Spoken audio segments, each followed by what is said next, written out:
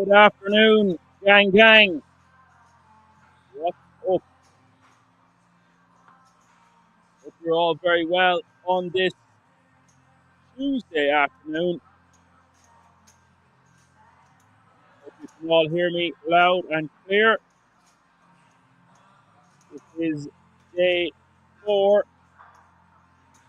the final day of the €480 Pirates Poker Treasure Mystery Bounty Edition live from the King's Resort in Rosendov.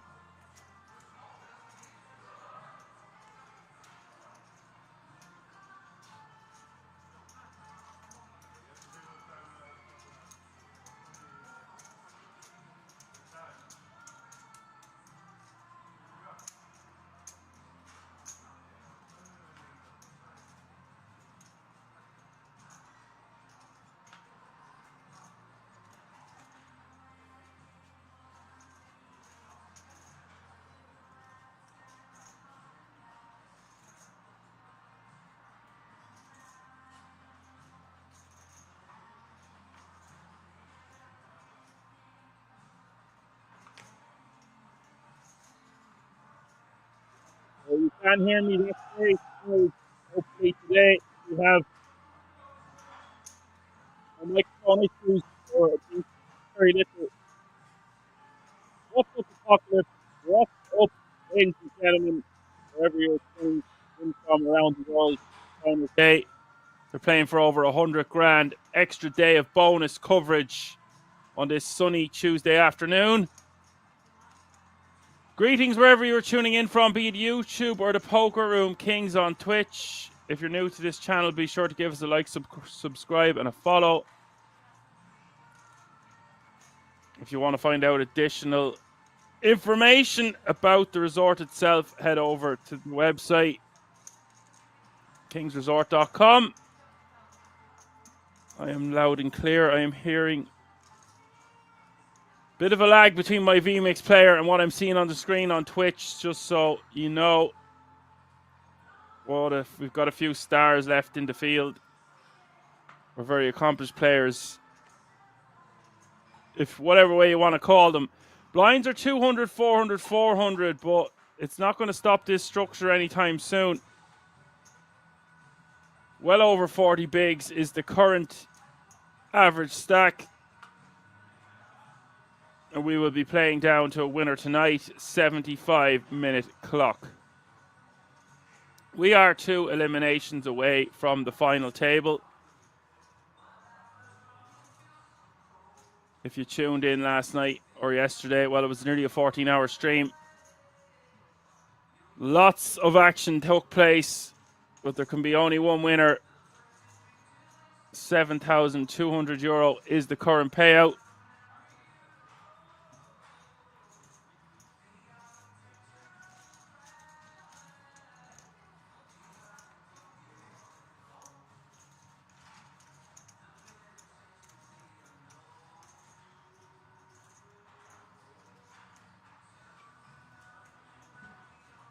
Alessandro Pagliuso is up about 200k. Jakub Sturba had a massive win already this year. Niku doesn't have much live cashes on his tournament. Live earnings on Hen and Mob. Marco has none. And Artem has 32,000, roughly speaking. I think it's 31,900 or something like that. Apocalypse wants this done by 8 p.m. so I can watch Barcelona, please. Well, Apocalypse, it just so happens I was looking at my schedule there, and when I'm finished tonight, I am off for the guts of a month. I'm not back in office, as far as I can tell, until the 11th of May, because Alan is going to do the comms for me next Monday.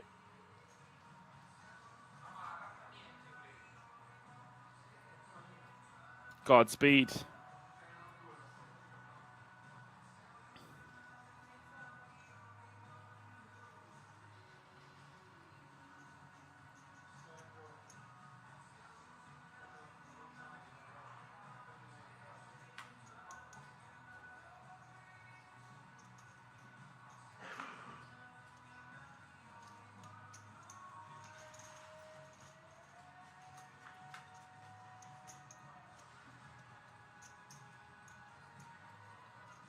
Pocket says, wow, going to have a lot to catch up on. Yeah, well, I hope so. I have one or two things I need to do family-wise. Some other prior engagements. But other than that, I'm hoping I get to go spread my legs and go visit some places or do something. All roads heading towards the Irish Open this week. We do see Niku betting 700k on the Ace Jack 6 here. I think the strategy for all remaining 11 players is to get to the final table. I think that goes without saying. Some of the bigger stacks might try to bully the smaller stacks to say that, but there's not really many small stacks at all. 22 bigs is the shortest. This could go on for quite some time. They are playing short-handed. That will favour Pagliuso and Jakob more so than Niku, Artem, and Marco.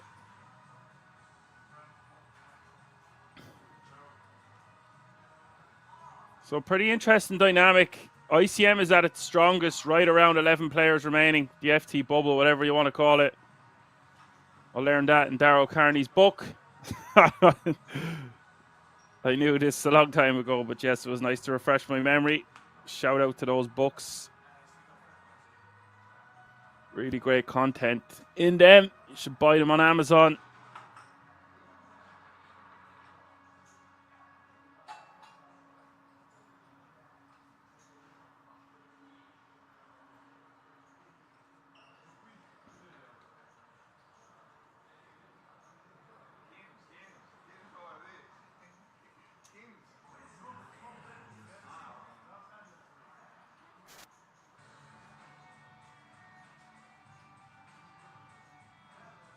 You arrive at the river, Jakob betting 2 million with his ace 7.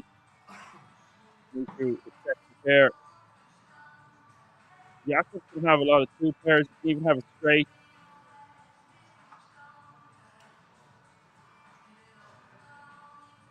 Jakob betting on this river as well. He could have a decent amount of ace X himself. So Jakob kind of needs to have. We can have some bluffs, of course, in the form of missed diamonds.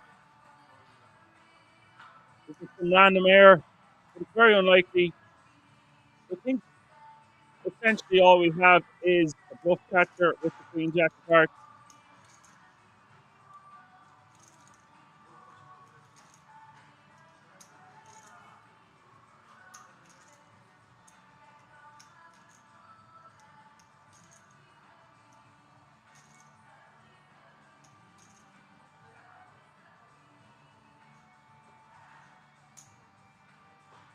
Because of this dynamic and the pressure and everything at stake, it does pay the man.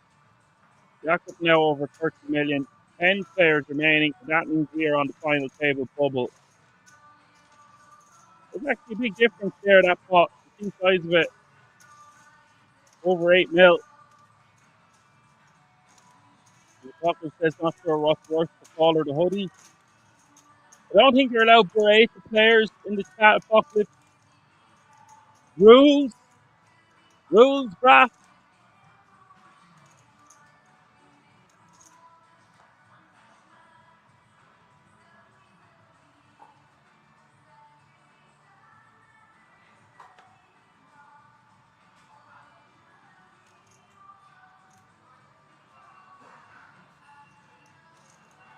You're going to have to call the poker police on yourself. Wheel. What seems to be the opposite problem.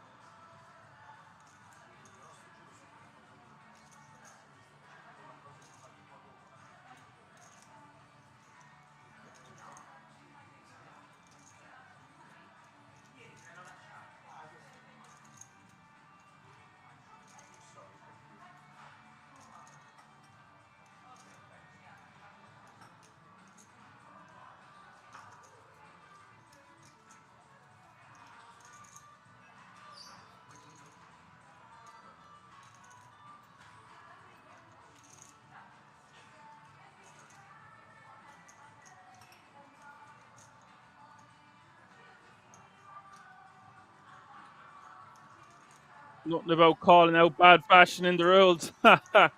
Freedom is a state of mind. You see the 3-bet from Niku from the big blind. Players will be nervous. There's a lot at stake. Some of the players won't have played for this kind of money before, and even the likes of Jakob Sturba. This is a huge, huge moment to try to take down this massive event that had 3,217 runners or entries total.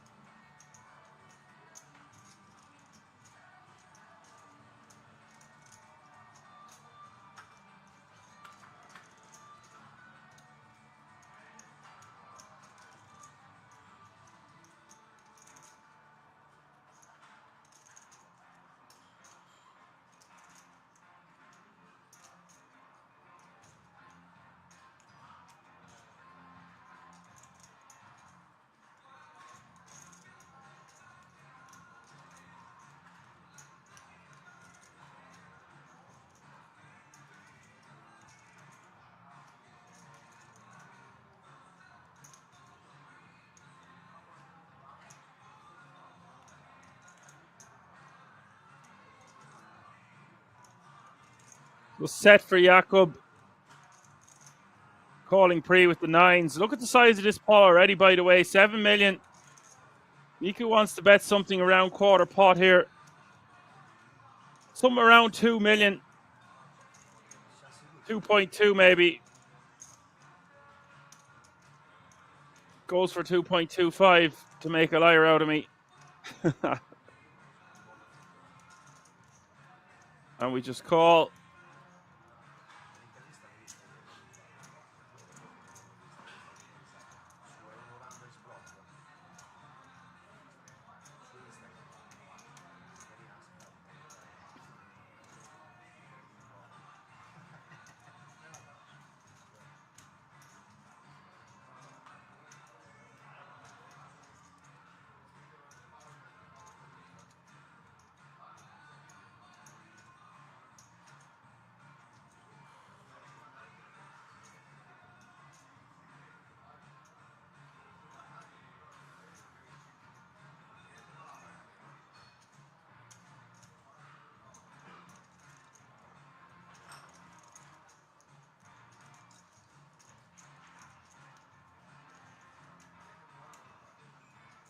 Full house now. 11.5 million in the pot.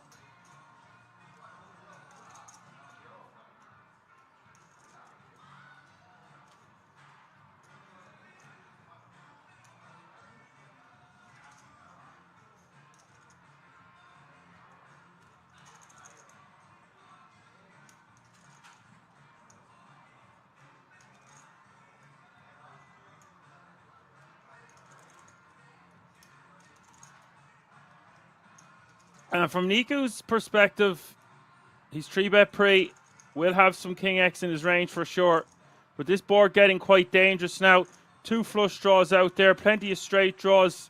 Jakob can have hands like King Queen, King Jack, King 10 suited. Ace King might even flat. Maybe Jakob wouldn't flat that pre, but he is in position. I think we do see all the money go in, or at least a 4-bet from Jakob with Ace King because he covers Niku. But he will have some strong hands in his range. Case in point, pocket 9s.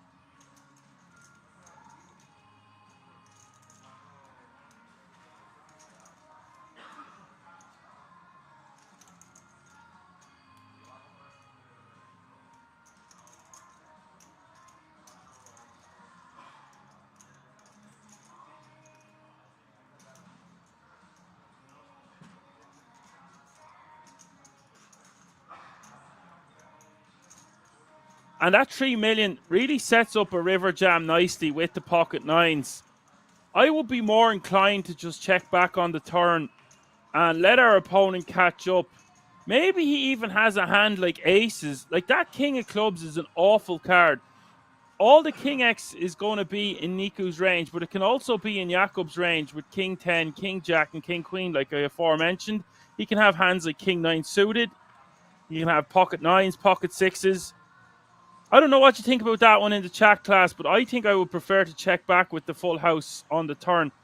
Perhaps he's just trying to stack a hand like queens or aces by the river.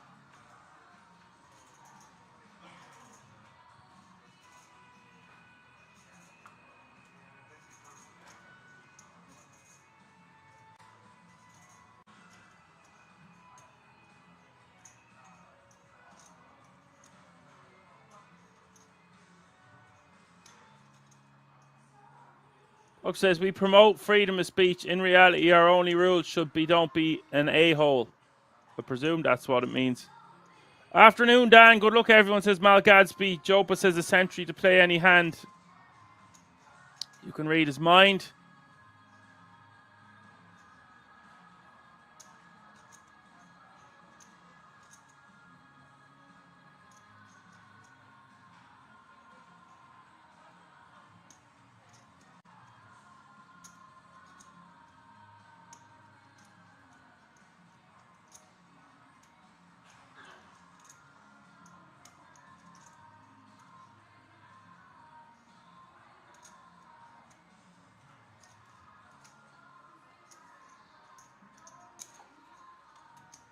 Alessandro taking that one down with king 9.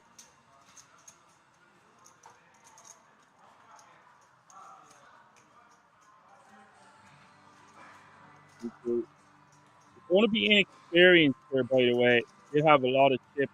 It will stay in his mind as he's lost 10 million, I think. I think he's had even more last night. As status is in the house says, his foot is still causing him issues and pain. The only way out is through. Sorry to hear that.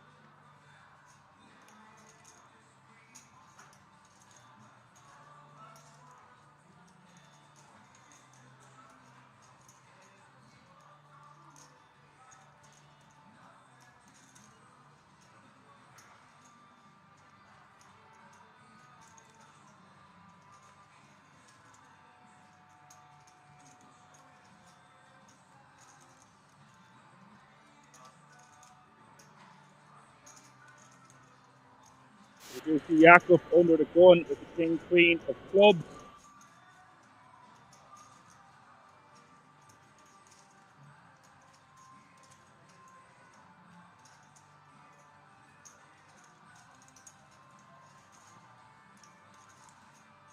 He will min raise and take that one down.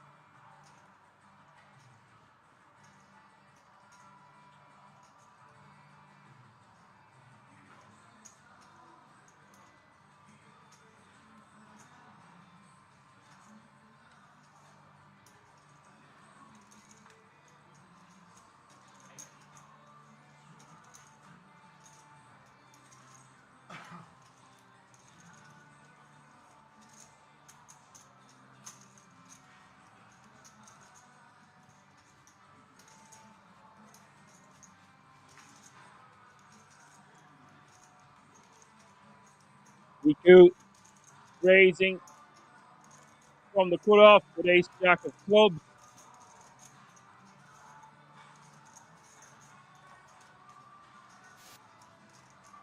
And he will take down a million chips to add into his stack.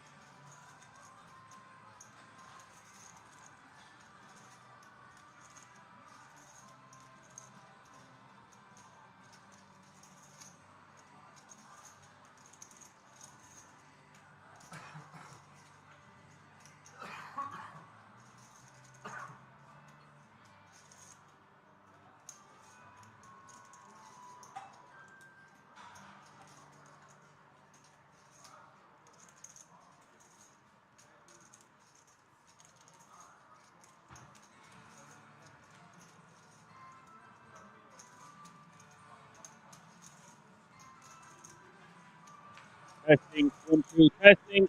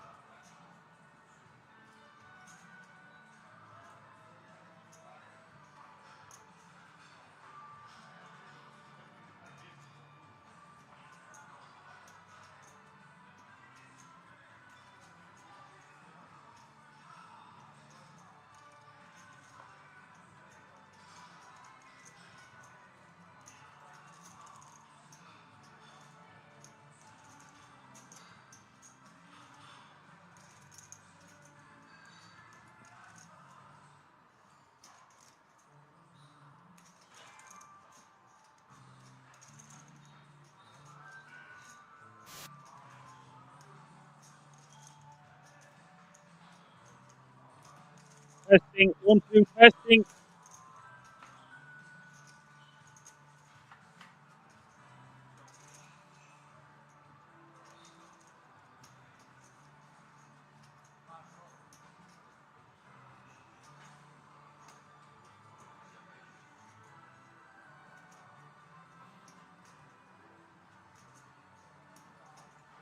Equal flopping is set here on the 8, 8, 4.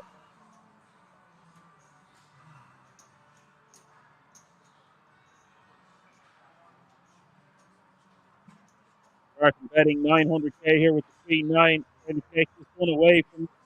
Does he know he's sitting? Does he know he's sitting there with a set of 8s?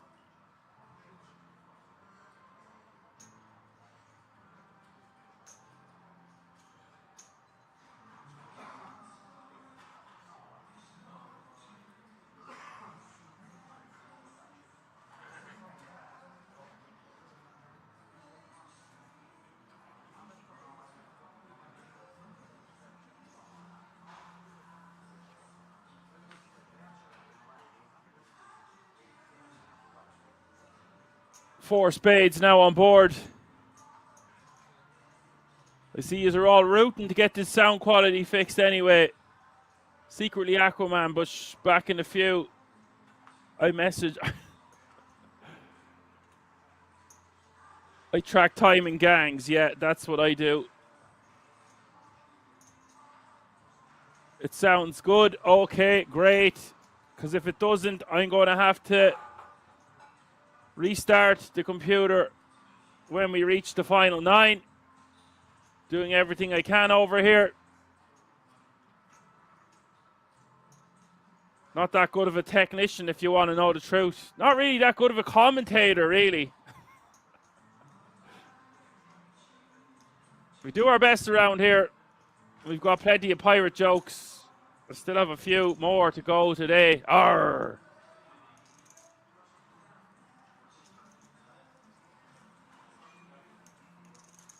Alright, I'm going to try buy this one on the river. Niku now with a full house. On a pair of boards.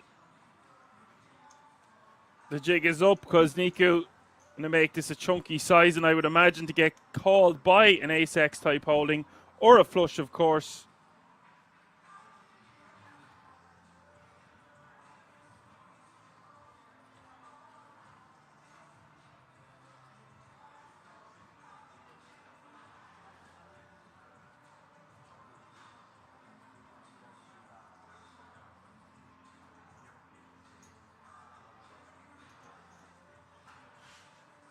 Lots of sets around today. Does go for the raise to 3.6 million. We are worried about full houses that contain ace, X, ace 4, ace deuce. But when we have a full house here on the river ourselves, we have to raise. Well, I like what you're saying there, Pocket. It's very hard to get called by worse. A king of spades might feel compelled. But that's about it. Ace X might have to go in to the muck. But we surely to God can't just call there on the river with a full house.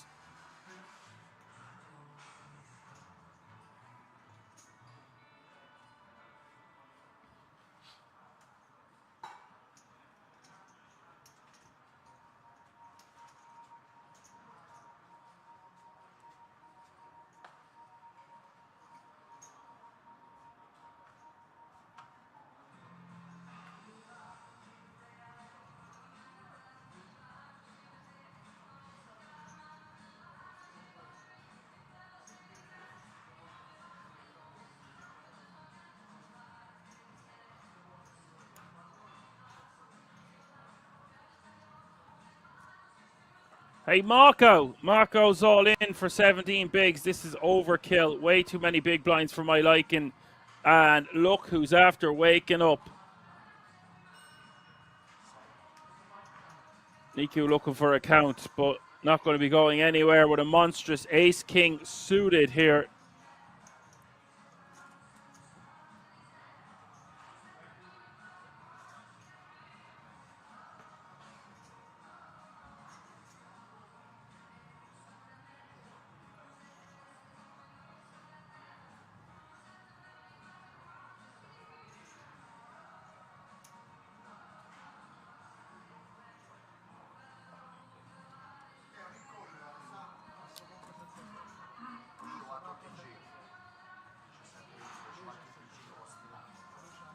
Ace-king suited against Marco's pocket sevens. 14.7 million in this pot. Big moment for both players involved. A lot of equity in this one, with 10 players still remaining.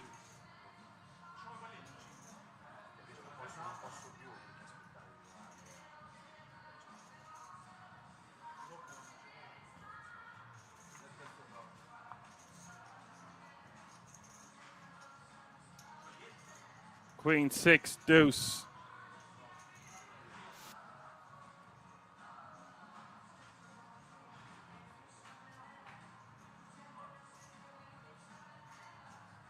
Turn is a 3 of diamonds. Marco still in the lead. And a lady rolls off on the river. Marco wins that one, now playing 37 big blind. It would have been final table time. The 7-digit hold here. Miku having a roller coaster of the day. 24 bigs remaining.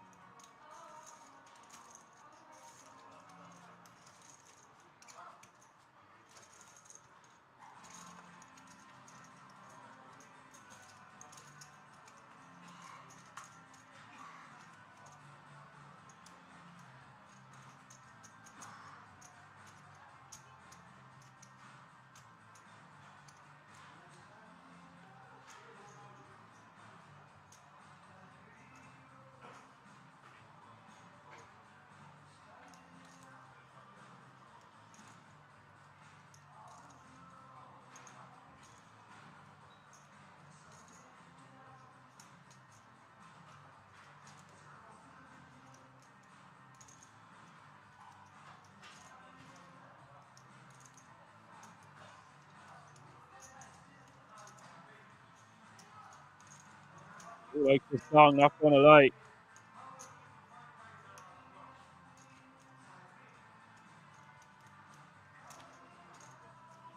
Learning to fly.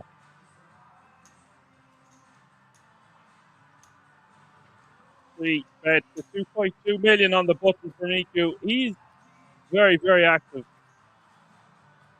I'm not saying that this isn't a great spot. He's just involved in so many pots.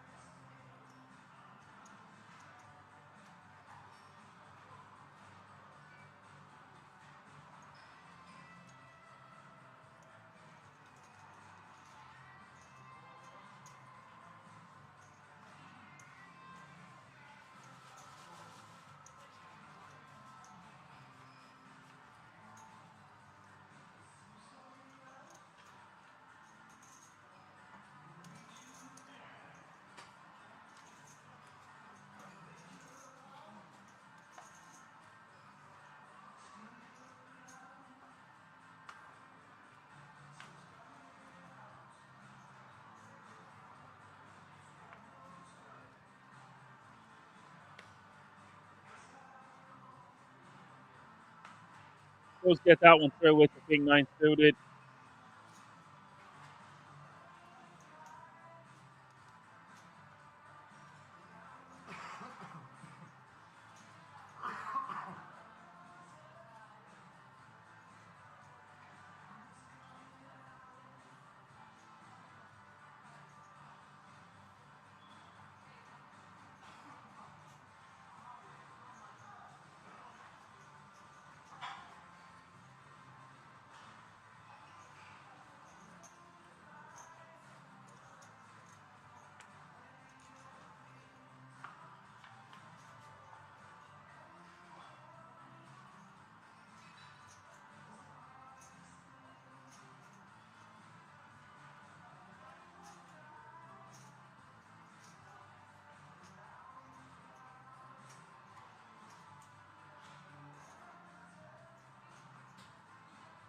With the ace 10 from Serba.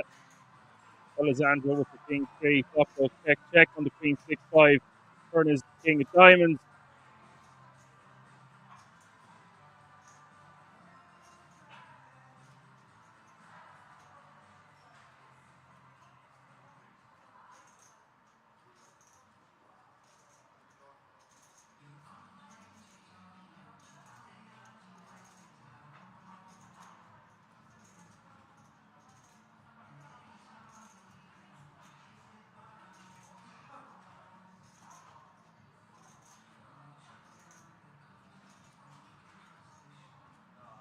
Alessandro betting 800k here on the turn. And Jakob calling.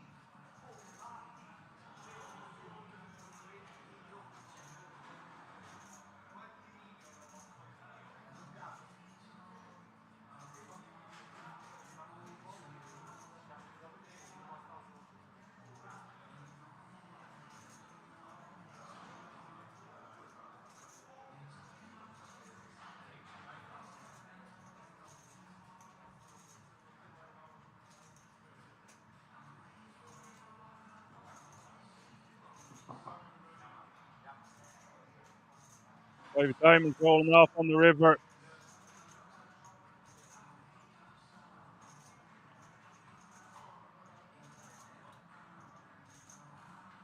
Jakob checking, will be hoping to get the showdown and win. Alessandro wants to bet here about 1.5 mil, maybe 1.8.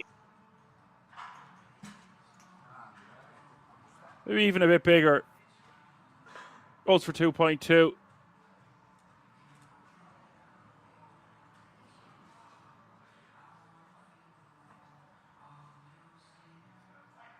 Jakob just with a bluff catcher.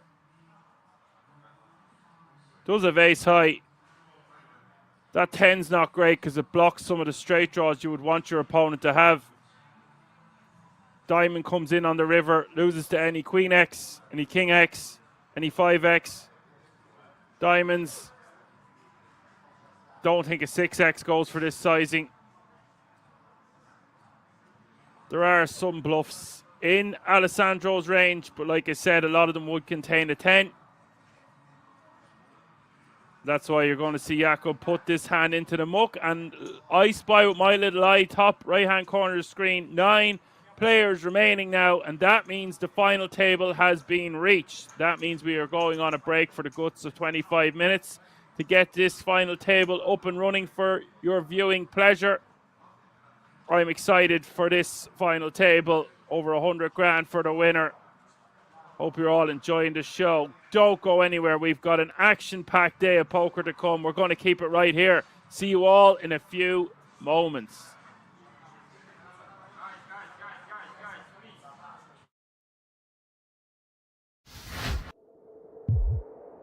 Maybe some turns that might kill your action. You are against a 20 big blind stack, so it's important that when he has the overpairs, you get as much money in as possible now.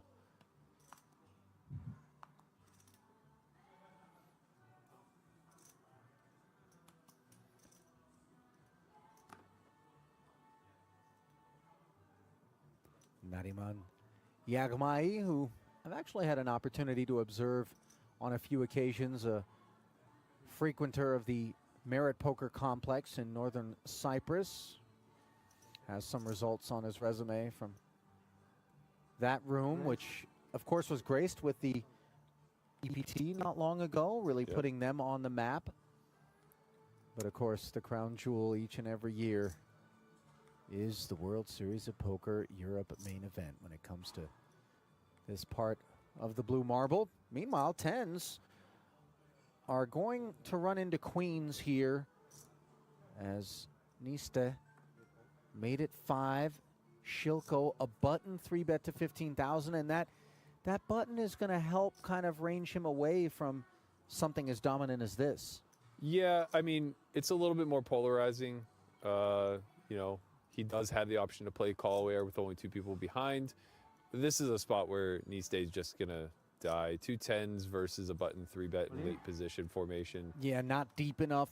He decides to really try to take this one post-flop, and his all-in declaration was always going to be met by a call for Shilko, who is in wonderful shape here, 86%. Good luck. 180K pot. Might day 2 be coming to an early close for Mihai Nista. Looking that way on a King 9-7 board, although some running straight possibilities. What do we got there? Board pairing 9. A whole lot of interesting card protecting trinkets there, but I don't know how much protection they were able to provide, as these 10s are really threatened at this point. A 2-outer that doesn't come in. Good luck, guys. Enjoy. Thank you. And that's a pretty sporting way to sign off from Mihai Niste.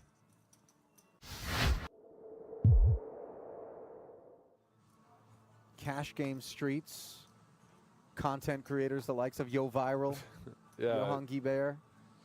Yo for a long time was kind of the face of French poker, I would say. It's changed a lot in the last handful of years.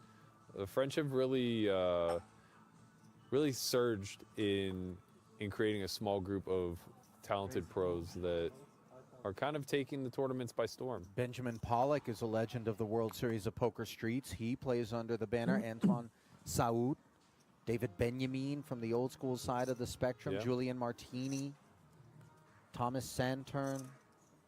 Can't overlook Bertrand Gros-Pellier, Elke. He made his mark.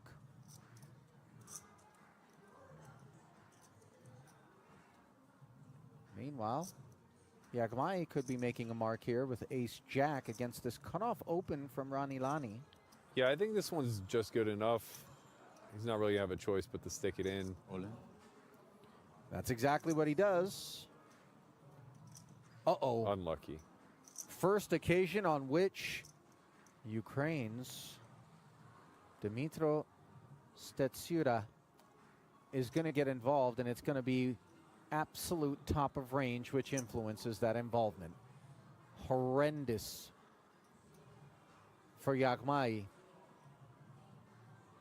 Now, even a cold call, which is the very least we can do with these aces if we're Stetsura, screams strength. Yeah. You know, trying to lure Ilani into there's just something. like, you're kind of just handcuffed, you know. Yeah. Aces are a cheat code. If ever you're going to have a cold call range, you can work them in there. Yeah. Yagmai understandably on his feet here as his light begins to flicker. So many creative ways to... Yeah, the stand-up D-Mike, grab your backpack. Yeah, we've seen it all. He's going to need a miracle here. And that isn't it, as he lacks a spade and he lacks chips.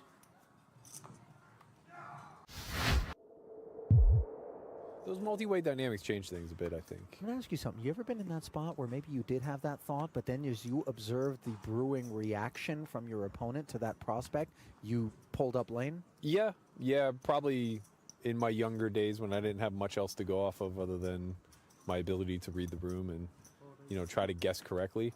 Now I think I would just fight the urge, even if my instincts told me something was awry. Yeah, and we're going to have a fight on our hands here as yet again Cowboys have mounted up, this time for the surging Stetsura.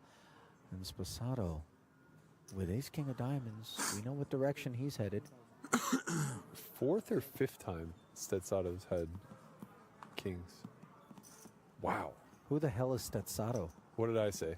Stetsato? I'm like, is that the love child of... Yes, exactly. That's Dmytro. precisely what happened is Sposato and Stetsura. Well, by the way, something else has happened as we're giggling through the surnames. Pocket Queens is a not funny development for a rather deep-stacked Ilani.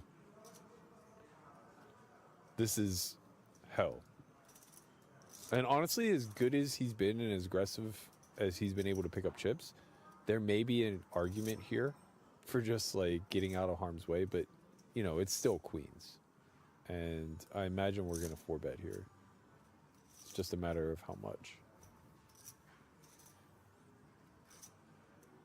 These two trains are heading towards one another on the same track. I think ultimately it just comes down to not a matter of who gets stacked, but like who gets out of the way. Is it the ace-king suited that ends up folding? Is it the queens that ends up folding? Not sure.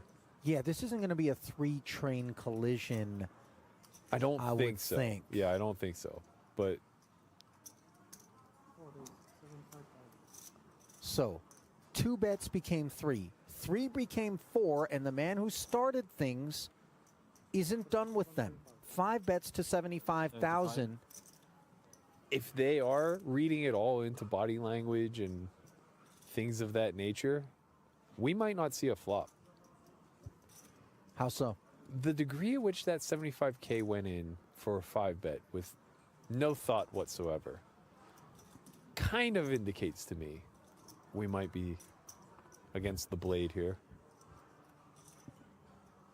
Well, listen, Sposato's knife's fairly sharp under normal circumstances, but a very dulling effect brought on by the 4 and 5 bet behind his 3 bet.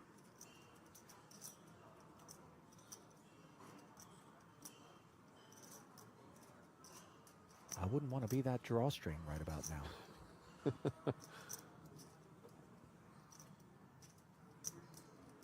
Yeah, I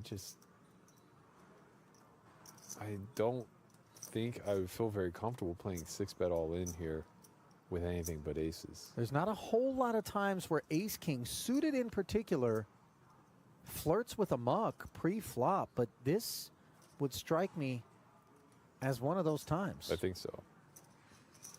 I think so. Again, the speed at which Stetsuria put in the 5-bet with what didn't really appear to be much thought. It's a great laydown. Fantastic decision there. And honestly, again, I wouldn't be shocked if we just don't even see a flop.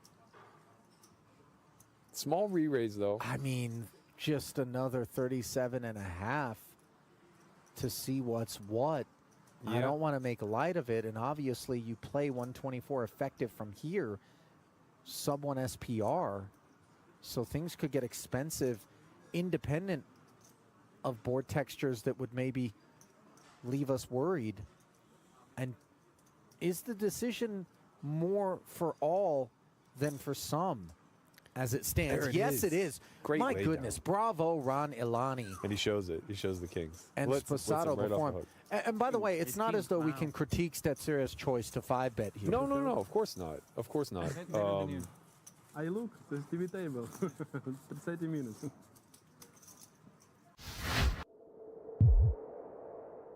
He has The the options build. are, I mean, I this have to guy- tell you, he has the build for it.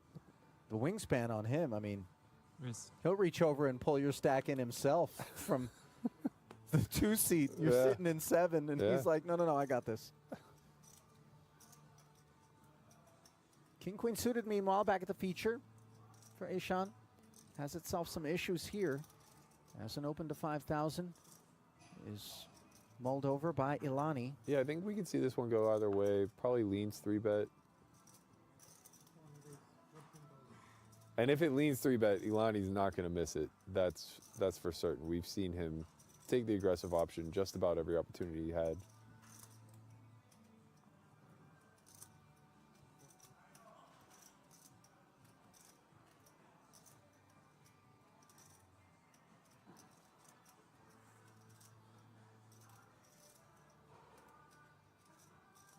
Spots are always very uncomfortable at this depth. 40-ish big blinds. I think King Queen suited just good enough. You're gonna have to get in the mix. Understanding that you're dominated some amount of the time. Yeah, it is so funny because we use blocker logic so often to be heroic with these king-queen suiteds, and now all of a sudden it's not going to take logic, but rather just a glimpse at this ace-10-3 with 2 diamonds to understand that more chips will be finding their way forward. Ilani, top pair in an inflated one pre, 34 in the middle. They play 103K effective. Yeah, I imagine we see a river here in some capacity. About 3 SPR. I imagine the small size will be utilized here by Ilani. We do see 11 into 34. There might be some ideas of a smallish check raise here, call off. King, queen, diamonds here, plenty strong enough with the gut shot flush draw.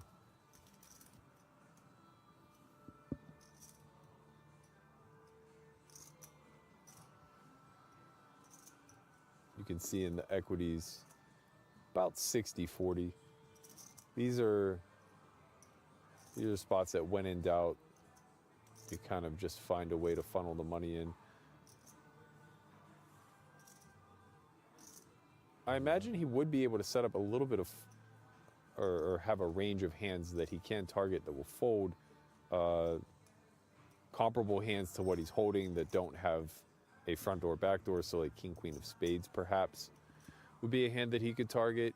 He could apply a lot of pressure to hands like jacks and queens that choose to c-bet. So I do think he's going to come with the check raise here.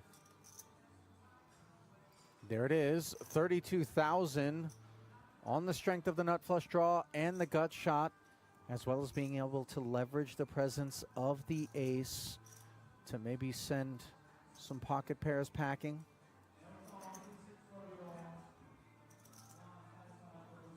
Of course, we block kings and queens. Now, Alani's hand really can't do anything wrong. It doesn't matter if he calls or jams. It's more of a question of what would his range as a whole prefer to do. We do have some weaker hands in that range that are going to want to see a turn. Well, this isn't all that weak, and yet it is going to play itself as a flat. As you mentioned, Berkey, no wrong decisions and no issues on a 5 of spades turn for the Israeli, as the Frenchman now must navigate out of position in the inflated 98K streets.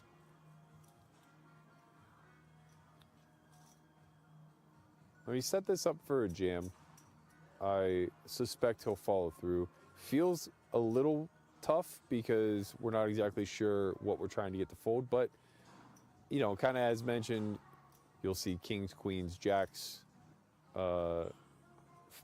be forced to play this way by Alani, then they have to kind of hero it off. Is the jam not exceedingly polar? It I is, know it's but the check 70.5 raise, effective. yeah, I think the check raise itself was polar to begin with. Okay. So we're looking at like 2 pair plus and then maybe exactly this combo. All right, so all of it on request now, and Ilani isn't exactly thrilled, but maybe this will be regarded as simply a hand of poker. Yeah, I think he knows he doesn't beat value is the thing. He's losing to 10s, ace 10 and ace king that slow play pre, as well as I guess aces some of the time. He's now also losing to ace 5, but I don't believe that would be a part of the check raising strategy, so he can probably discount that. And then he's beating the combo draws, so the king queen of diamonds, king jack of diamonds, kind of exactly. Perhaps we see some 10-9, jack 10 of diamonds play this way. I think it's less often though.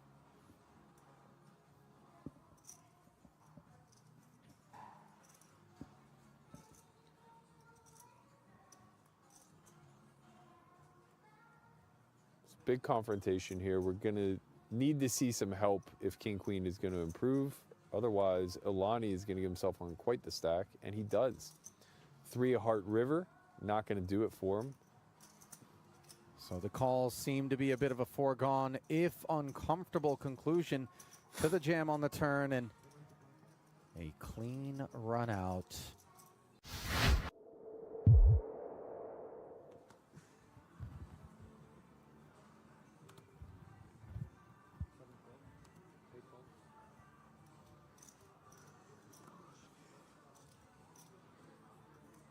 Alani's living right.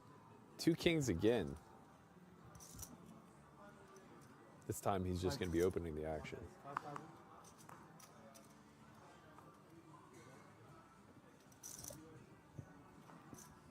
Nothing brewing. Hello. Check Goodbye. that. Goodbye. Yeah, it sure feels like that, unless, of course, improvements can be found for Thomas Achan. His full clip emptied. Granted, low caliber ammunition. Sitting 37K deep coming in. Sposato's Jack 10 folding. I thought I heard call, even though I saw the cards go in. I think it was Ilani. I see. 4, 5, 6, 7. So we saw the fold and heard the call all at the same time, but it Right. wasn't passing Sposato's lips, rather predictably Ilani's, as Roll ace sweat king with you, a and little 2 bit. kings collide. But it's not a sweat, I don't know. And the ace high board, along with the spade, is an all That's more Achan into TV. affair. Tremendous resilience. Nearly flopped him dead. King. Just got to fade a single king of hearts.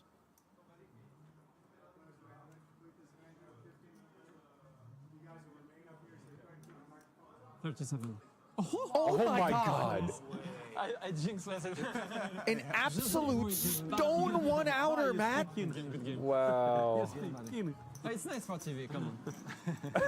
It's nice for us, I have to tell you. I got to tell you, man, bravo, I saw you Thomas Echant, for taking it on the chin like that.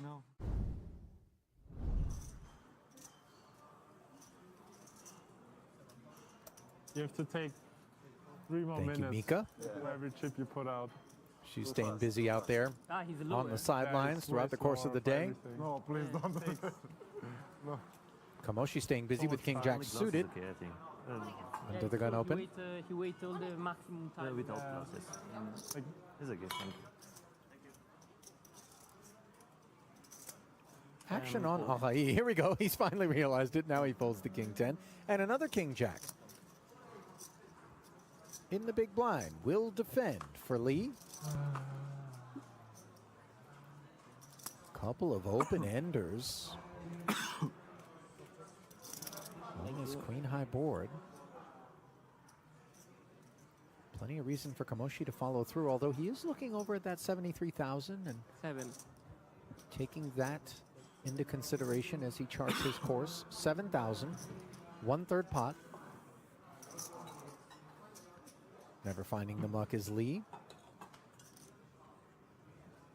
The peel brings a board pairing queen on the turn.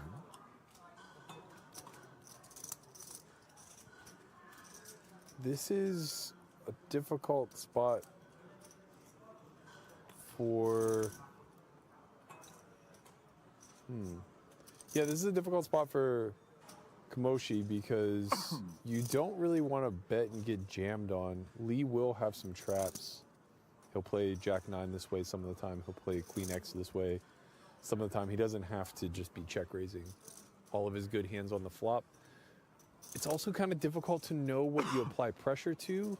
I guess an 8 particularly would struggle versus like half pot-ish. He's just gonna... And if you're Lee, like, you can't really call this bet. Well, obviously the arrival of the diamond flush draw Folded a queen? helped Nice fold, nice fold, nice fold. Well played. Kamoshi to barrel again as he...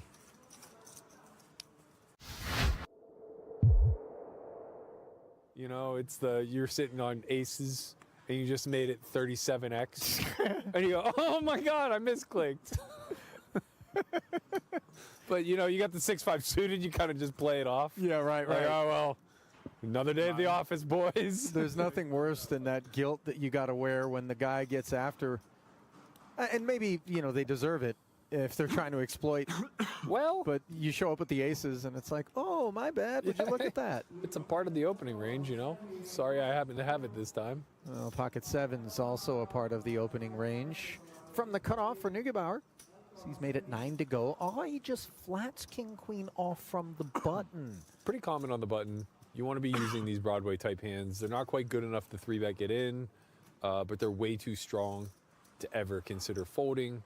So you kind of try to avoid folding them at all costs 36. by coming through with a call. Now, He's now getting out of line. Kamoshi That's clear. is proving abusive.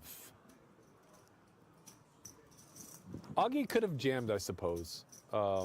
Versus a cutoff open, 25, putting it in, I think might be quite reasonable. And maybe he leans on King-Queen suited for that sort of play. I would have a hard time not back jamming this, knowing full and well that I was getting called by Kamoshi, but also just believing that he's out of line.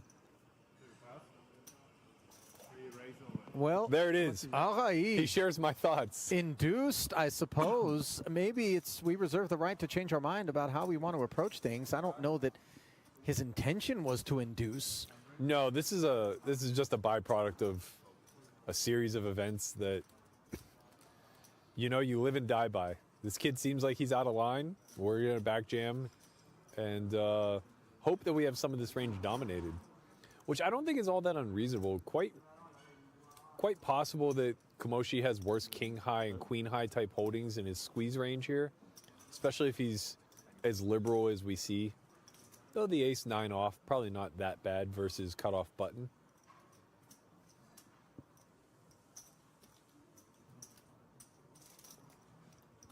He's already got 36 in the air, and he's just trying. It's a Kind of really questioning what this is I have info. unconventional behavior from Ahai, right? yeah, and it's well, we did see the queen 8 off, but nobody else knew. No, right. But from Kamoshi's standpoint, he's kind of like, what? It feels Flat weird. jam? Yeah, it feels weird because you expect the pocket pairs like below the 9 to just be jamming pre. right? Correct. And So- the bigger aces also to be Yeah. maybe taking up a more aggressive posture. And so look how well he's performing here with something as paltry as ace 9 for a 233K pot. And Well, check. how well he was performing. Correct. The update now is a very poor performing king high flop. Ahai can get behind it, tasting the 233. And it doesn't spoil on the turn. Just needs to dodge an ace, Lull. which he does. 4's full on the end. Roll your sleeves up and Time to get to enjoy a work. deep stack.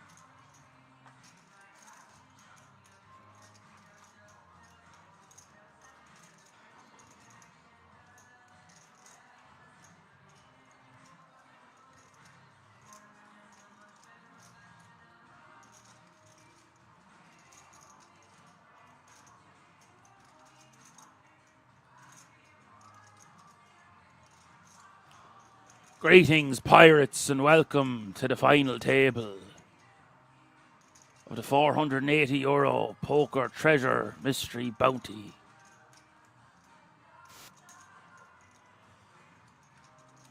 Live from the King's Resort in Rosvedov, it is your man acting dad.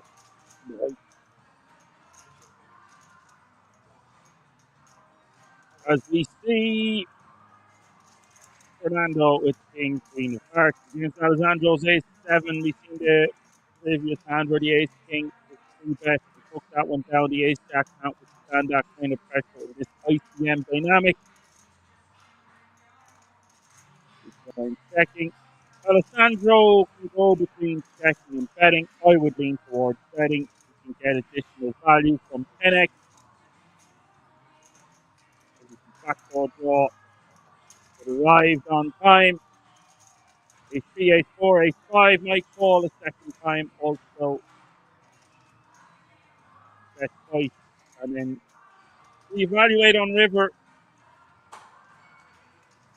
Doesn't copy that.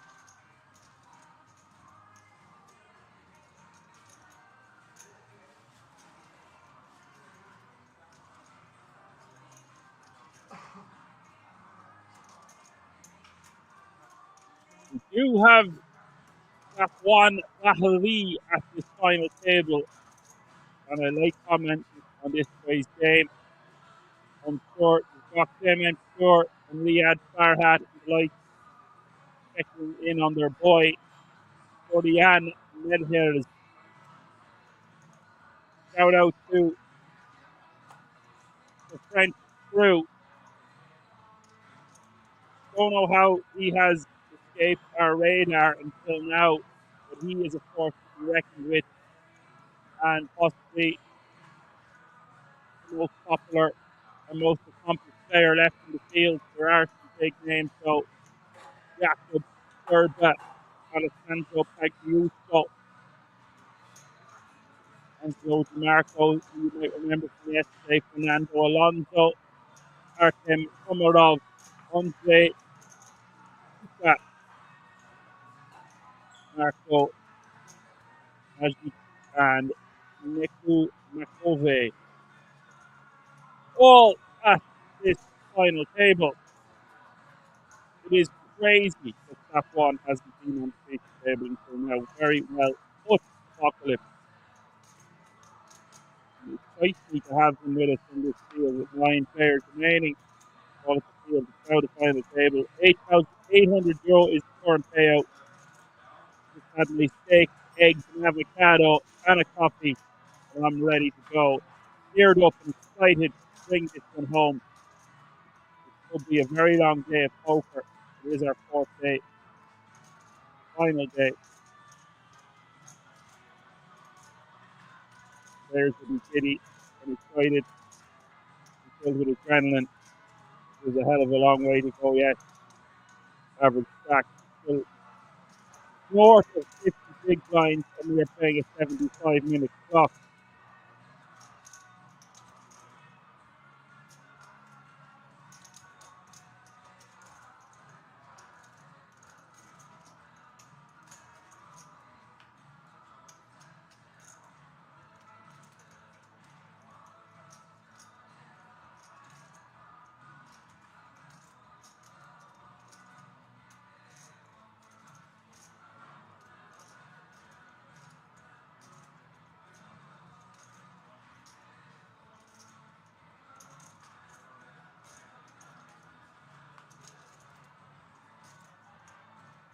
€102,000 for the winner.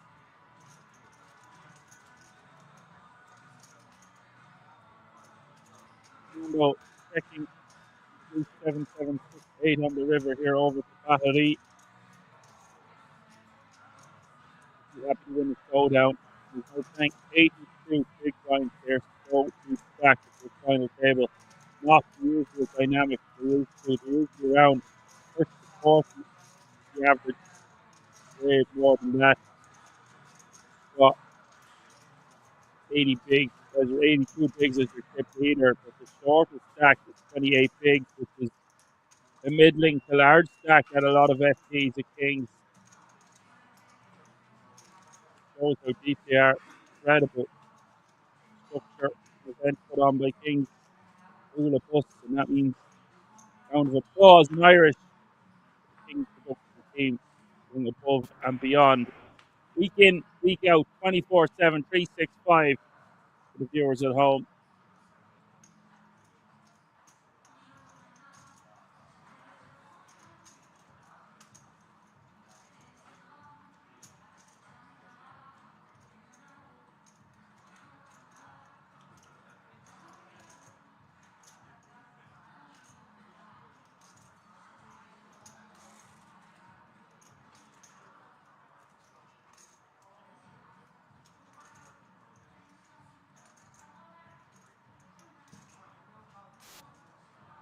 Fernando Alonso going to call on the button.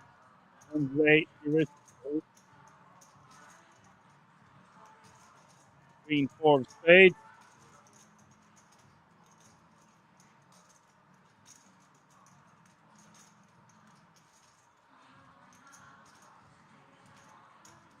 And Angelo Di Marco.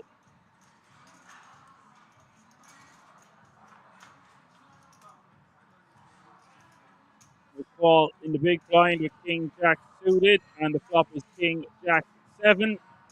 What a flop this is. Fernando flopping a set, always covering 7. Angelo with top 2. There are 3 diamonds on board.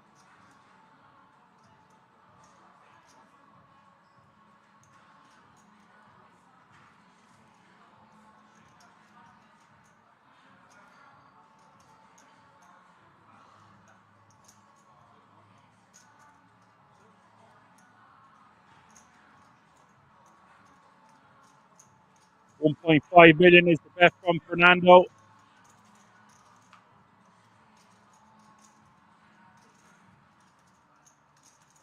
Turn is the 10 of hearts. Goes bet and calls. $6 million in the pot now.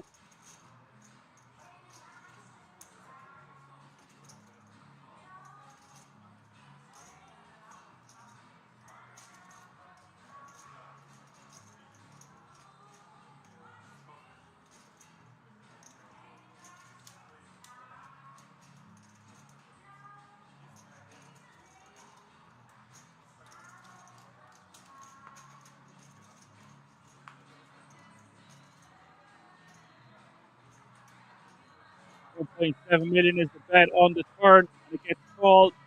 Rivers Queen of Hearts, an action killer for sure. If the turn wasn't an action killer, Fernando will win that pot. Fernando could have lost a lot more chips. Lives to fight another day with 43 big blinds.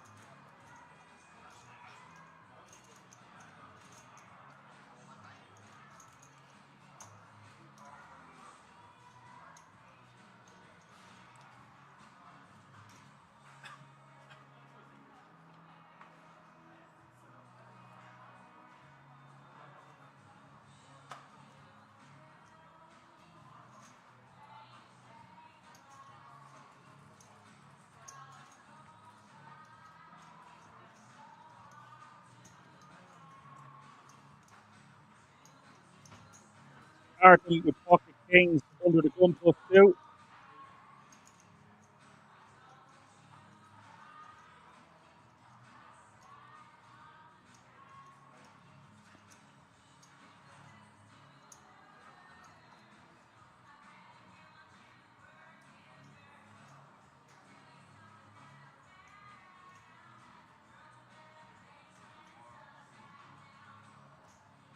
Round to the button for Neku. For me too.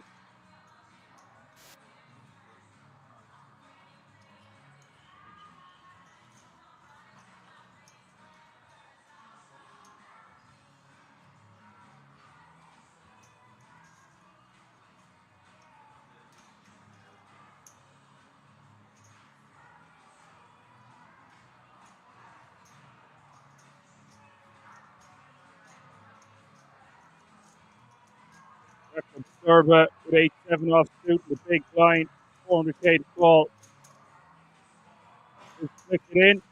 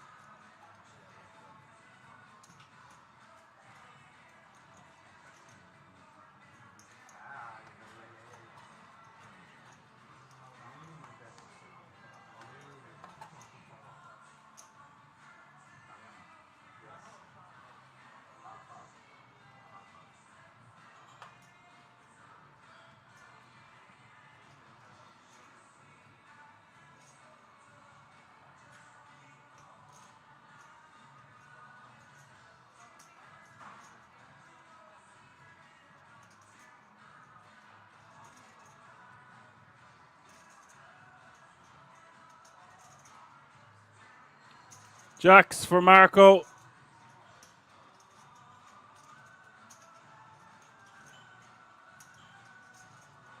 Min raises.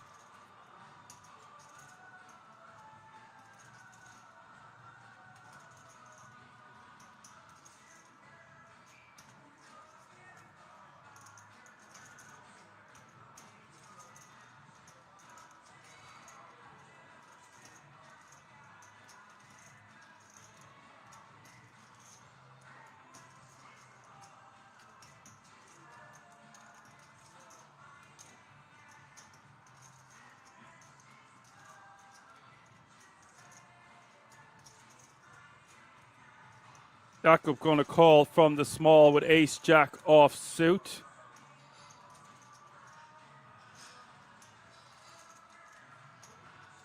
Safwan Bahari in the big.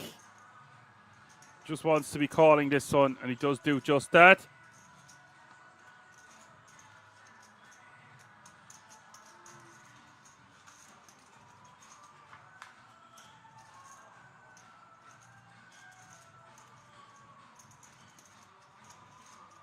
Safwan has been having quite a few years. His total live earnings is over $1 million now.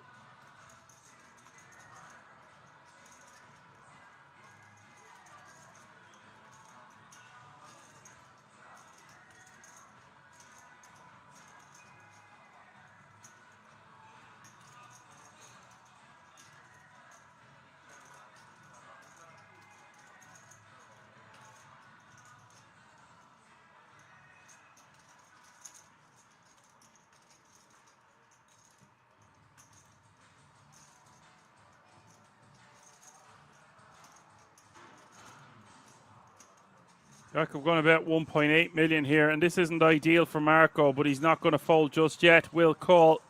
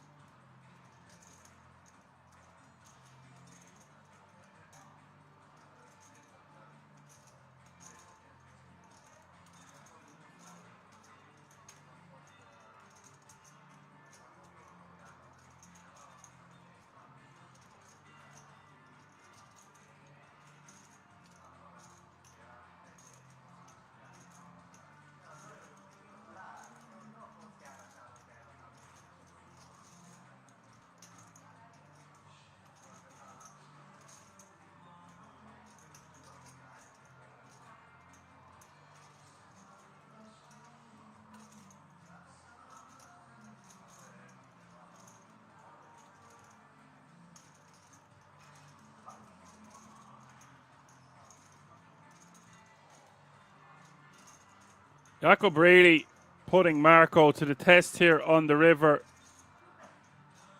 10 rolling off. And Jakob betting 5 million like it ain't no tang. Marco having a capped range here with 11.4 million in the pot. Such a chunky sizing from Jakob. Jakob capable of bluffing here, of course, but it really screams to Marco that he's got a hand like King, Queen, King, Jack, although we blocked that considerably, maybe even King 10. The issue I have with calling with Jacks here is one of the main bluffs that comes from Jakob would be an Ace Jack or a Queen Jack, and we block that considerably when we hold 2 Jacks in our hand.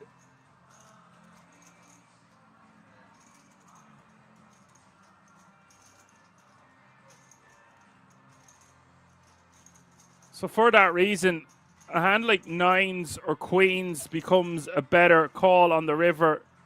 Say 9s or 8s becomes a better call than Jacks, because that's where a lot of the bluffs come from Jakob.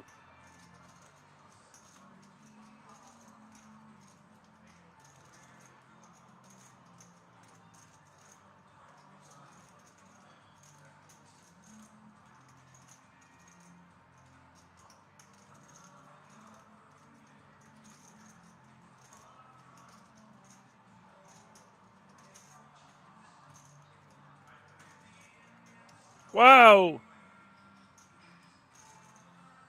Marco decides if he's beat, he's beat.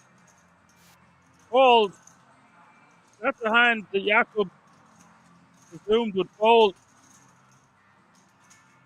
2 chunky streets, especially that 5 million bet on the river. The Jacks weren't prepared, making a great call on this occasion. In theory, you want to be folding Jacks on that river the majority of the time. In practice, he's a non-believer. He's got a gamble to win. Decides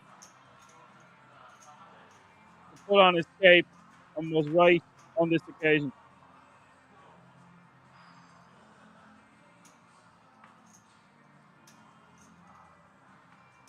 Yes, Game B as well. We blocked 10x. We blocked 10 Jack. I just thought it was a lot less likely he has a 10 in his hand. We blocked King Jack, as I mentioned.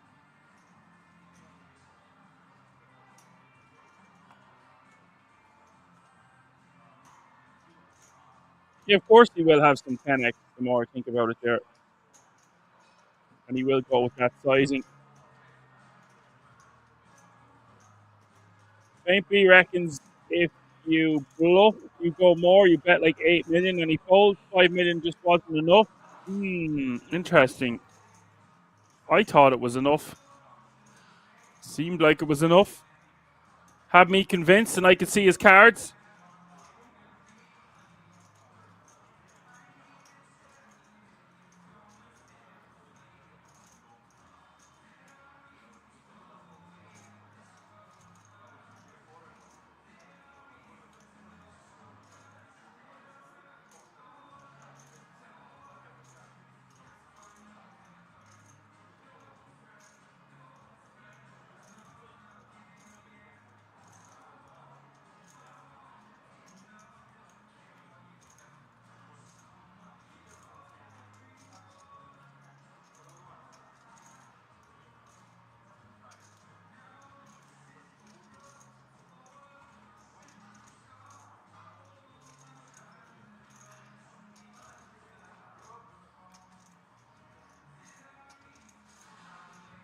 Safwan putting those chips to work. 3 betting to 2.7 million.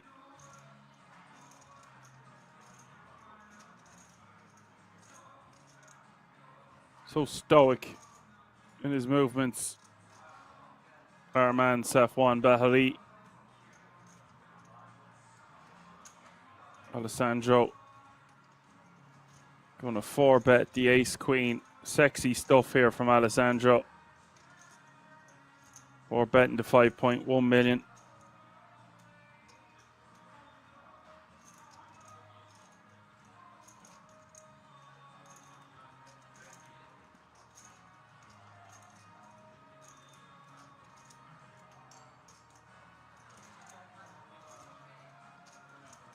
That's a really nice pick up there from Alessandro Pagliuso. Now playing 34 million, taking the chip lead away from Safwan.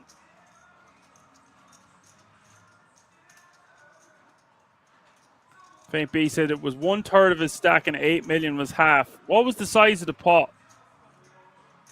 on the river that he bet 5 million into? Was it 5 into 8? Was it 5 into 11?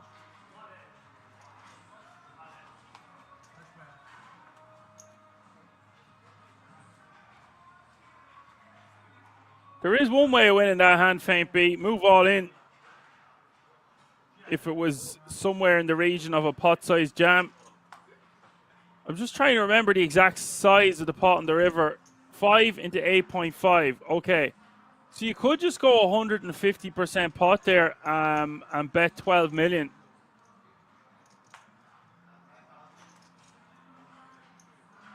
That's one way of winning that hand. I thought 5 into 8.5 really looked like he was looking for a call there.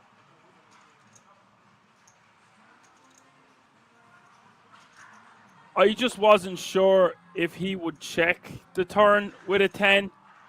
That's why on the river I didn't mention too much 10x, because I wouldn't expect him to bet too much 10x in a multi-way pot on the turn.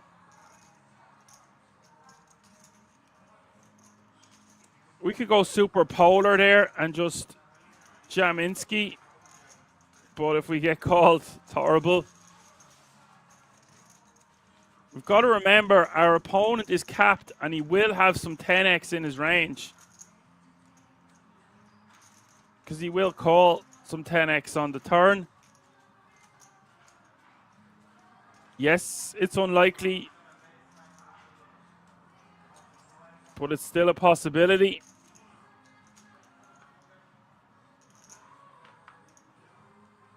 And boy, oh boy, does it suck if we jam and get snapped by a 10x. And would it make sense to just jam with some King X holdings? Surely that seems a bit overkill. So he was telling a good story, betting 5 into 8.5. But I do agree, you give a decent price for hands like jacks and 9s, 8s to call.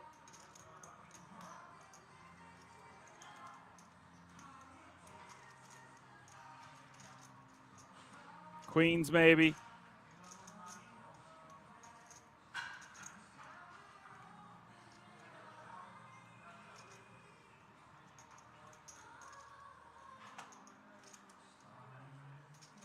For what it's worth, I still think we should be folding jacks for all the reasons I aforementioned.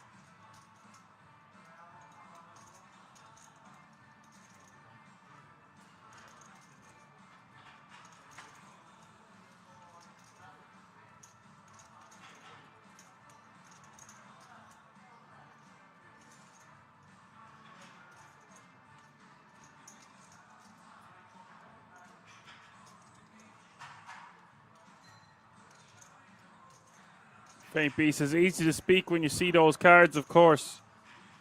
Yeah, the more I think about it, I just don't know if you see a hand like King Queen or King Jack, King 10. Obviously, King 10 is a full house. Jam that river. It's just not a sizing we're going to see. Would he overbet jam with a 10? It seems unlikely. You want to get paid, right? So I think the 5 million's okay into 8.5. Just gives a good price to bluff catch. I do agree with you there.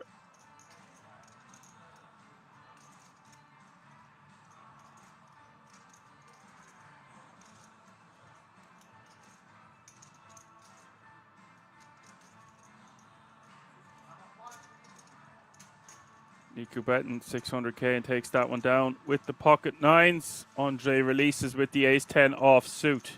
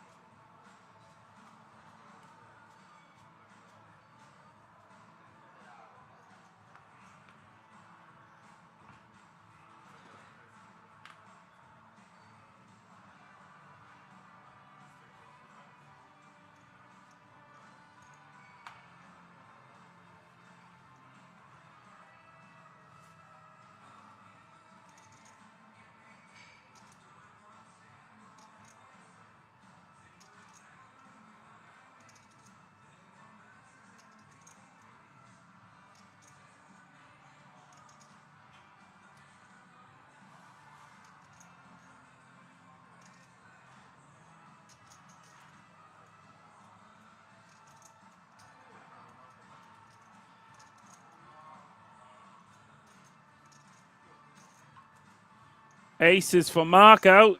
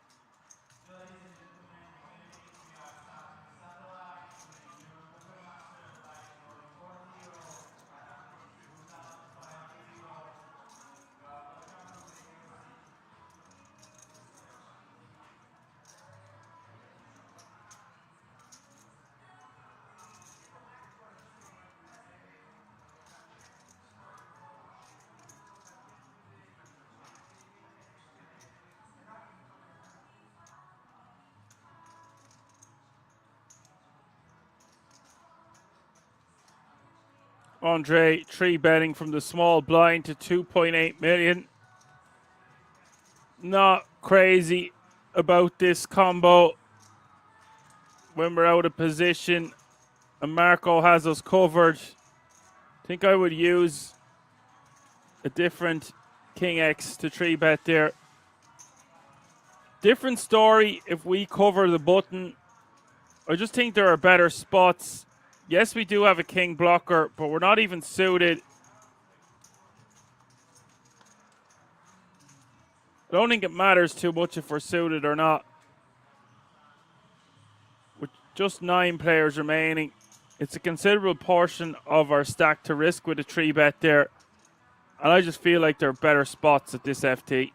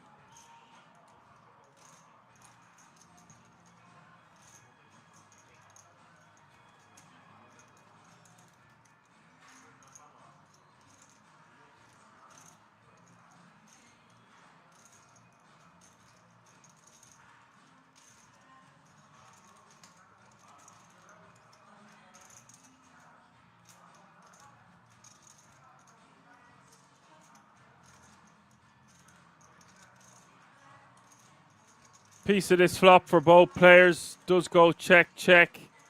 Turn is the 6 of spades.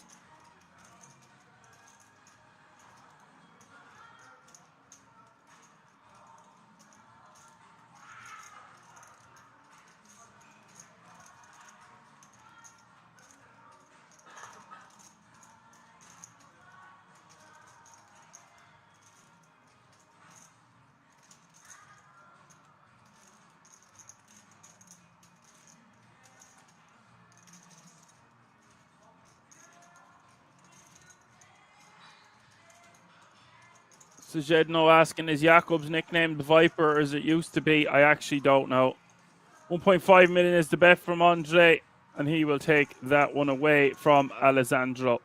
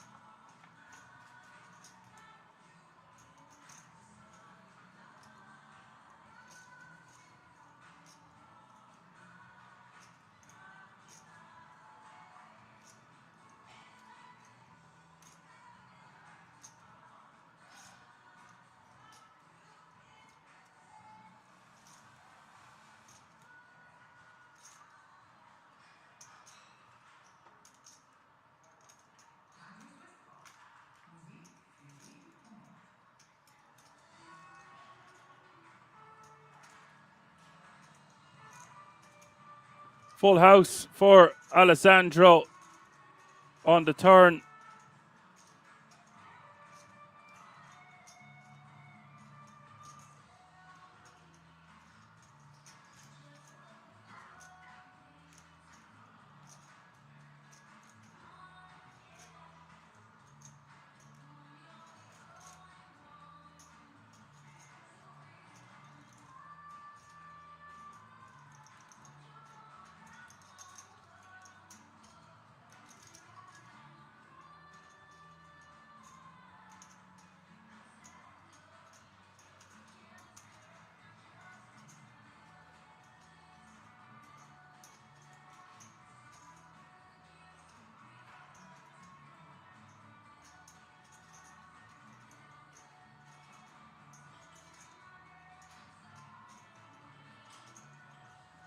This pot nearly has 7 million on the river.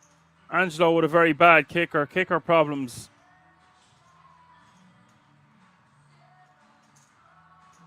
I actually think Angelo should just fold this hand pre when we are unsuited from an early position open / mid position 1. Some people will say that that's too tight in the chat or whatever. I would definitely call with King 7 suited.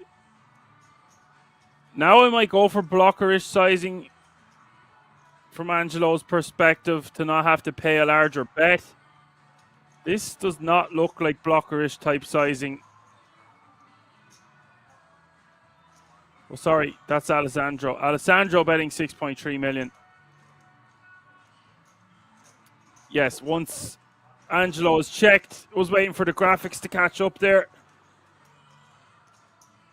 I was going to say maybe we might just block bet from Angelo's perspective. Once we check and Alessandro bets this much, it's just a give up. Of course, I think he outpriced himself there by a few million. Faint B wanted 4 million. I was going to say somewhere in the region of that number as well. Very good, Faint B.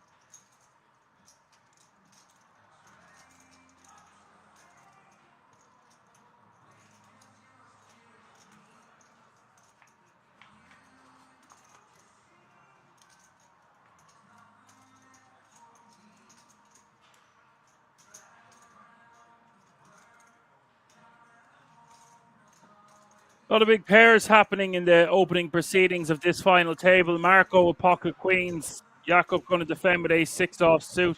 Again, I think that this isn't a great combination to defend. 8-4-3 comes the flop. Marco wants to bet big-ish on this kind of a board.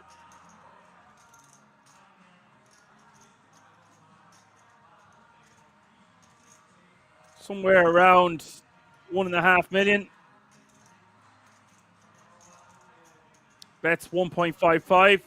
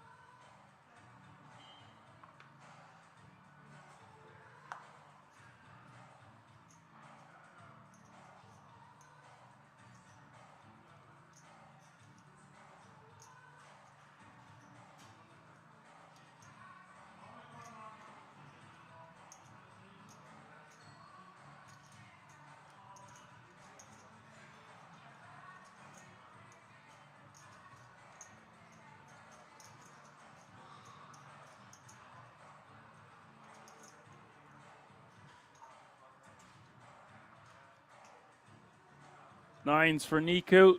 Artem, the initial opener with the ace-10 off suit.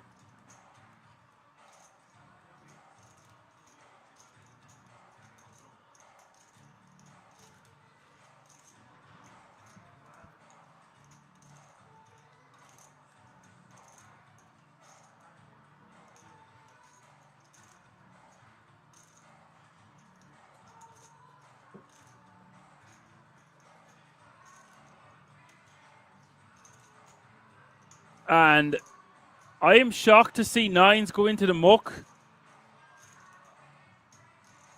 Had to take a moment to compose myself there. Surely that's, I don't know his exact stack size, but definitely wants to be calling at the very least. Having said that, the pressure is on and the raise coming from under the gun, forcing the player out. If you put that into a calculator, don't be shocked if it wants to fold hands like sevens and eights and nines, maybe nines and tens, getting into the territory that we can't fold. That could just be an awesome fold given the dynamic. I would have to look at that hand at a later date.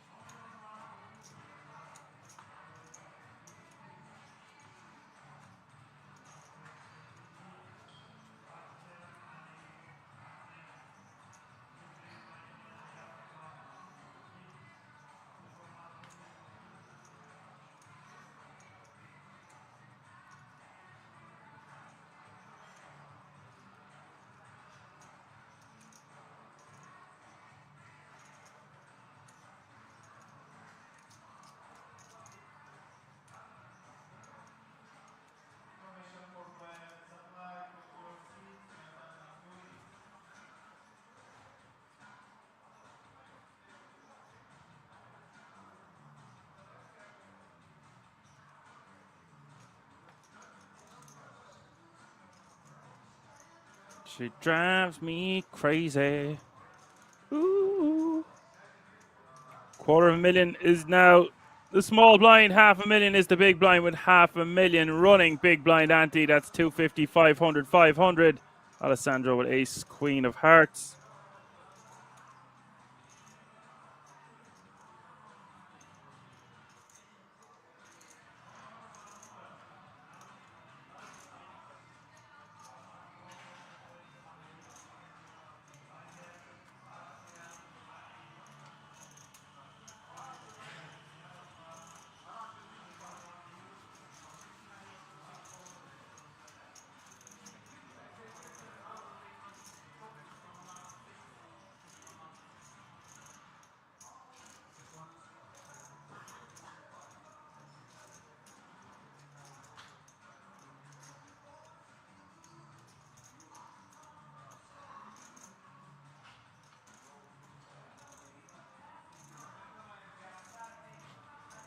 That's how they're looking at the leaderboard after the opening frame. Alessandro with 75 bigs, Marco with 62, Safwan Bahari in third place with 60, 42 bigs for Fernando Alonso, Artem with 32,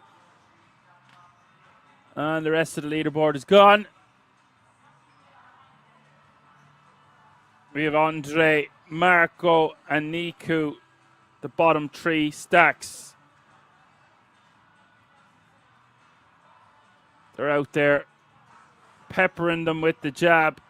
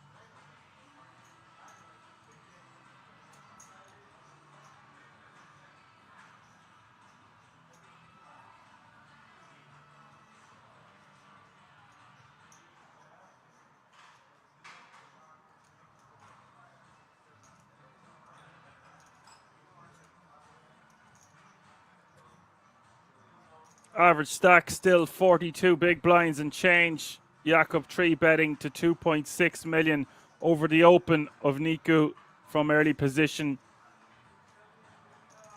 With ace jack of diamonds. Faint B says he is in last place. I would never fold 9-9. I think he should definitely be calling. I don't think you want to be jamming. I'm not sure his exact stack size. Because I didn't expect him to fold. But it was an under the gun open. You see weird things on these ICM calculators, I'm telling you. But when we're last in stack, definitely doesn't matter as much.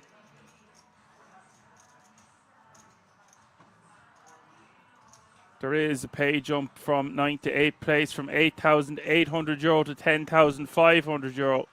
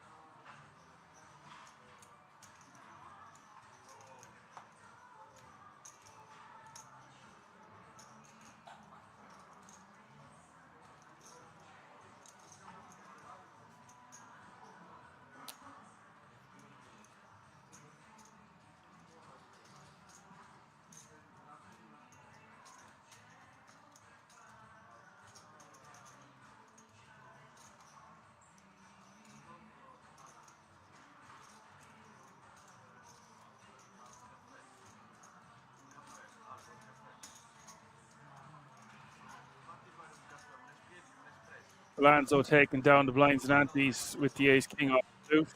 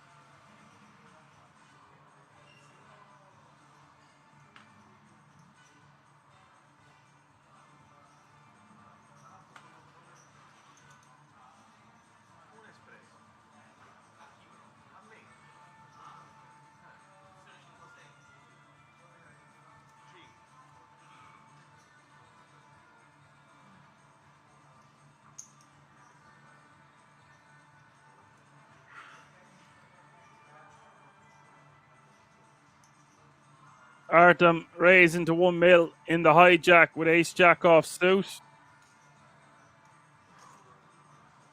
Have to check that spot, says Faint B. He had 20 bigs. Yeah, please do. I ain't got my calculator out in time, but surely want to be flat, and I don't think we should be reshipping the lot against an under the gun open in that exact scenario.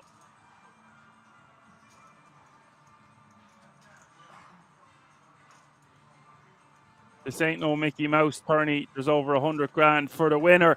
102,000 to be precise. Kitty game is down the street.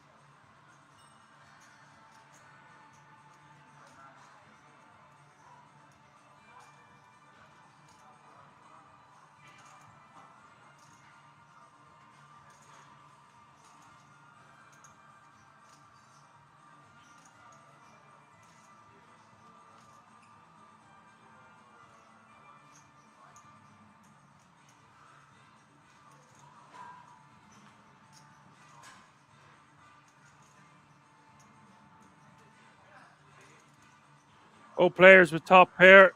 4.2 million in this pot now. Niku could be in a lot of trouble against the hijack of Artem. He will continue barreling here to get a 7 or a deuce to fold. Maybe some king highs. Would call if they had a backdoor diamond draw, something like that. We could see a lot of money go in here, and I don't think Niku is going to be able to fold because he's going to be too high up in his range, because a lot of the ace X that Niku would have to start this hand would rejam pre. Hands like ace 5 suited, ace deuce suited might rejam. Could just call, of course, ace 7 offsuit. So 2 pairs less likely. We also block our opponent having an ace. So we're going for value against hands like ace 8, ace 9, and ace 10 that didn't rejam pre. That's why you're going to see Niku not go anywhere here on the turn. And this could be curtains for Niku, because that's a pretty dry river. If you're ahead on the turn, most likely ahead now on the river also. Stack the pot ratio less than 1 to 1. I see Artem shoving. Niku's going to go into the tank, and it's going to be very difficult to fold with just 11 big blinds behind.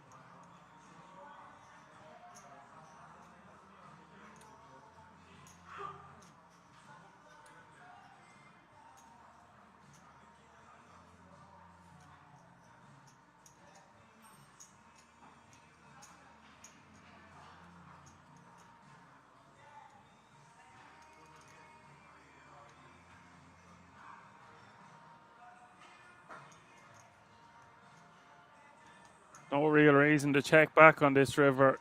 Artem, don't want to say he's Holly. Whoa, whoa, whoa, whoa. No, bro.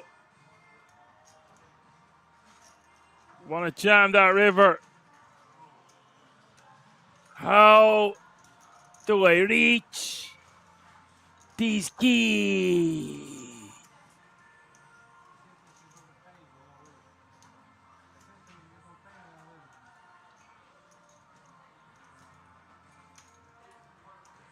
And Niku now free rolling in a sense, in my opinion.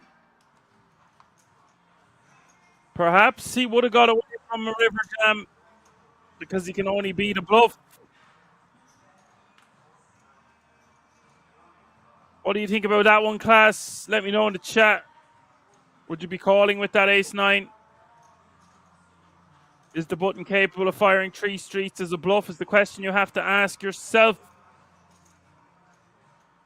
I think the answer is yes, because a lot of the ace-X that our opponent will have will rejam pre, button against the big blind there. The counter argument to that is because of ICM, we might just call with a lot of our ace-X.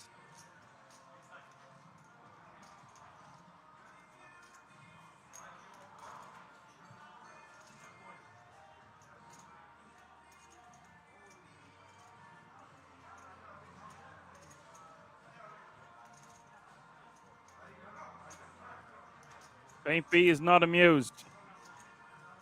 I'm here to amuse you. I'm like a clown. I'm here to amuse you.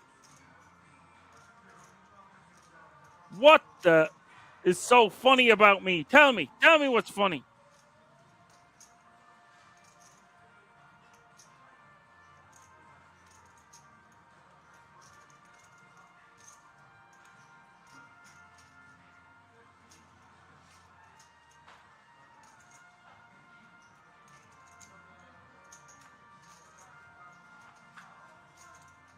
You mother, you.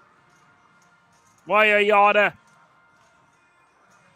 Big blind will defend with the 6-5 offsuit again. I think this is too loosey-goosey for my liking at the final table with 9 players still remaining. Jakob's just going to run over him with his under the gun range. If I was suited, I'd be way more inclined to call. We are one of the shorter stacks as well. Jakob can apply maximum amount of pressure on flop, turn, and river if he wishes to do so. Jakob does check back on the flop. I think we now want to start betting once the turn has been checked to us.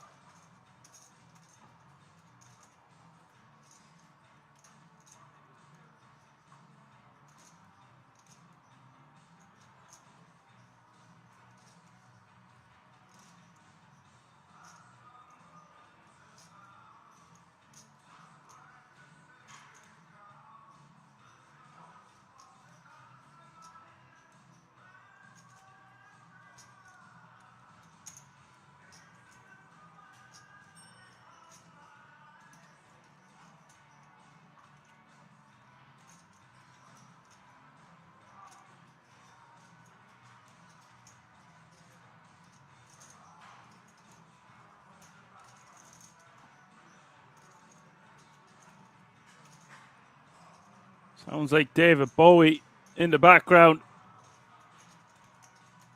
Angelo trying to get a free ride. Jakob says, not today. Nay. Makes it 1.75 million to go, and Angelo will release.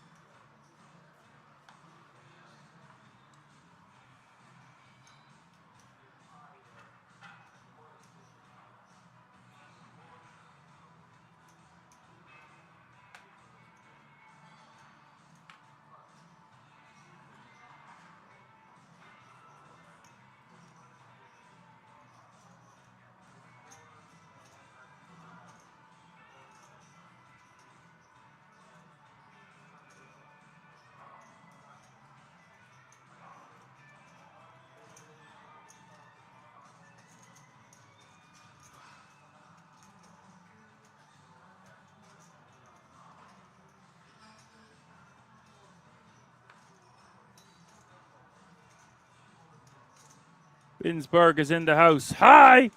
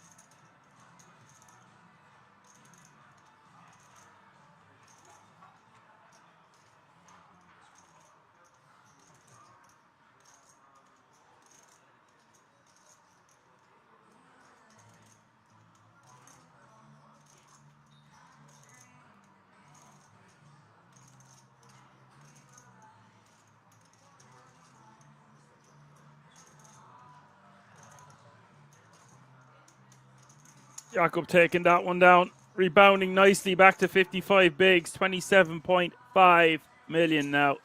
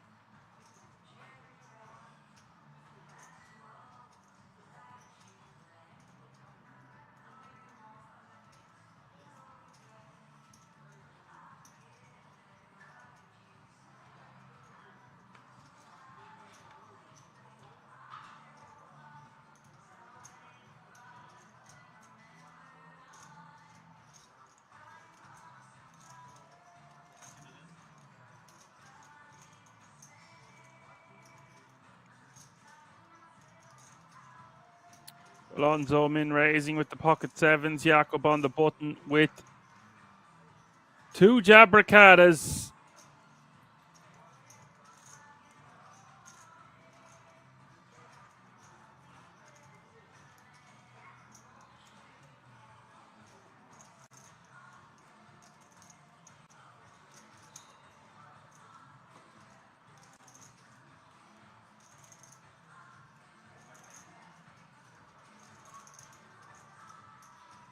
And he will make it 3 billion to go.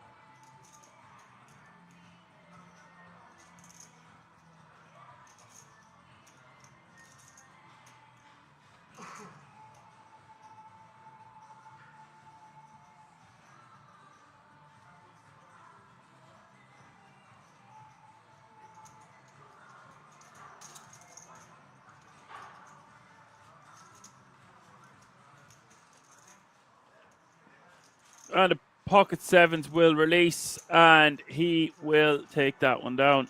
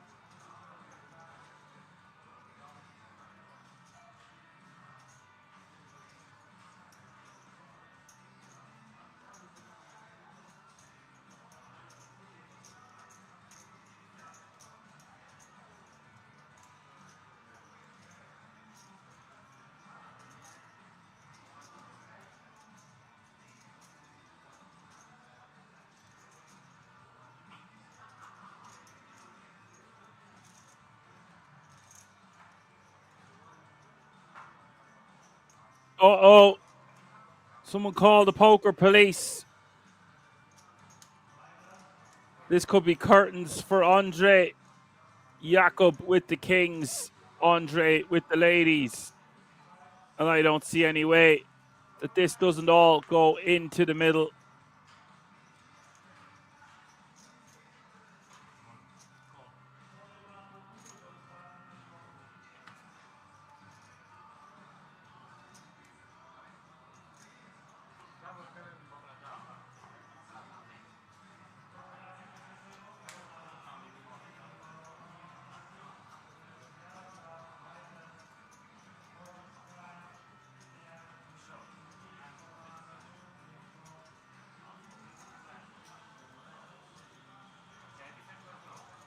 Andre wasting no time. 4-bet ripping. Jakob obliging, of course. Ace-8-6 is the flop. 24.4 million in this one. And this is a monstrous pot for the hometown hero if he can hold. As for Andre, needs the final remaining lady in the deck or he will be your 9th place finisher. It is the Three of Hearts. We're down to 8, ladies and gentlemen. 9th place taking home 8,800 euro efforts. Very unlucky. Pure cooler. Nothing you can do. And all remaining 8 players now guaranteed a 5-figure payday.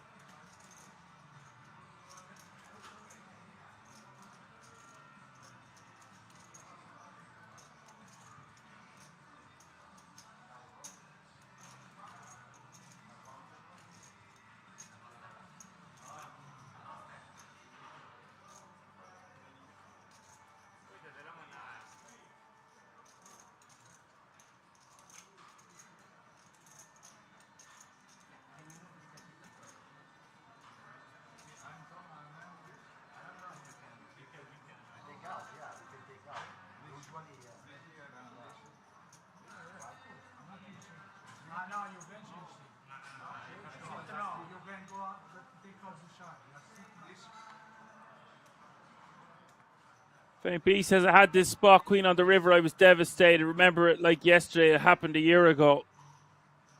Oh, sometimes it has some hang time in your head, some form of trauma. This too shall pass, said Gandalf the Grey.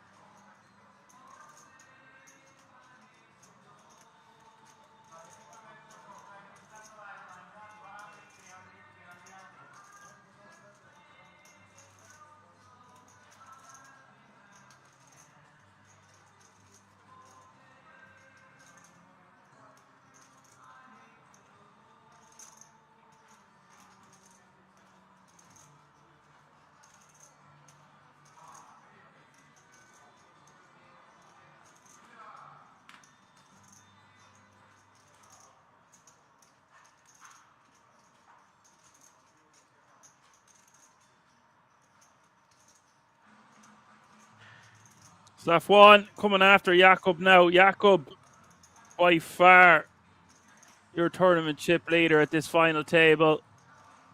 Not going to deter Safwan using the ace-10 offsuit with the blockers as a 3-bet, and he will take that one down.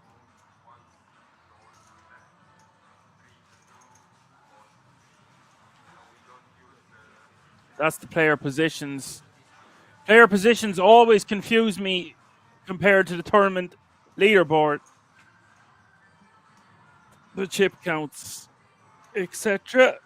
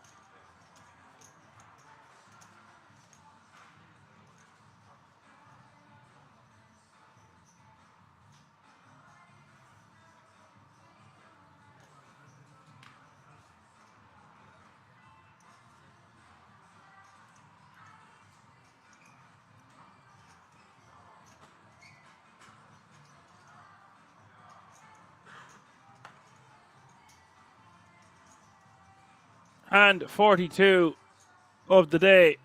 8 remain. Average stack 24 million. Still close to 50 bigs. Looks like they're going to chip up Safawan.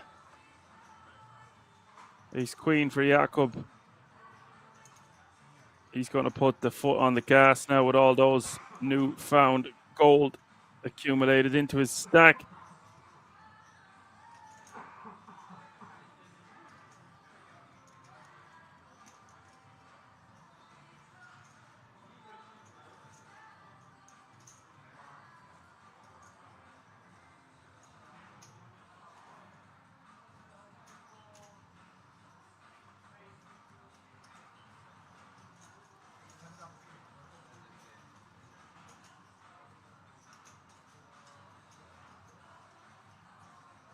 Yo, Safwan with kings, Jakob with ace queen, Artem with ace king.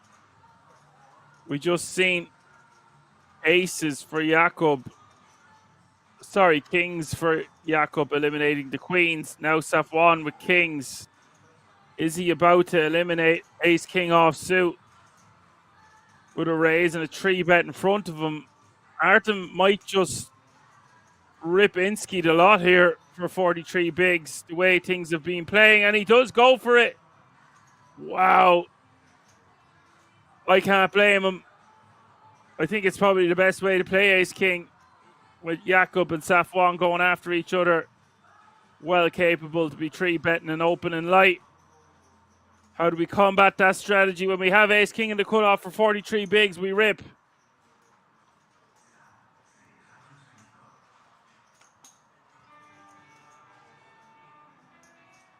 Jakob's going to have to get out of the way. Safwan can't wait to call. Just going to verify that he is that lucky to pick up kings in this exact scenario. Remember now, kings and aces, they're not invincible. Kings against the ace king, still 17% of the time. Artem will win this one, but look at the size of this pot.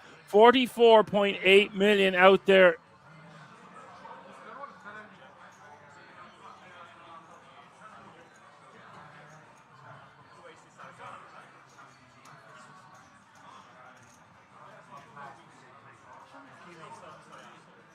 Queen, queen, 6 is the flop.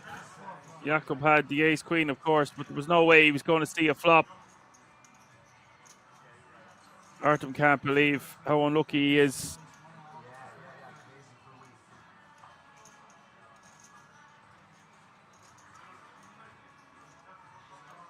Turns the 10 of spades.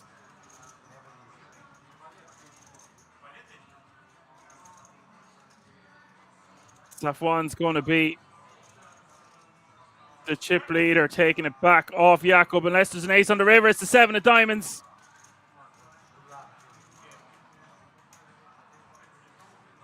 That's going to stain for Artem Komarov.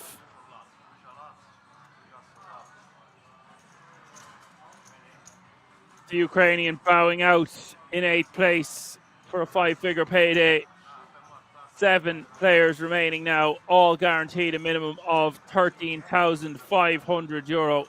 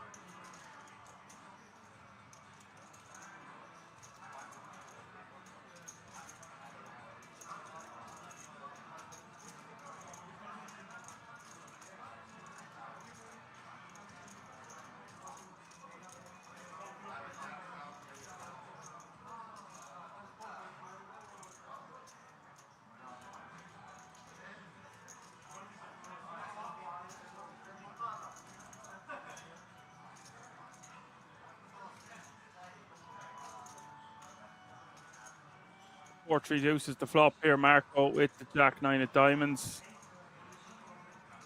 Safwan Bahri. Top pair, good shot, straight draw.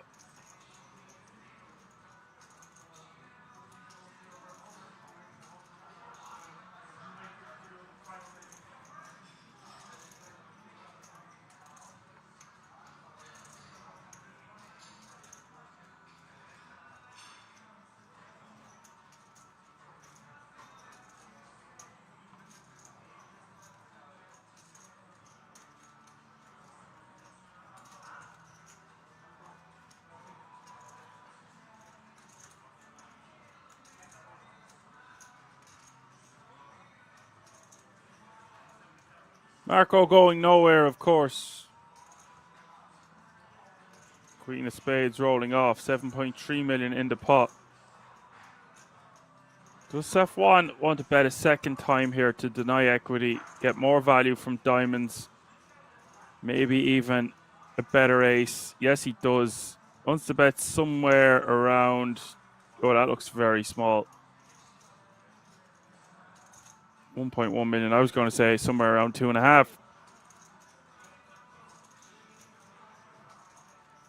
I wouldn't be arguing with many things that Safwan Bahari does, that's for sure. River is the 5.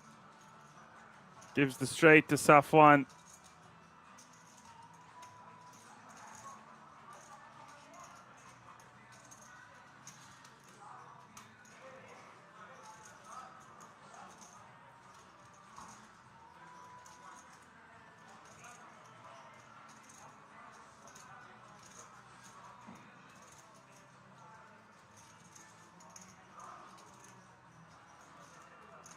And now we want to bet somewhere around 2.5 million.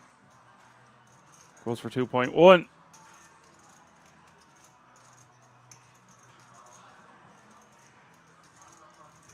Not much Marco can do now.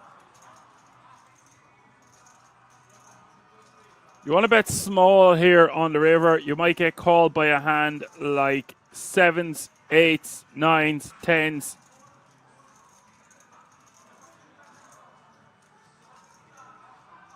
You're going to price yourself out if you bet somewhere like 60, 70, 80% pot. Unlikely that either player has a queen. Marco can have some Queen X type holdings that contain diamonds. Safwan can have hands like Ace Queen and King Queen. But the range belongs to Safwan, raising from early position, more so than the cutoff calling. And Bahari takes down another one. Pretty unfortunate, by the way, for Jakub Sturba that the only player who's equally as competent and more successful than Jakub is on his immediate left and gets a huge pot go his way, take the chip lead away from Jakub, and now it's going to be a different ball game for Sturba because he has to be wary of a man of Safwan Bahri's caliber who has position on him.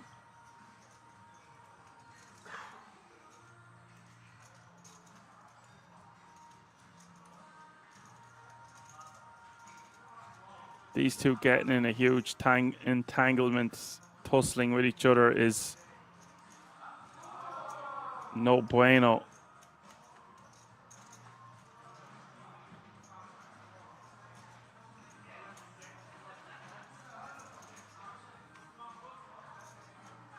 Angelo going for the rip.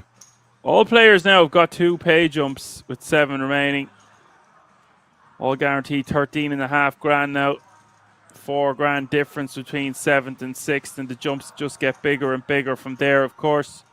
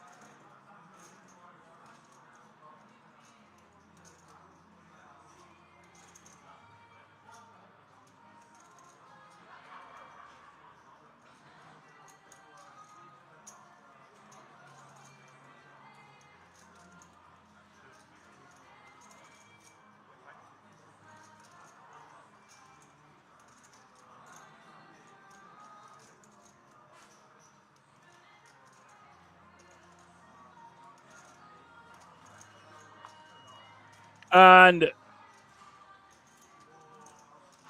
Niku essentially jamming from the cutoff against Jakob's rejam. Well, basically, Jakob is committing Niku. This is going in. And Jakob about to double up Niku unless he hits the tree.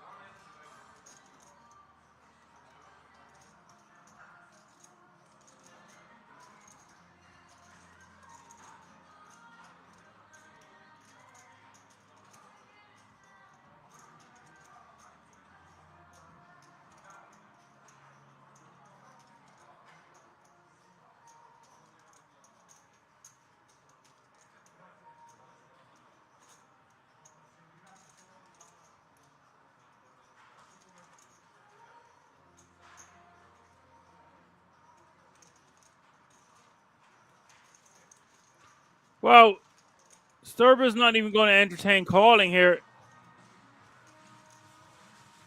That's very interesting to me because Niku could have a straight draw.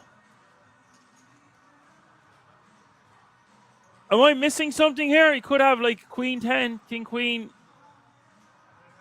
the Ace Queen. He's going to have all the Ace X type holdings. He's going to have all the Broadway Kings, but he can also have Jack 10 suited or Queen 10 suited, or does he just think they're not going to be in his range whatsoever? He's by far the short stack. The chip leader, or one of the chip leaders, is opening into him. It seems like a bit of a big pass there with trees, but perhaps the reasoning behind that is Jakob wants to keep this dynamic going.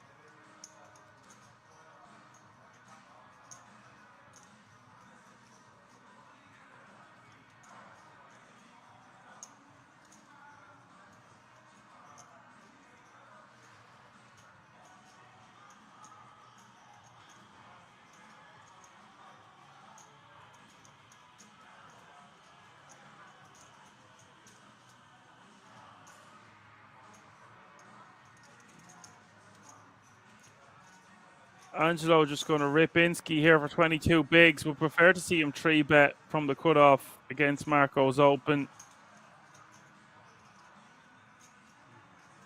Don't think we want to be ripping this amount of big blinds with aces. I was talking about this yesterday. This might be profitable, but it's certainly not optimal.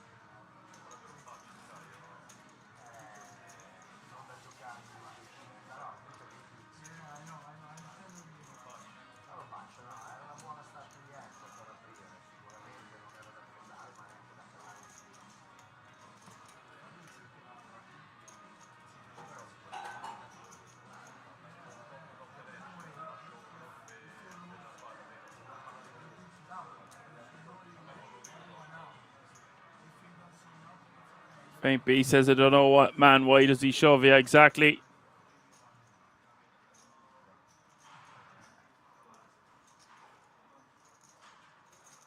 We do have 3 hands remaining before a break, and it'll be a short break. Less than 15 minutes.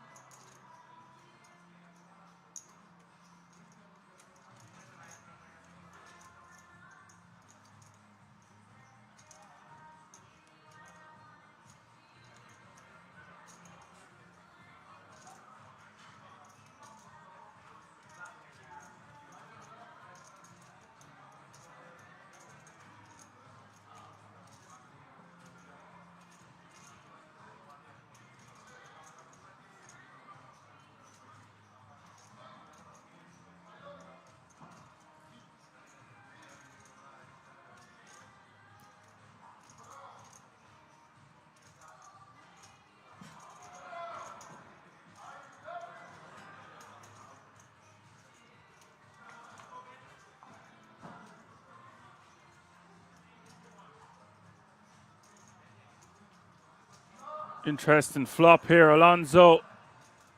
Queen, Jack, 10 with his King, Queen. Jakob with a piece of it as well. Second pair. Top kicker.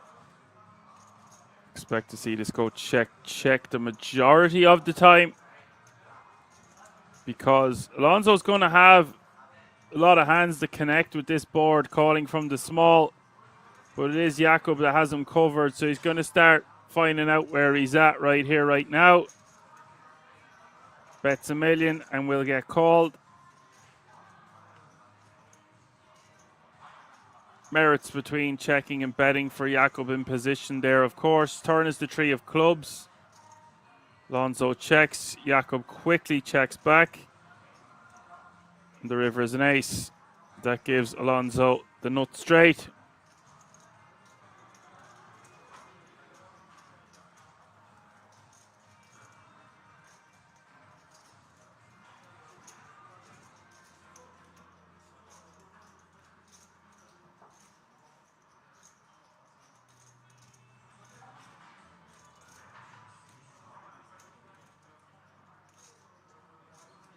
Alonso betting 3.5 million. Jakob is going to fold. Too much King X in Alonso's calling range on the flop there that Jakob's not even going to entertain calling with 2 pair on the river.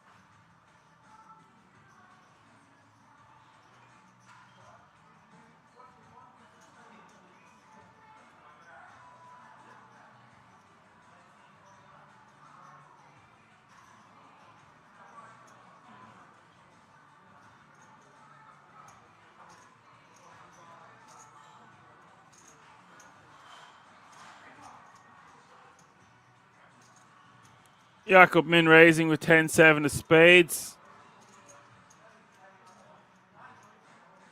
Pretty wide raise from Jakob. We might see him take some spots because Safwan is going to take a lot of Jakob's opens. That would be my reasoning to keep the pressure on with 10-7 suited. But overall feels a bit too light and too... We're not playing a full table anymore. It is still 6 players to act.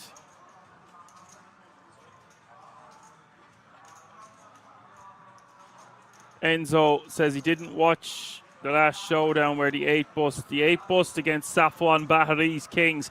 Ace Queen opening, 3-bet from the pocket Kings. Ace King jamming 43 big blinds and Safwan snapping him off, of course.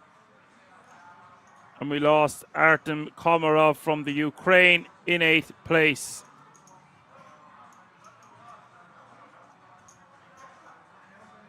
We have Bosnia, Romania, Spain, Italy, France, of course, Czech Republic, all being represented under one roof.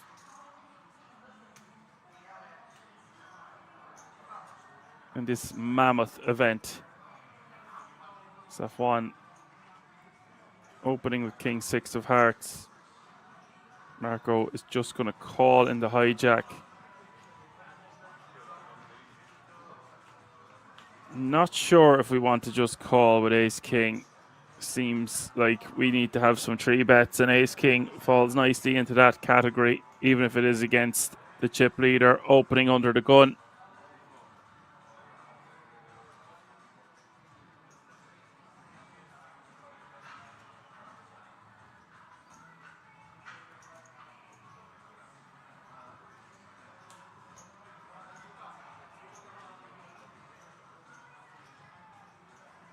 Safwan betting 2 million.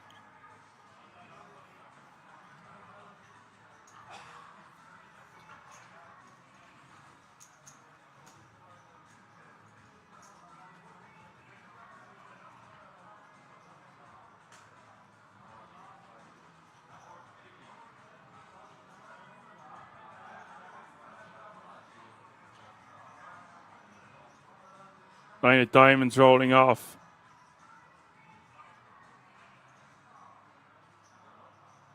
Bahali might double barrel here to try get some ace-x to fold. The issue I have is we've no spade, no diamond in our hand. That means we unblock the flush draws. When we unblock them, they're more likely to continue.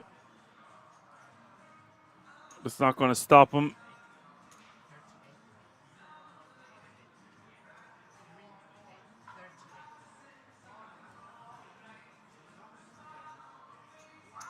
Looks like I was going to say if he's going to bet, wants to bet around 4.2 million, gone for 3.8.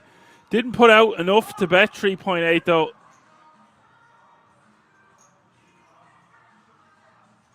Small bit of confusion. Marco with Ace King. He's got the Ace of Spades. That's a card he would like his opponent to have that would be continuing to bluff or semi-bluff.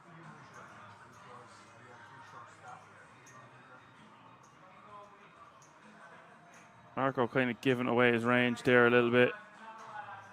We're giving away too much information at the very least. And Marco will put Ace King into the muck. Safwan is a beast. Takes down another one. Now playing 125 big blinds. Some stars at this final table emerging. And Safwan in pole position. Jakob in second place. Don't go anywhere. We're going on a quick break. We're going to keep it right here. See you all in a few moments.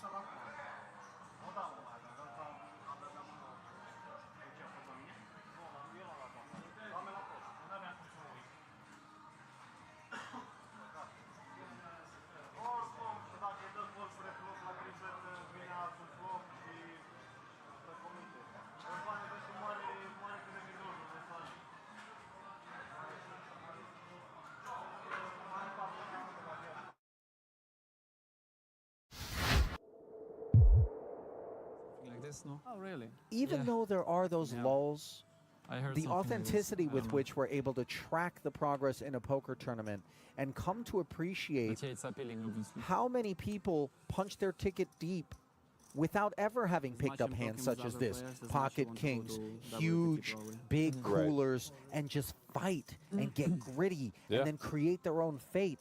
It's a window into all of the roads traveled.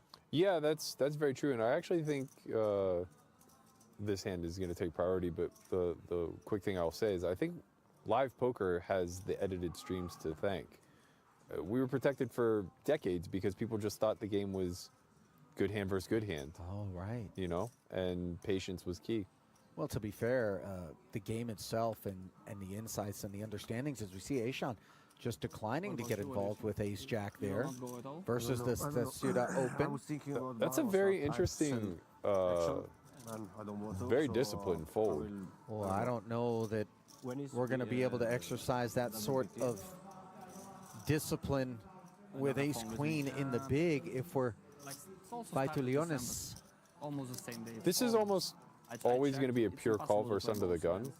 Like if you want to play Especially both he hasn't teammate, been here but to also see 25K, it's some of the showdowns But from maybe one of the plan Stetsura, was to go to 25K. which Yeah. may have inclined him to 3-bet a little bit more often. I Not gonna wasn't be on thinking time. he was going to sail off, but we knew he wasn't going to fold, and he also isn't going to do Even if poorly you on don't an make ace the 8-8 two, board. it's Checking still over to not Stetsura, a snap flick of I love 5K. that bet. Did he just Don't care about the size or anything. Just the mannerisms of that bet Very is the best.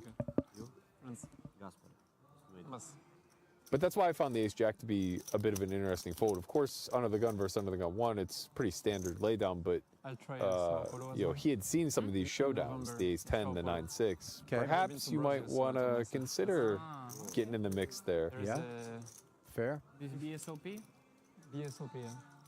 No hesitation I was surprised there is a 50K there. out of I wonder the who ace Yeah, queen it's gonna be to some get big into the event. mix, playing it as a check raise. Is I don't this hazardous? Still gonna be not so. No, this is very nice. Obviously, his best ace on paired boards such as this. So it's Again, confirmed you're big gonna go blind is kind of incentivized to play a little I bit will more play aggressively. staked. Now, of course, he does have to run Yeah, makes sense. the risk of being against ace Yeah, king, I wonder but who will go there, you know.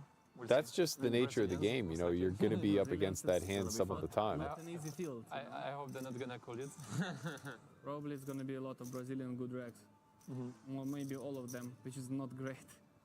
One of the best schools now in poker. No fun spot for Stetsura, but he should expect plenty of bluffs to come out of the big blind here. Hands that kind of wrap around the 8 with backdoors. But when I was looking at the are program, I often didn't notice there was utilized. tournaments in Miami. That's why Pretty I clear booked continue there for at least because one during more with kings. November, like there is nothing to play the second half in I know, Vegas. I know, yeah. So I decided also just to go to Miami and then later. If go I to knew, Las I would Vegas. have gone to Miami. Yeah. Either Las Vegas, either Bahamas. Extra Probably 7K WPT. contemplated.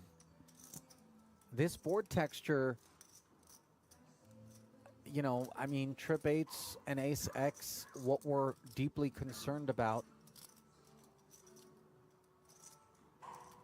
It versus seems the like check he's raise. cutting out raising chips. Now, this is on the order of that strange stuff that I think Yeah. you had mentioned earlier. The sorts of lines that we really don't expect.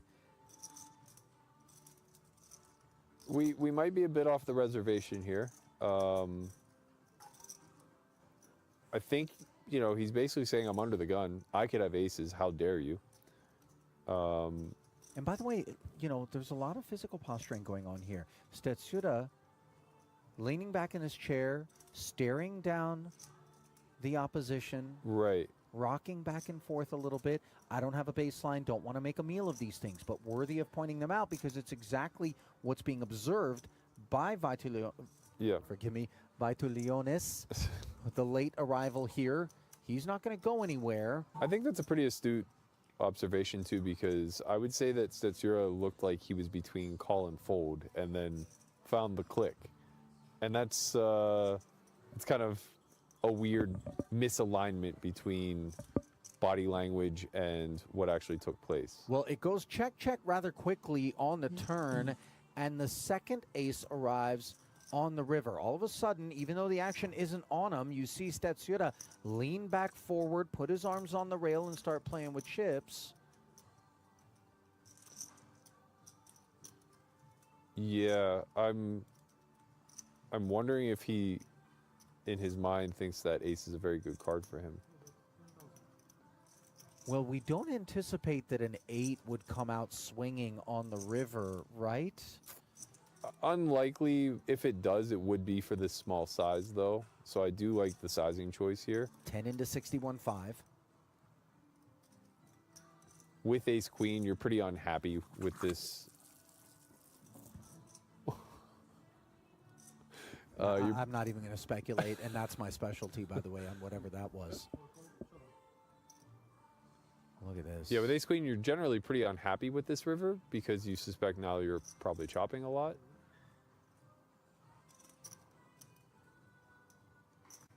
No chop at all. And Stetsuda pays off. That was a confrontation that I don't think played out anywhere remotely close to the manner in which most would have expected when they caught the imagery. Yeah. Speaking with people who are actually Italian, not, twice removed like myself. I guess it's a pretty common last name in the southern region. You're like a pretty heavily diluted marinara. Yeah. You're like Chef Boyardee. Exactly. Franco-American. You're precisely spot on. Yeah. And you know what? I'll accept that because that canned pasta got me through some dark times. I'll tell you right now, they put me in some dark times as well. But yeah, that's not wrong. the chef, I didn't go to bed hungry on a few occasions thanks to that, man. Yeah, you didn't wake up happy either. No. Sutera. Oh, the silent prayer before jamming is very powerful. 2 jacks. It's a spiritual culture. But I'm heavily Catholic. It screams ace 9, which is sharp when you got 2 jacks. You think he's actually... No, I don't think there's levels to this. I'm adding levels to something that I doesn't love really that. exist. Come on. But now when you're Radishi? Stop it. Does he have a first name? Try again. I liked Radici. I think that rolls off. It's a K sound, Berkey. Does it have to be? I want to say yes. Yeah, you're probably right. A summons by Radicki with this ace-10. Sutera has trended in the right direction. He's managed to send his troops to the battlefield on a couple of occasions. They've come home with new POWs. And this time they rate to do more of the same. Set of jacks against one pair. Queen, king for a swing? I was going to say, you want the ace, the king, or the queen? There it is, the king. And now you see Sutera doesn't like the look of a lip licker across the way. I wasn't greedy. I was just pulling for the ace. Well, a four-liner did show up, but it was the version that didn't threaten. And now look at the lips in turn from Sutera.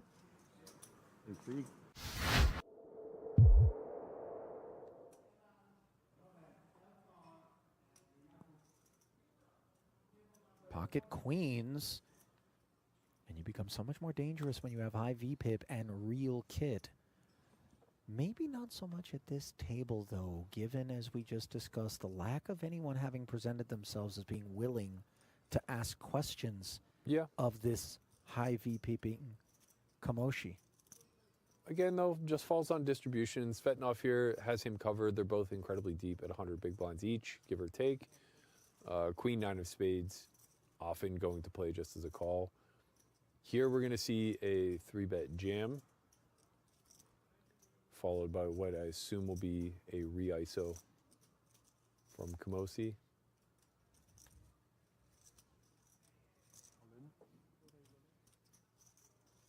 Well, Neugebauer quite happy to have a little meat in the sandwich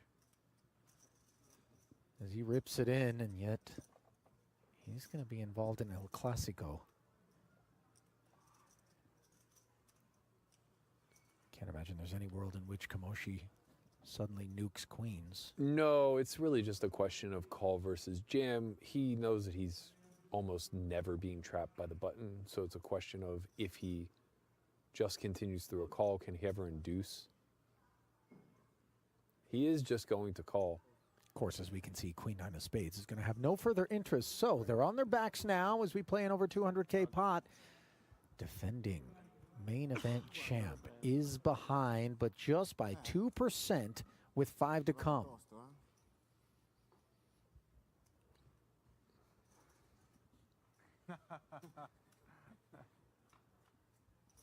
Wow, the prepay. Strong. And effective, it would seem, on a spadeless 998 board. The Queens How fortunate. leap way in front. He faded the Queen Nine of Spades.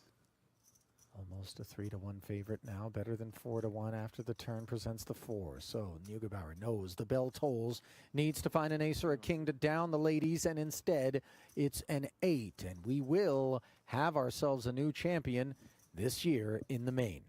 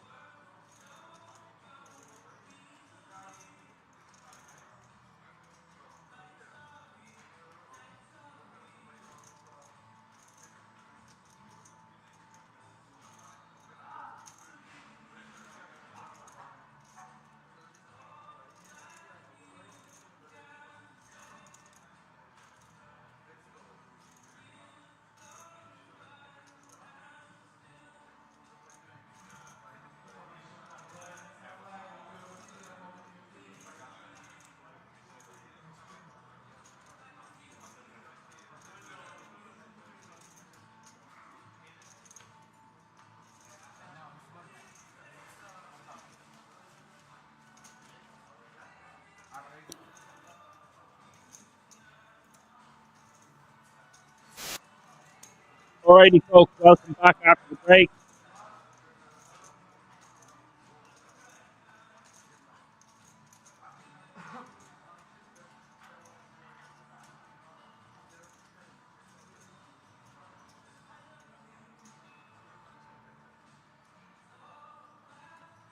The ace king not successfully getting there against the ace queen on that run out still remaining. If you're just tuning in, are you watching what's going to happen here? €102,000 for the winner, €480 Pirates Poker Treasure Mystery Bounty live from the King's Resort in Rosvedov.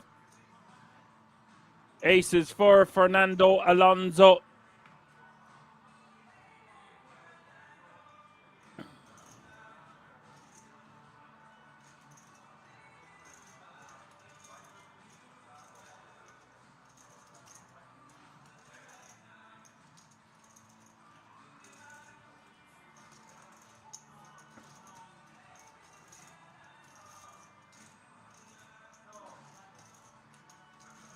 Fernando min raising. Blinds are now 300, 600, 600.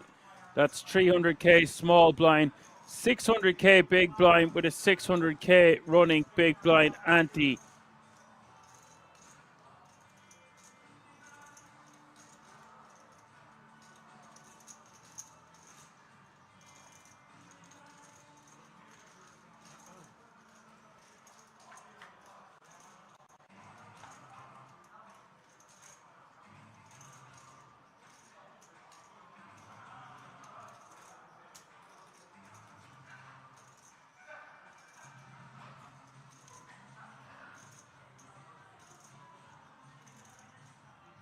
We do go three ways to the flop.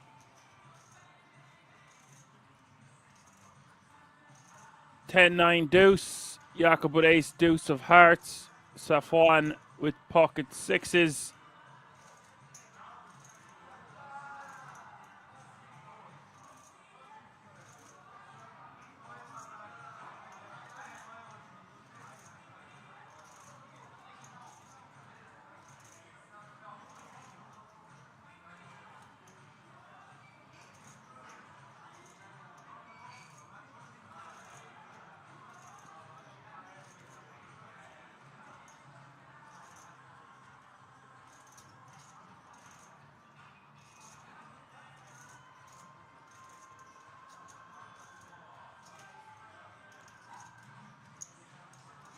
$2.2 million is the bet from Fernando Alonso.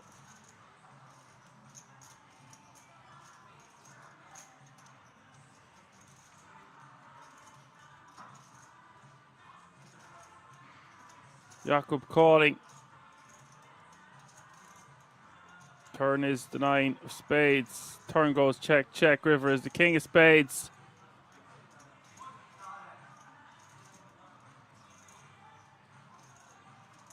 Not a good card for Jakob. Everything comes in on that river. The straight, the king. I guess diamonds still miss.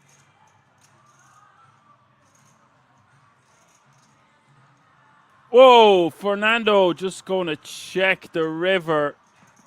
Thought we might see him go for some value there. Get called by a 10x. Maybe even some king x to back into the river from a diamond draw. Oh, the pressure's on, lads. If he's checking back aces there on the river. Obviously, it is a bad river card for a one pair hand. But on a pair board like that, once the turn goes check, check, you'd have to just go for value. I'm pretty sure the chat will agree with me on that one.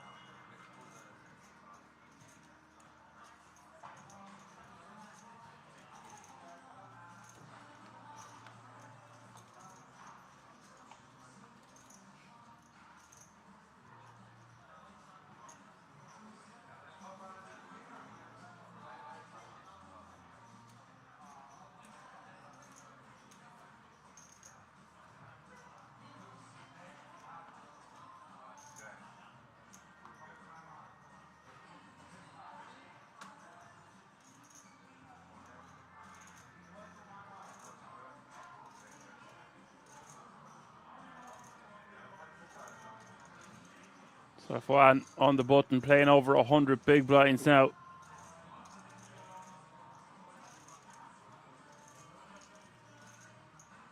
Don't count anyone out. There's a hell of a long way to go yet with a 75-minute clock.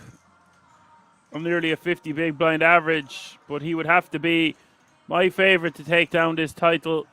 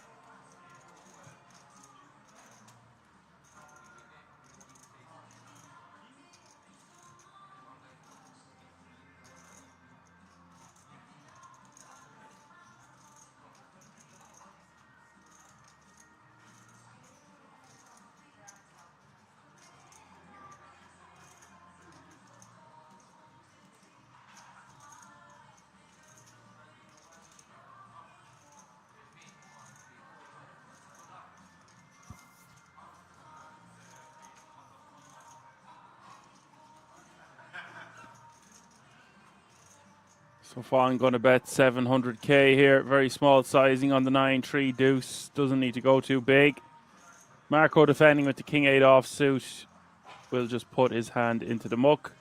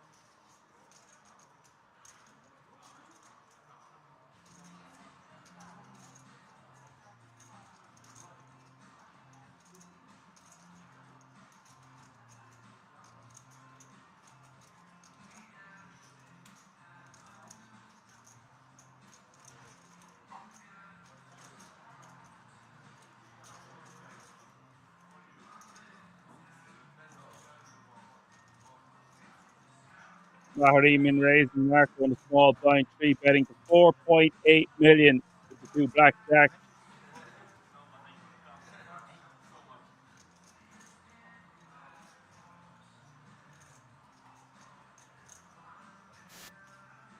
This should be an easy enough release for that one. Marco hasn't really been out of line.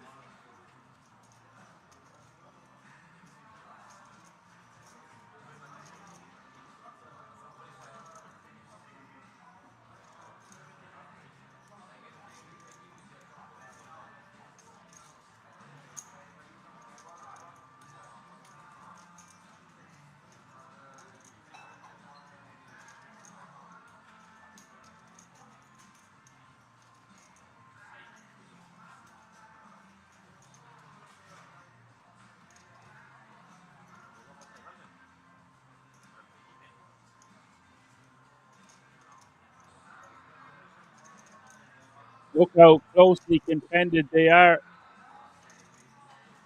Second, third, and fourth on the leaderboard. 53, 50, and 50 big for Jakob, Fernando, and Alessandro.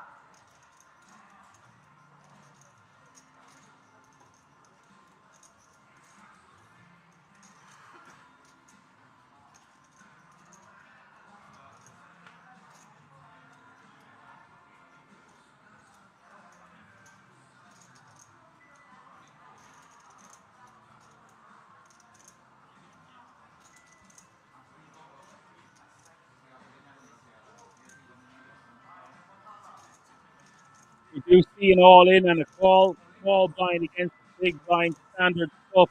Fernando at ace-5 off suit. Niku with pocket jack. 11.6 million in the pot.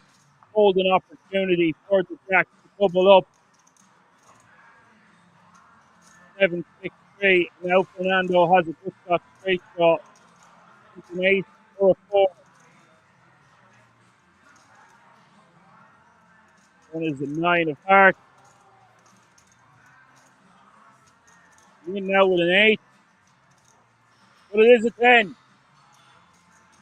Niku will double up to 19 big. Fernando forced to pay the man. Big double up for Niku there.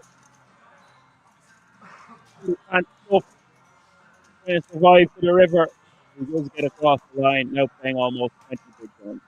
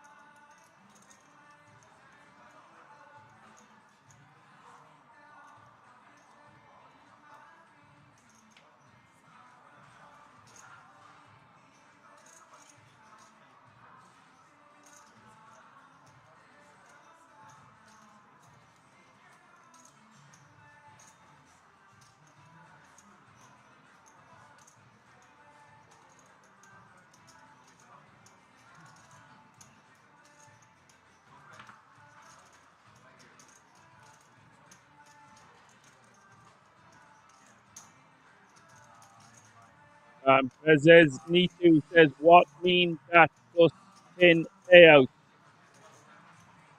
Not really sure what you mean.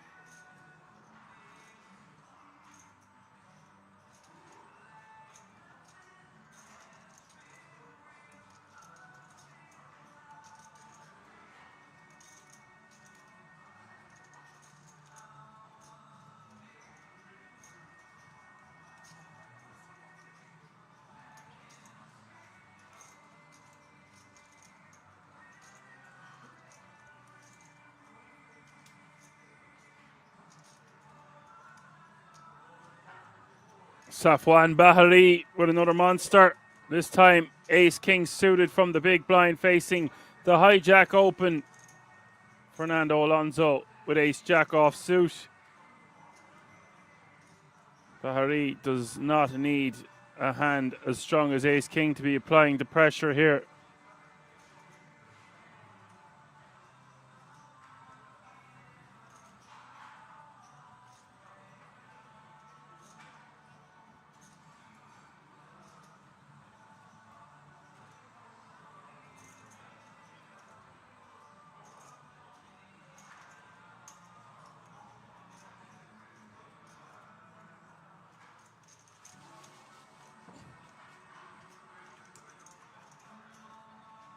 Well, that's a good, solid, disciplined fold there from the Ace Jack off suit, even if we are in position.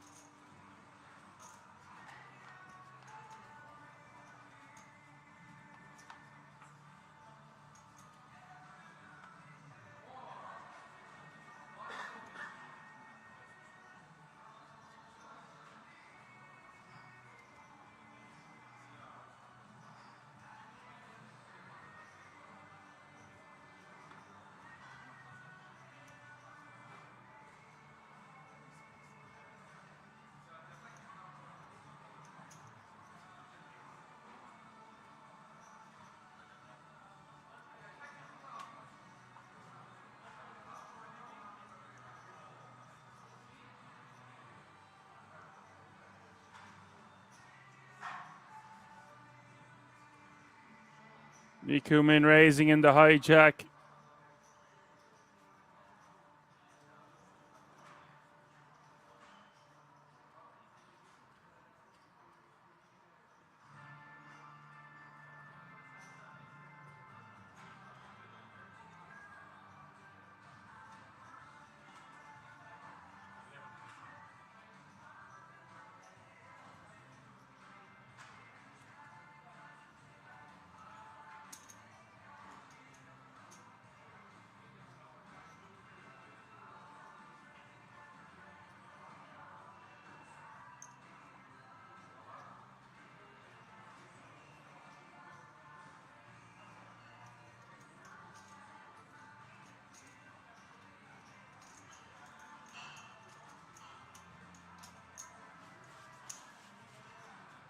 He will take down the blinds and antes with the sevens.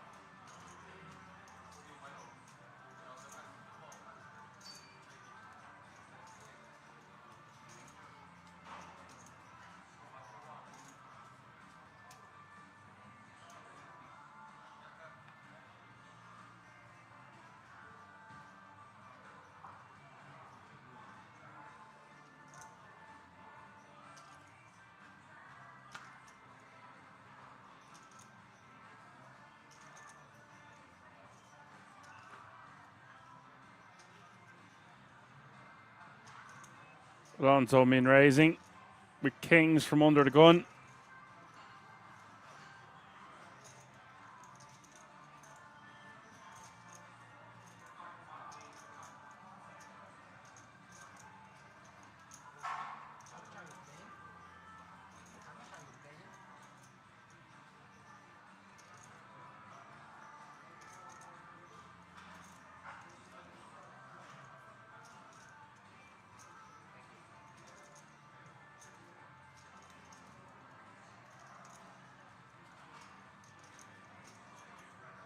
Safwan is considering three betting here again with the 7-5 suited. Don't think he's just going to be calling on the button. Well, I stand corrected. Does just call.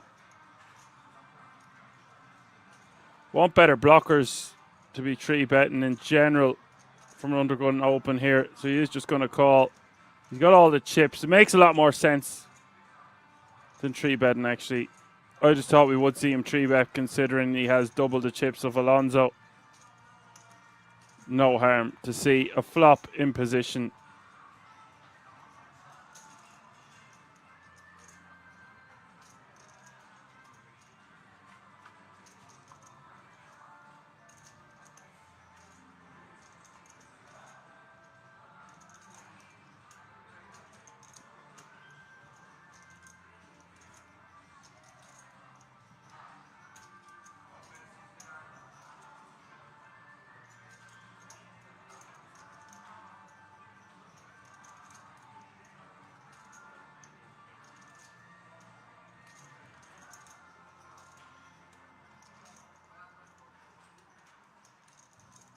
Fucking king, queen, 4. Yeah, fold. Alonso back small with a set of kings.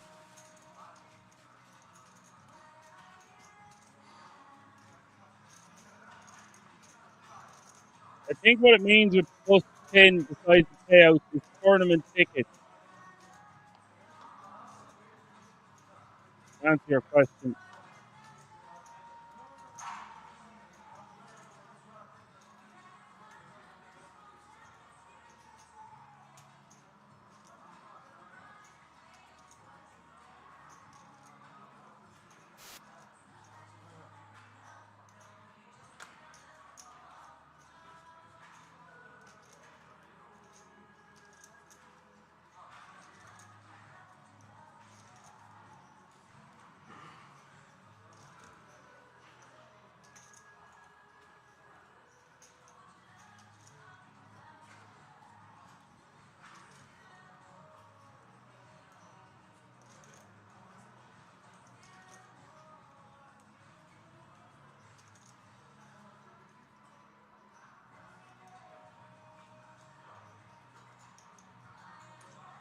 Derber takes that one down with pocket 5s.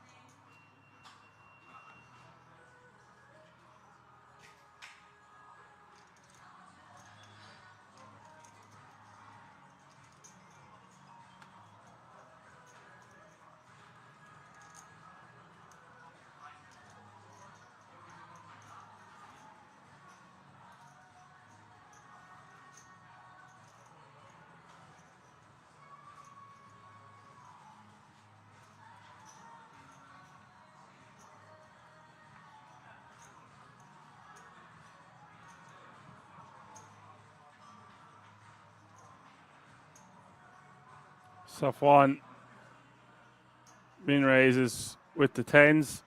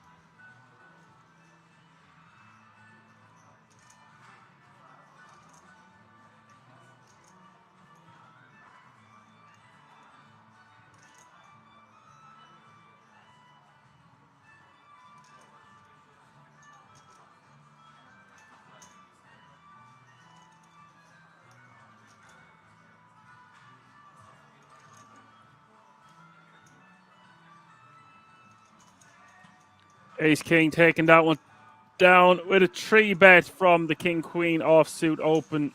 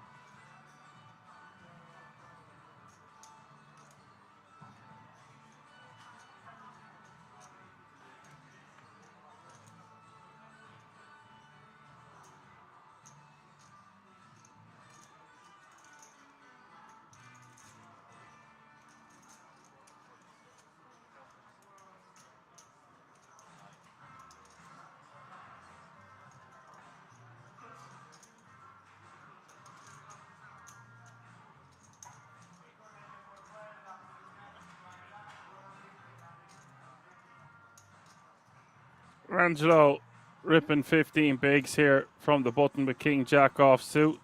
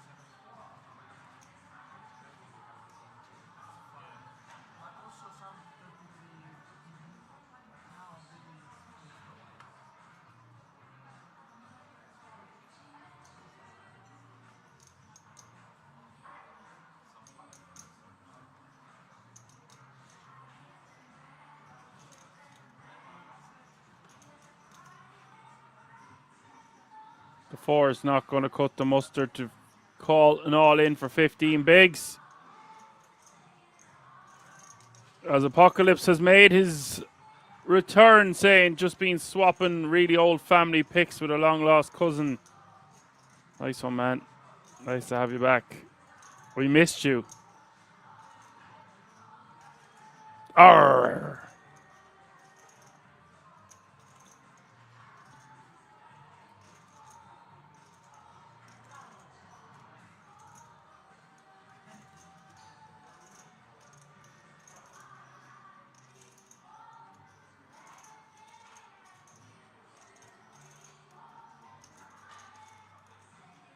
Why do pirates bury their treasure 18 inches under the ground? Because booty is only shin deep. What do you call a stupid pirate? The pillage idiot. Ha ha ha.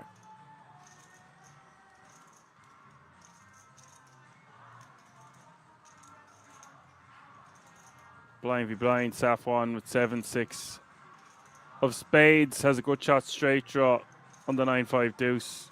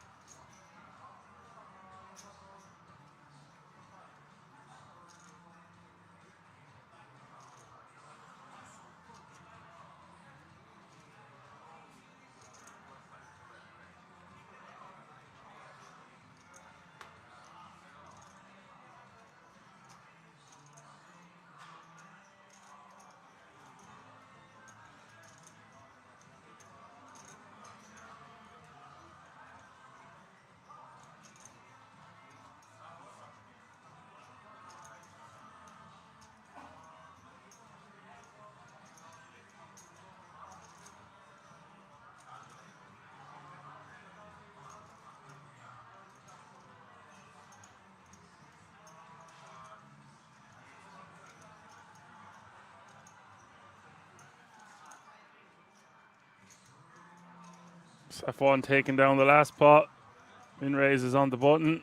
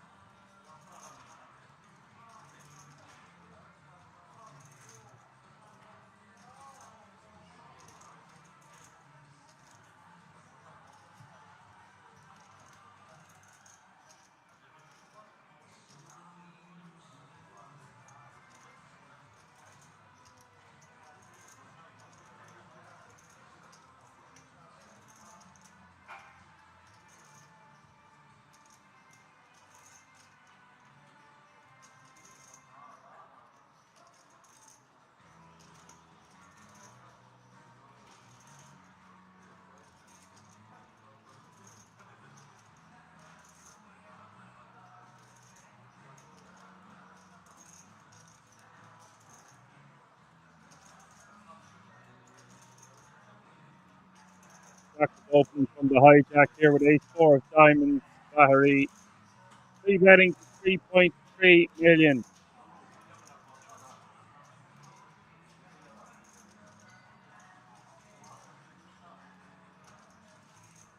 With the ace-10 offsuit.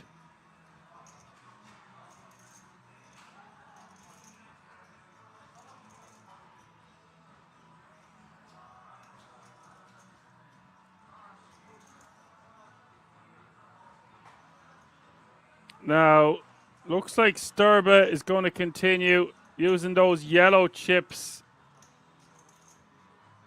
Dems are 4-betting chips to 7.2 million, 12 bigs total. And Safwan will get out of the way. Nice pickup there from Sturba, being undeterred by the 3-bet from Safwan.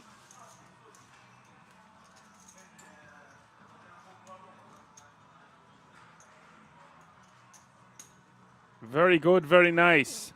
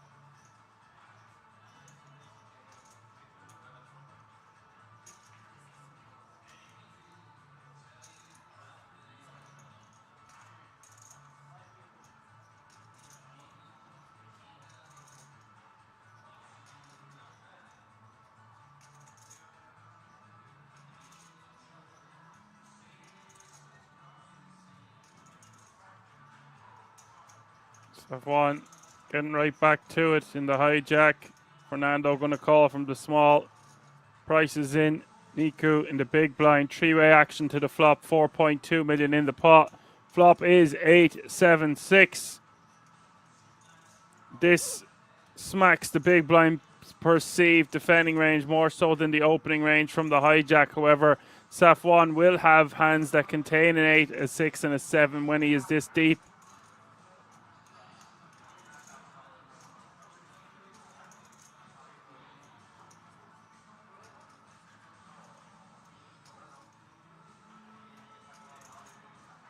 Everyone checking. Turn is the 6 of spades.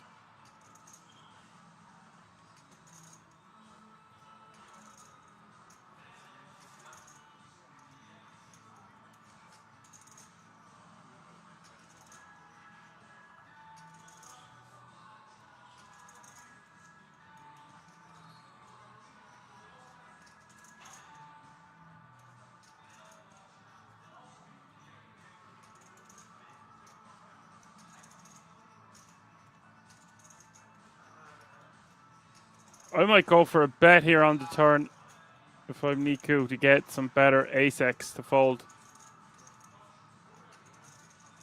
But it does pair the board. I still think once Fernando checks,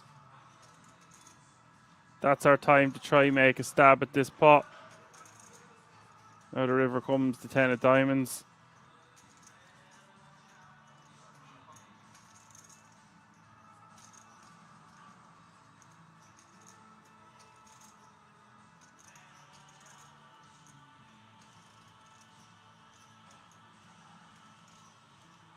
Just because we will have range advantage from the big blind on this board, maybe people in the chat just think it's too light to bet the turn and just want to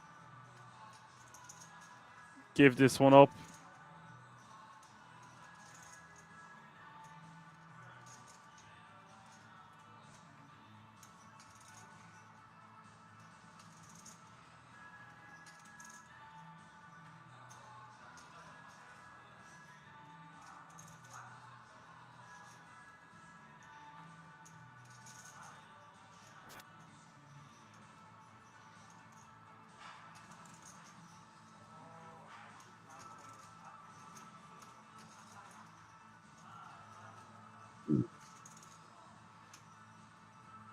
Interesting that he now decides to bet the river.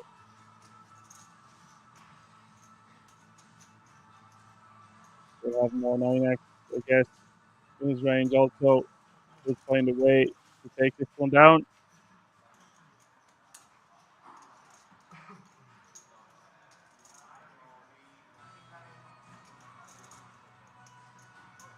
Janet in the house. What's up, Janet? Good evening.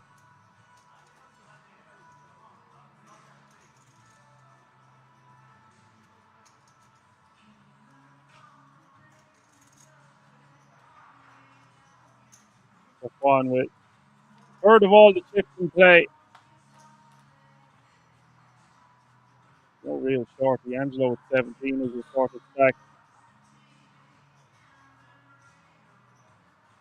Janet wants to clock. Tick tock.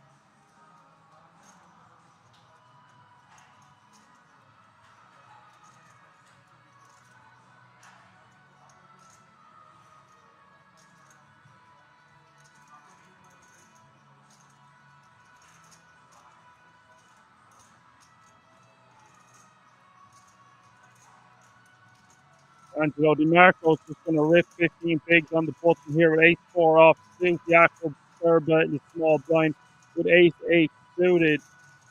And the decision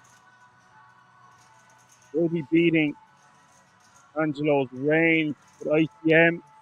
Really a tad bit too much to call, I would think.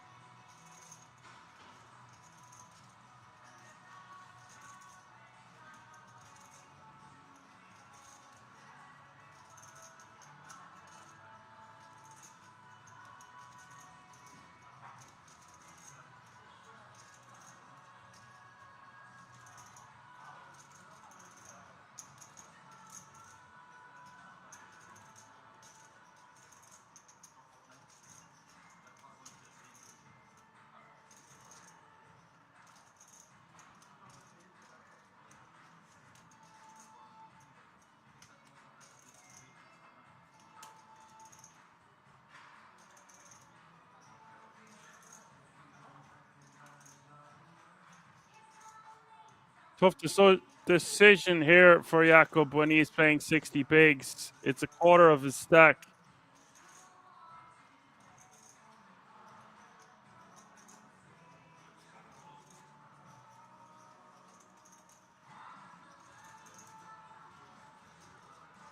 Look at Saf1 eyeballing Jakob, trying to get any information he can off him that might pay dividends at a later date. I'm not sure what Saf1 has in the big blind. Oh, he's after revealing his hand. That's kind of interesting. Saf1 hadn't even looked yet.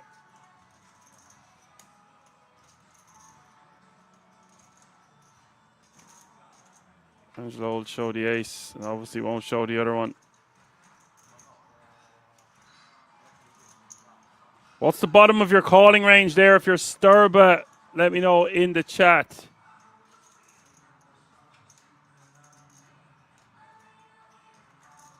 I think we need to be a little bit tighter. It could be ace-9 suited or even ace-10 offsuit. I think we call. Ace-9 suited might still be a fold. I'm dancing with ace-10 offsuit plus because there's so many more combos to shove. Jack-10, Queen-10s, and King-10s.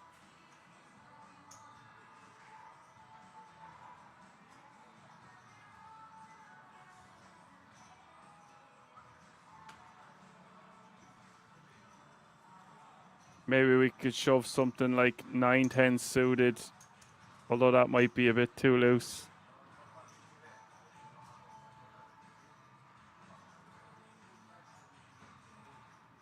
Into those two particular stacks who are going to call pretty much perfectly.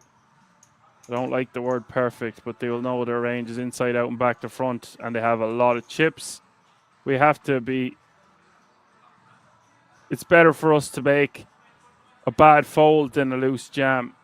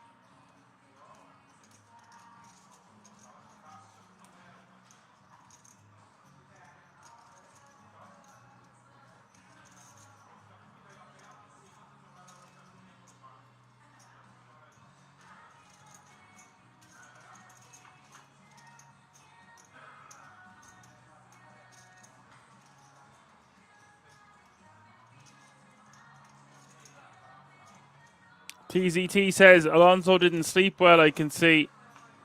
I'd say most players are tired, running on adrenaline coming into this final day. Have locked up a considerable sum of cash. Well, it's championship rounds. We're not even at the podium finish yet. 13,500 euros the current, but we're not even at championship rounds yet. It can be very difficult if you don't sleep right. Sleep is just so important.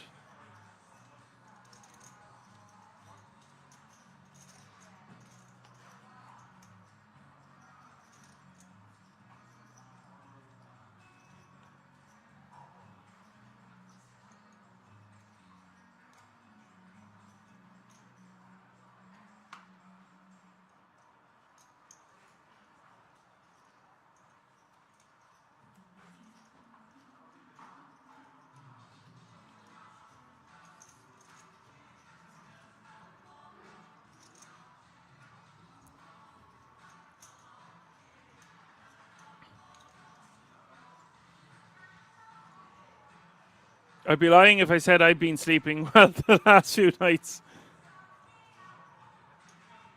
No sugars in my body though, and no caffeine late into the evenings has helped a lot. No alcohol. Very little carbs. And the players should be doing something similar.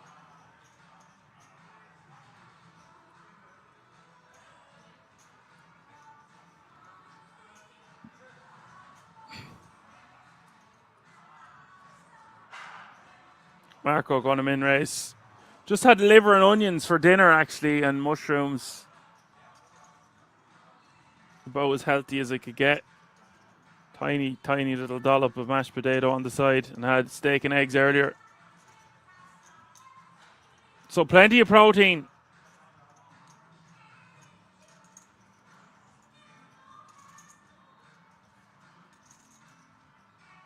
Would be my advice. Preferably red meat.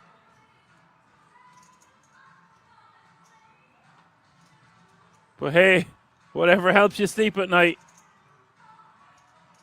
Not an exact science.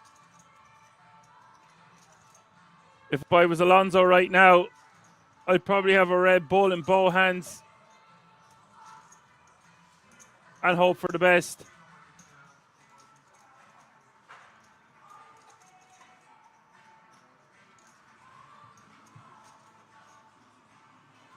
Thoughts of actually having a Red Bull. Oh my God. Too much sugars. It'll want to be a very strong coffee if you're falling asleep at the table playing for 102,000 euro is my whole point.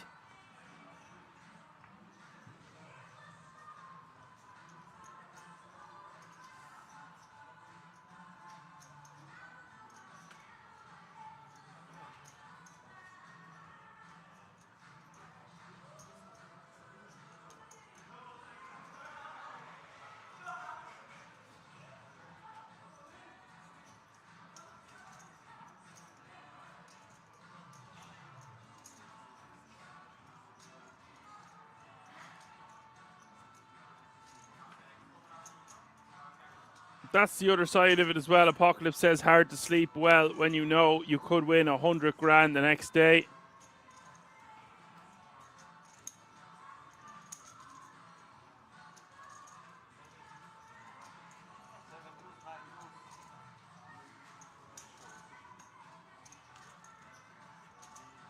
You don't know what's going on with someone's life as well. Poker tournaments can be grueling, variance, makeup, whatever is clever. Loads of variables.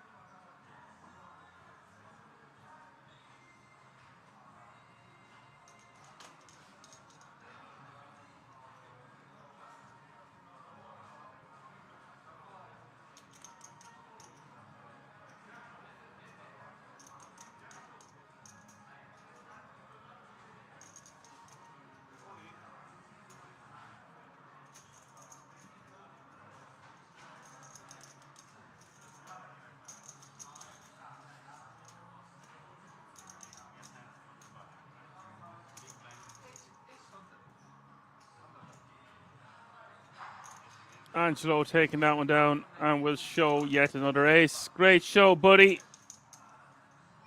Got to keep the regs guessing.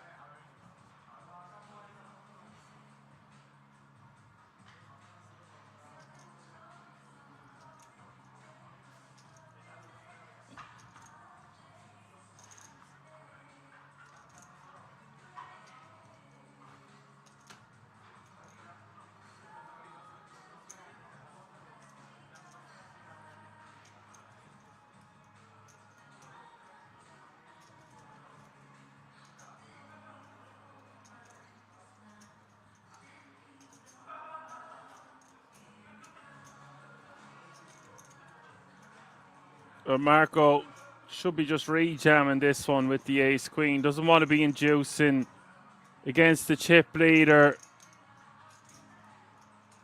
Sub 25 bigs to start the hand. I would prefer to just grip and rip in this exact scenario. Might seem a bit overkill to some of you viewers, but don't really want to flat. Don't want to 3-bet fold. Don't want to 3-bet call it off. Or you could 3-bet call it off. Just plays best as a rip.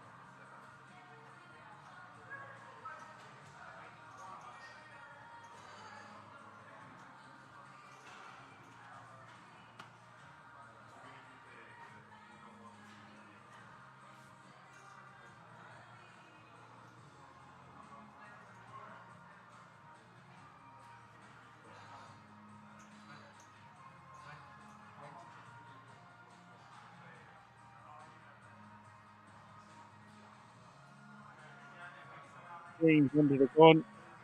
And you shoot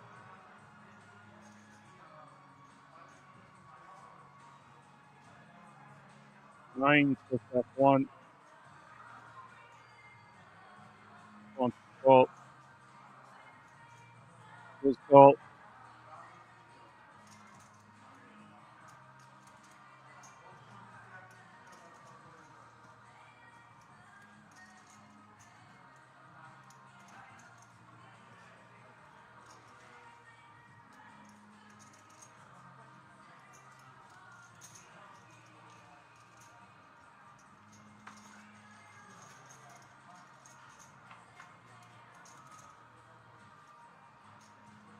Alonso going to call him the big blind. King 10-7 is the flop. Two queens facing one overcard, open-ended for Alonso. Not a great flop for the pocket nines.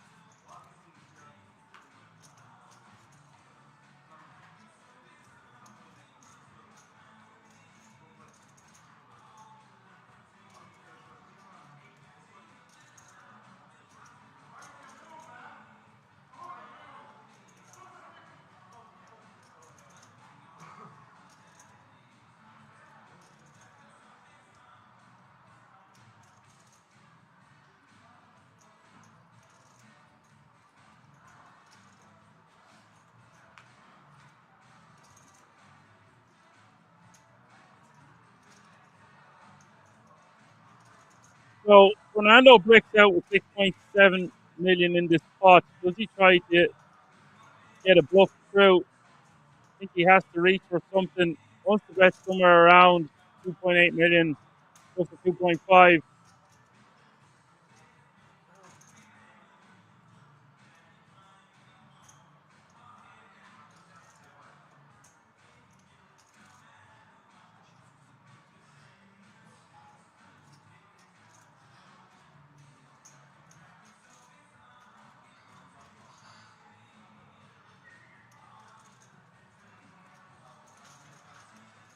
Wow. Niku's going to fold for that price. I expected we would see the queens pick him off at that point, but no. Queen's going into the muck.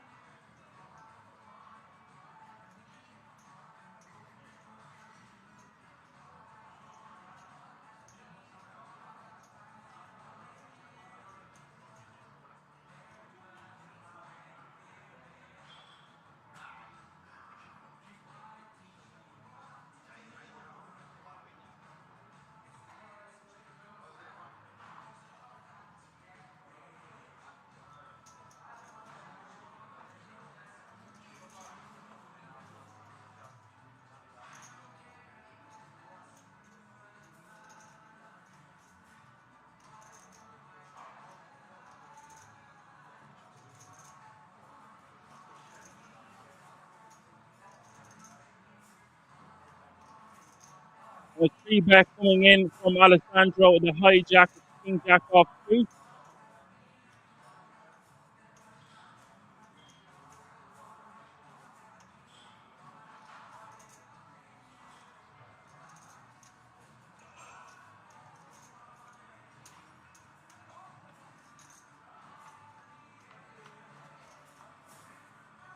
Blind 400, 800, 800, by the way, now. 400k small blind, 400k for the big blind with an 800k running big blind ante. Safon checking and Alessandro with the King Jack.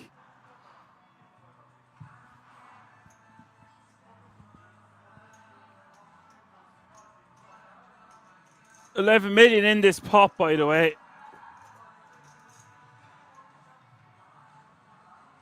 I think Alessandro wants to bet somewhere around 3.5 million, 4 million.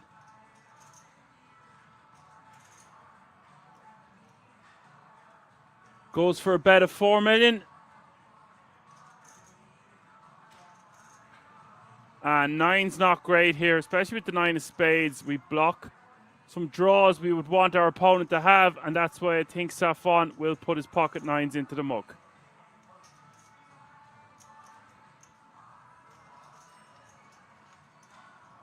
You're a wizard, Harry. You're a wizard.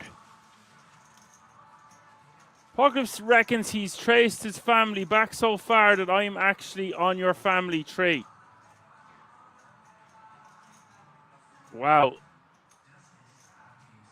You've traced it so far back that your family tree has become an ent. Those big gangly things out of Lord of the Rings, in case you didn't get the reference. Exterampa says WTF. Yes. All the WTFs.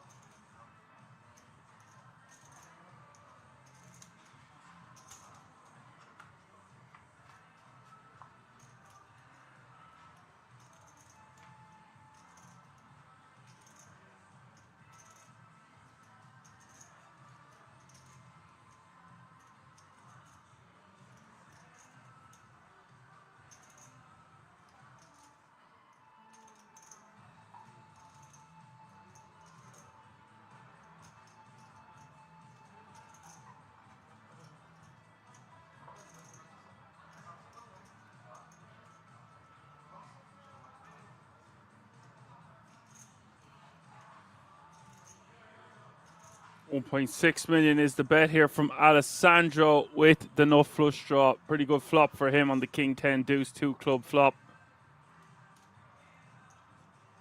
2 overcards to Jakob's 8s, and I predict we will see him put the 8s into the muck, but no. Looks like he wants to see a turn. Alrighty then.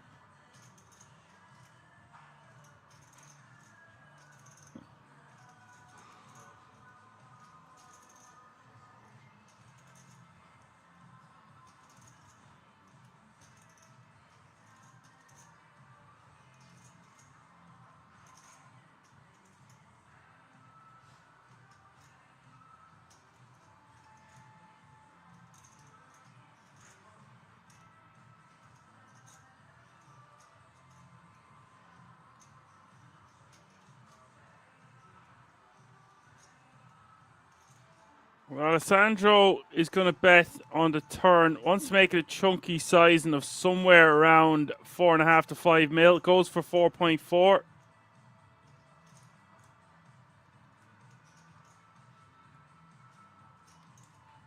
Puts a lot of pressure on a 10. Can even put a lot of pressure on some weak King X by the river. Will certainly get hands like pocket 8s to fold. Alessandro's pressure paying off. Granted, he was semi-bluffing with a lot of equity.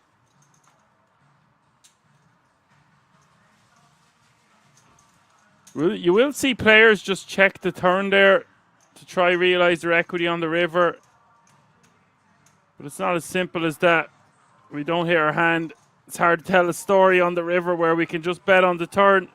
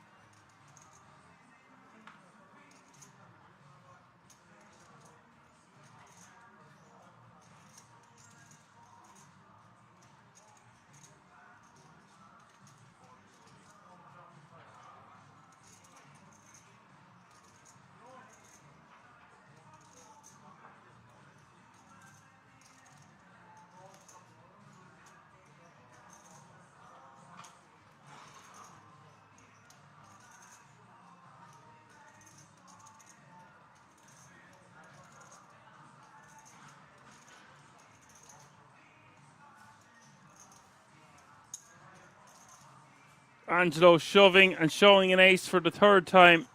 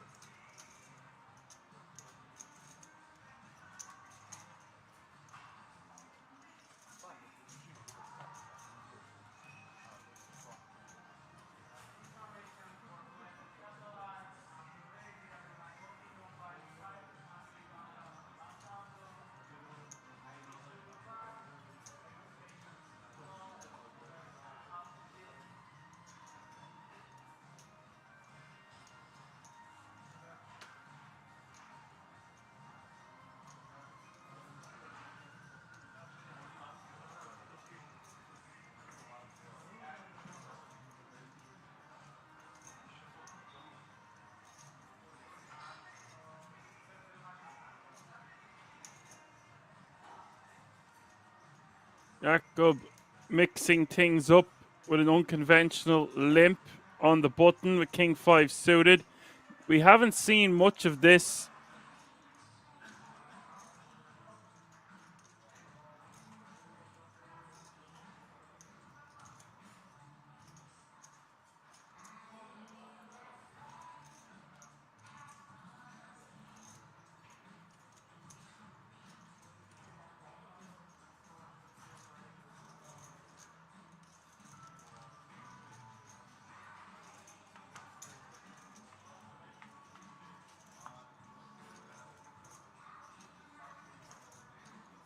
Yikes. Safwan getting out flopped, and it will look like such a good flop for his hand with his King 10 off suit. Piece of it for Alessandro, but it's Jakob who has top two.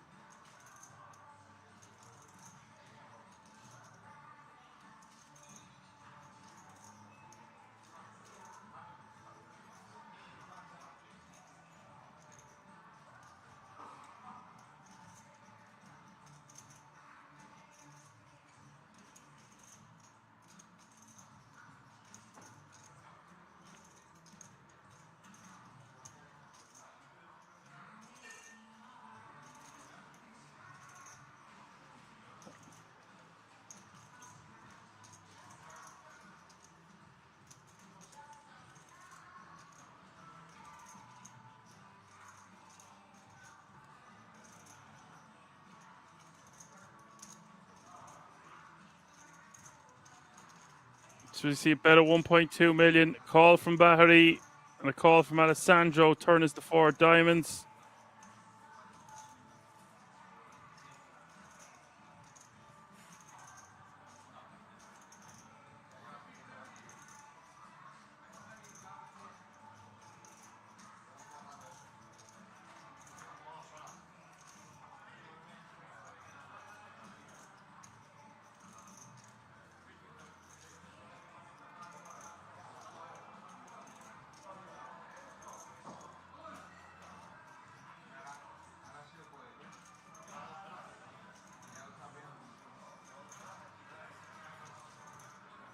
Safwan going to check again.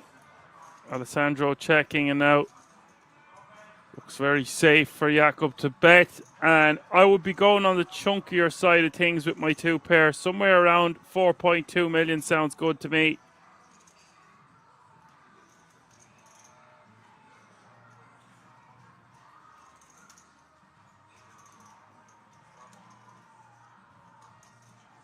$4 million is the bet.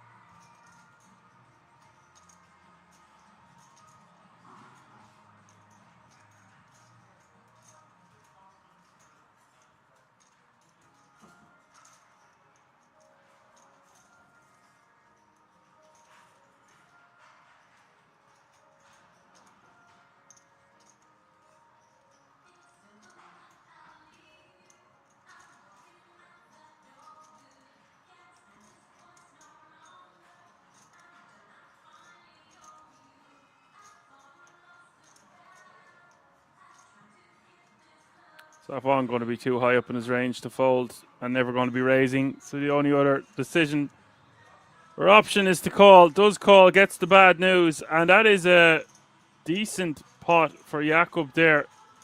Safwan losing one.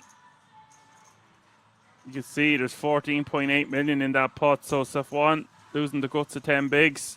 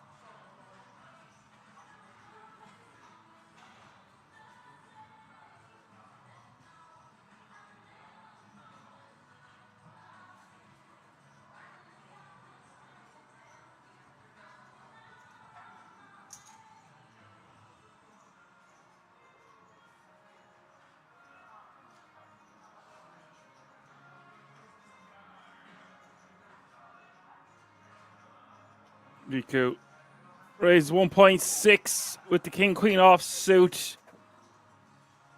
Jakob calls, Alessandro calls, and Marco calls. 4-way action to the flop.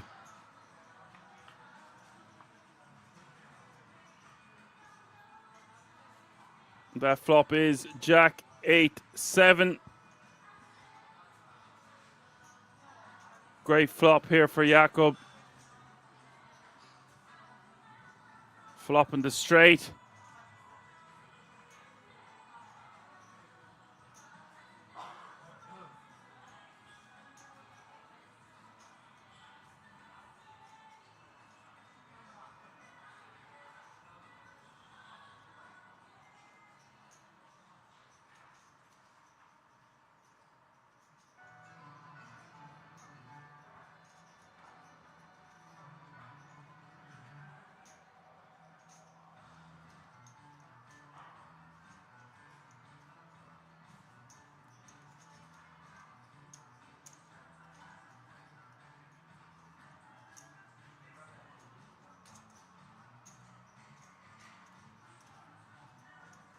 3.2 million was the bet. Problem for Sturba is Niku and Marco don't really have calling hands here. Hoping for action on this board, flopping the joint.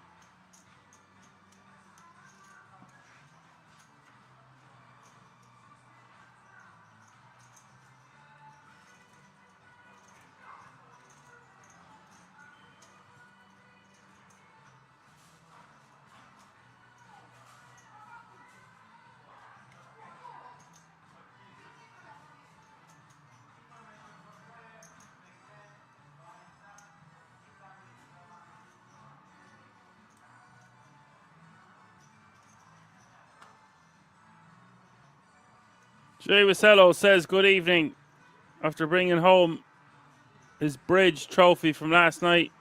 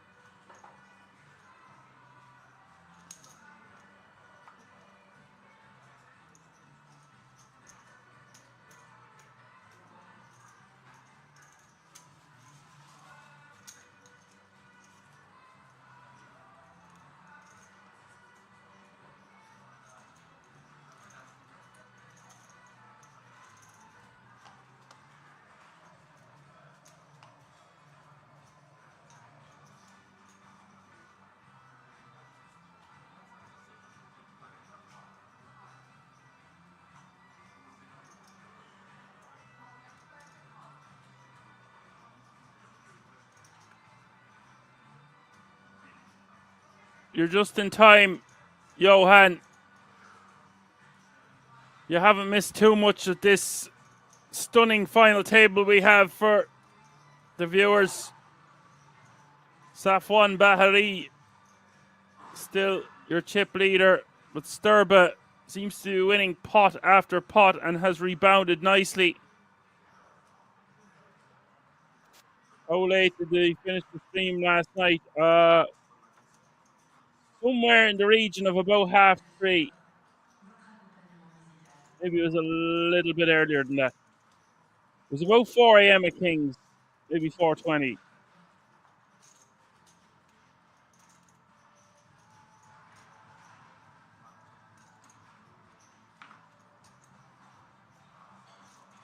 It was about between a 13 and a 14-hour stream.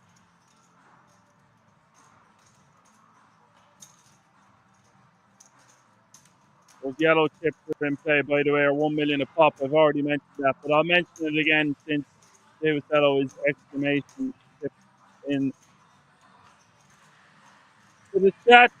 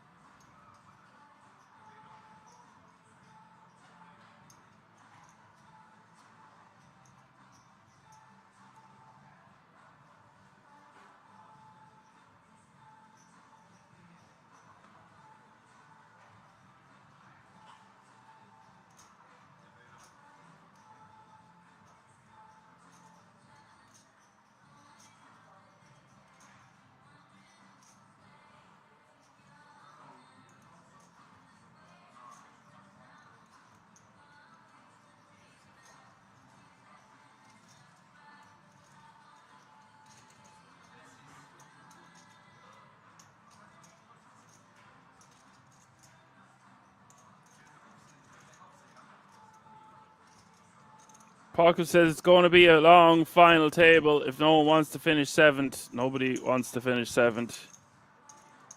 This you know for sure. Walking the mile, walking the long green mile.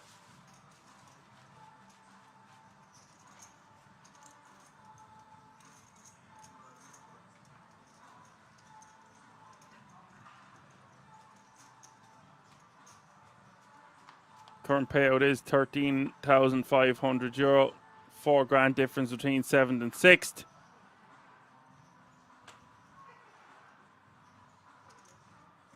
Top 5 all going to get 20 grand plus.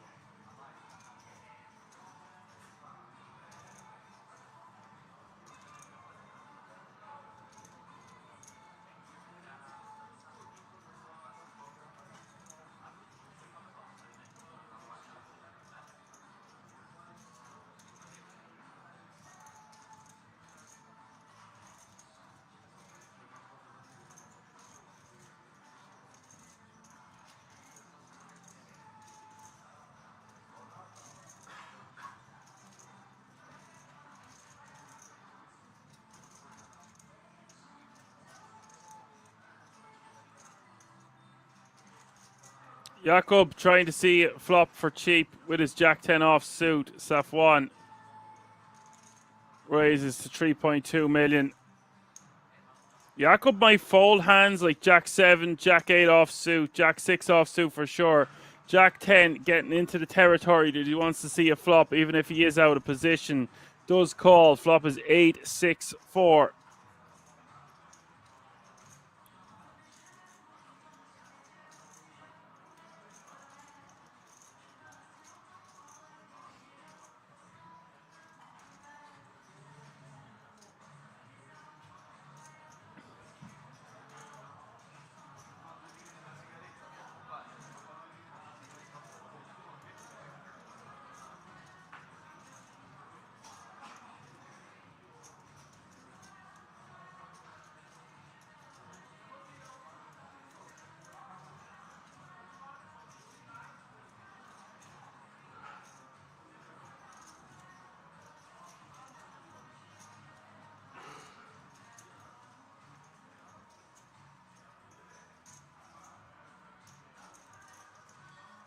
Safwan gonna bet here, of course. Good shot, straight draw. Can't make a straight without a 10 or a 5. He will take that one down.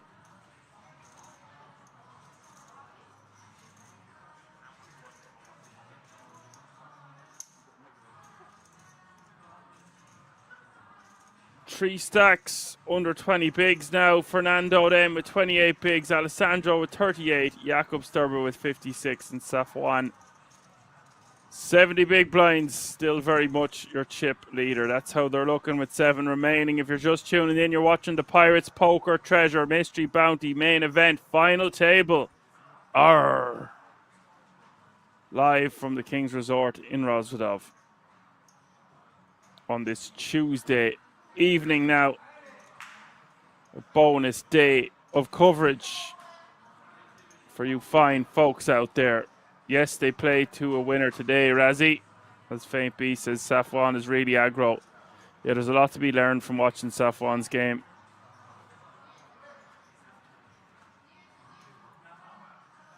And he's just growing in confidence. Over $1 million now in tournament live earnings.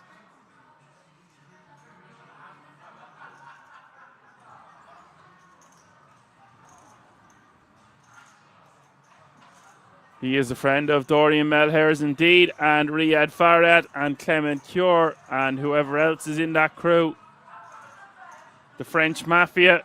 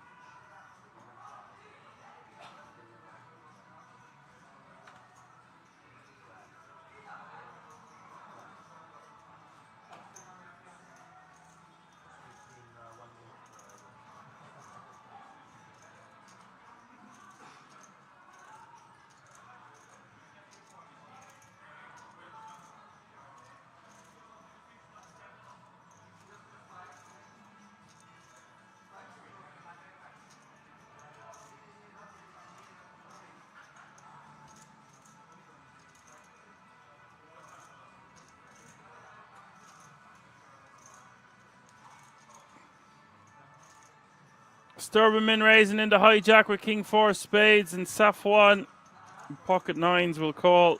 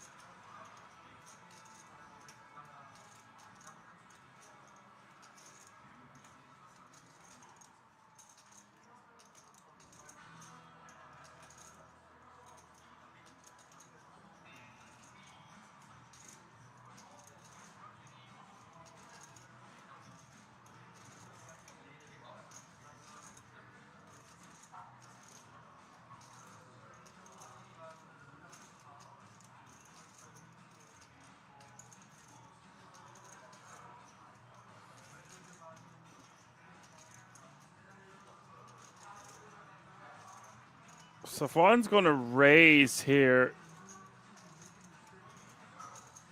wants to see where he's at right here, right now, with his pocket nines. Raising to 5.4 million.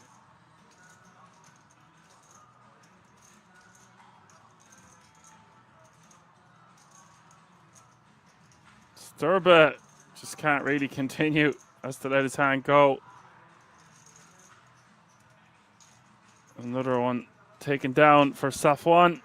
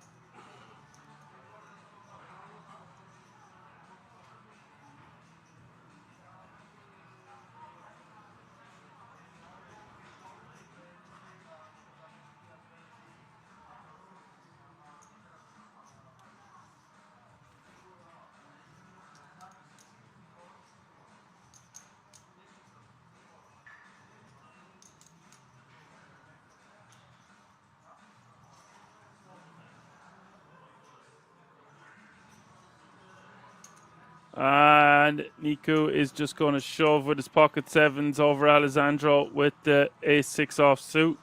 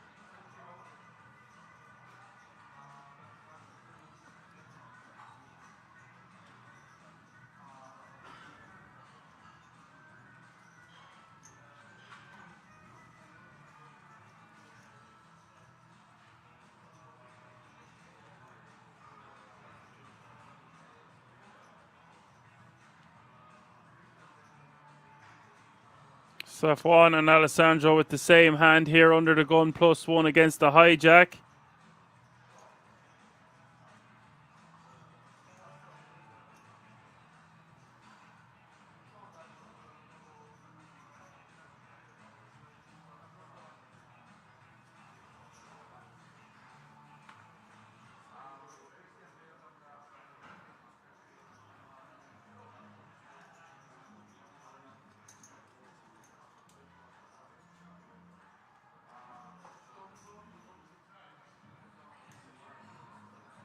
What a golden moment it is here for Niku with 18 bigs. Just wants to shove over the top and take down a sizable pop pre uncontested. Doesn't mind getting called with queens, of course.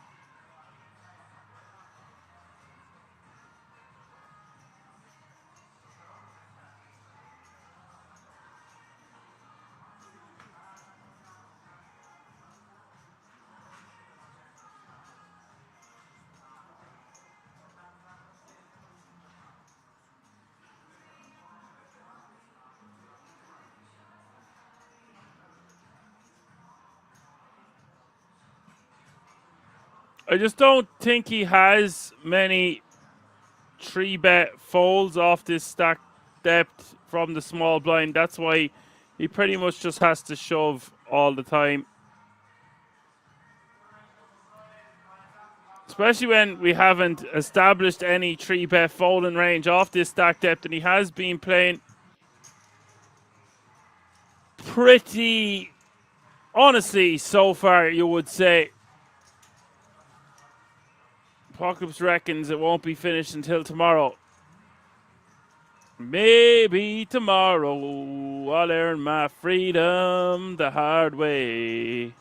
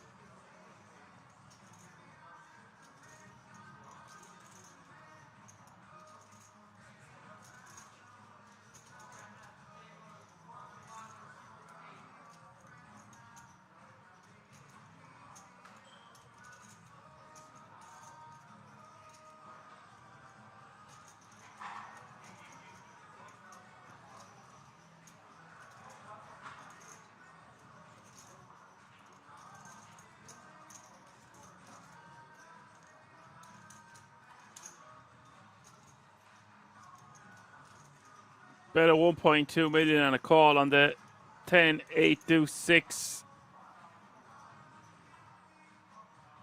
Serber with the best hand. And that's not a great turn card for Alonso to continue firing on because, well, looks like he's going for it. I was going to say this smacks the big blind's perceived defending range more so than the opening range from the cutoff. But Alonso has other ideas. Still looking quite sleepy, but has woken up a little bit. We'll take that one down.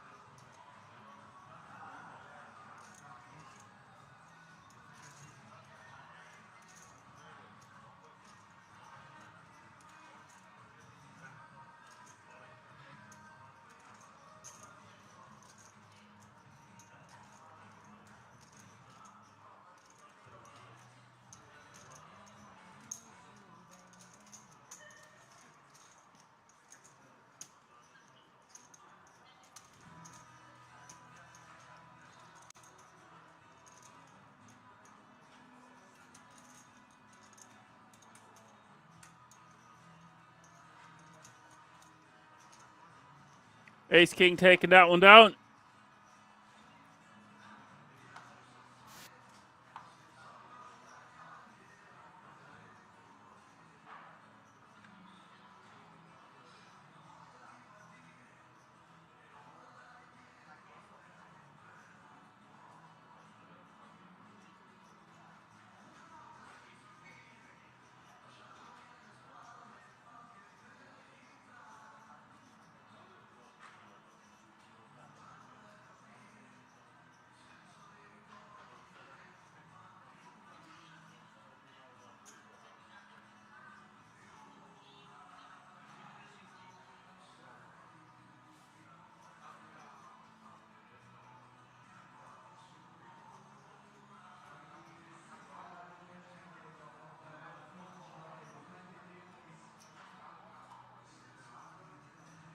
King for EQ raising from the high jack, step one, and small blind.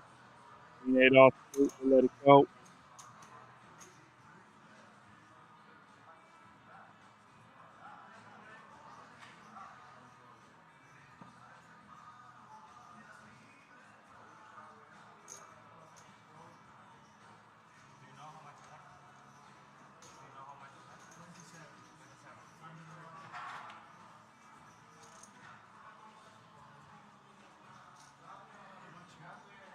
Alessandro flopping best on the queen, jack 9. Jack 9 2.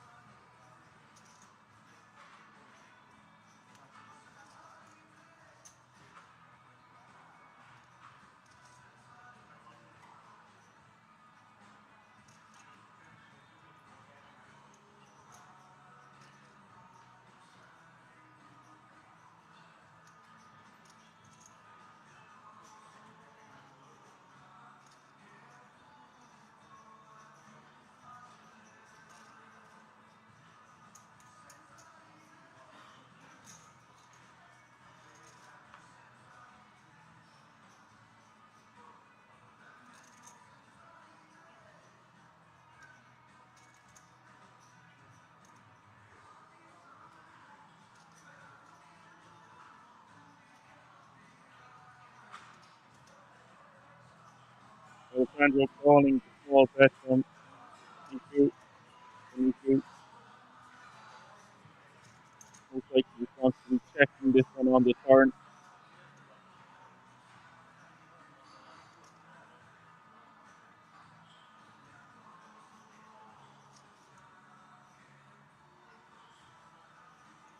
Wow, looks like he wants to go for another bet. Wasn't expecting to see this.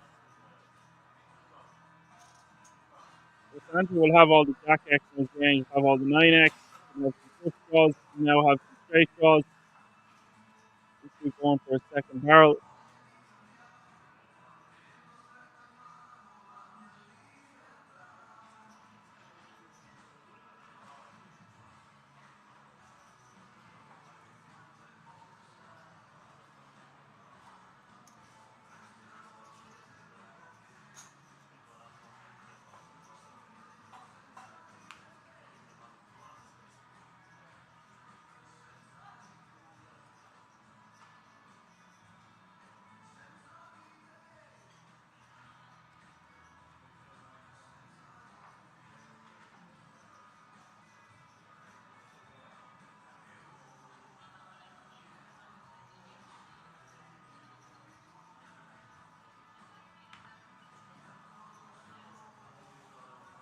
Alessandro will take that one down. He was fun with the hand once the 7 of spades rolled off. That's a nice spot. Taken down by Alessandro. Now playing 42 big blinds.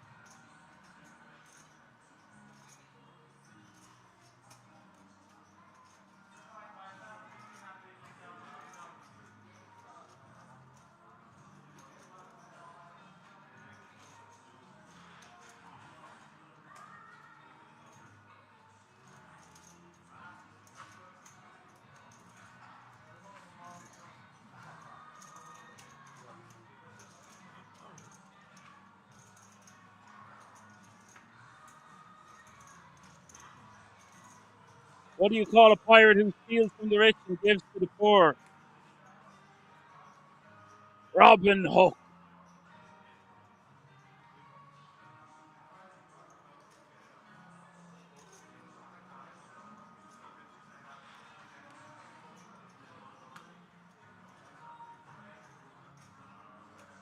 What did the first mate see down the toilet?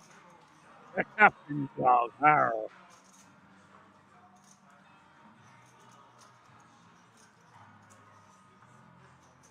I think that might just about conclude any more pirate jokes. As Angelo takes that one down with the pocket five.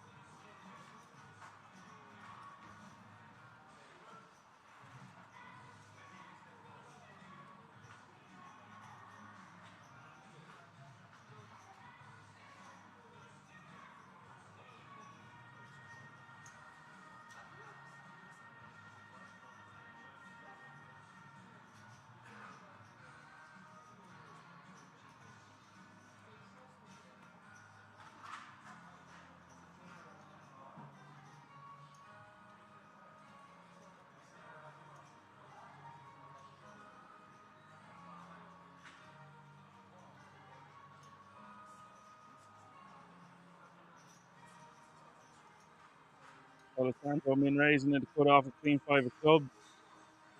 He's absolutely big.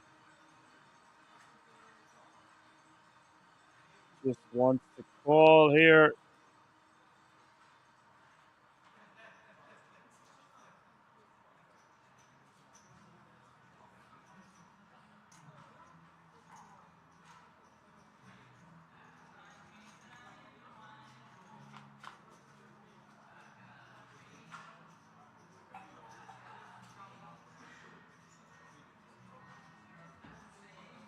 They say deuce is the flop.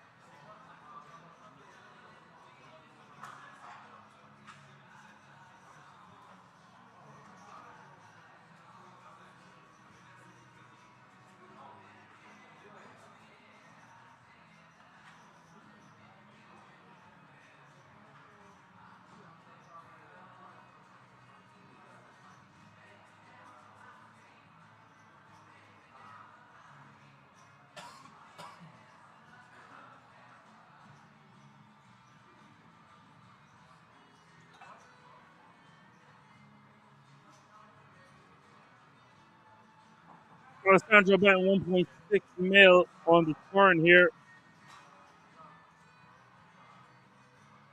Miku is going to call. Oh, River is a 5. And Alessandro most likely just going to check this back and will win a showdown. And Miku won't be too happy about that.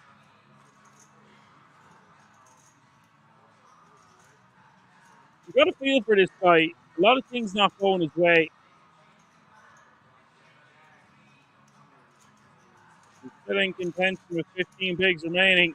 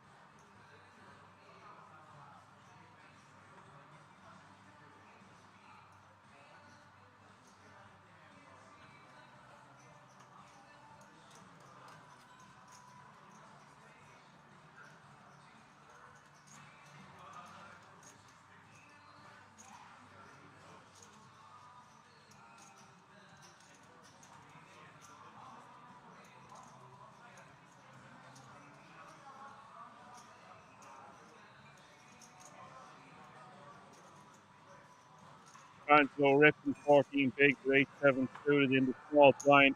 I think this is actually going to be fine as one of the shortest stacks. If he limps or just completes, Jakob can just apply so much pressure to him. He's taking that move away from Jakob and deciding to shove himself. If we get called with something like ace king, ace queen, ace jack, etc., we're going to have about 40% for our tournament life.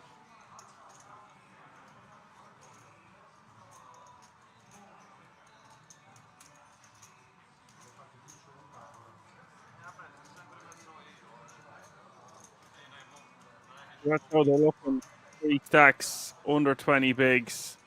Fernando Alonso in the middle of the pack with 27.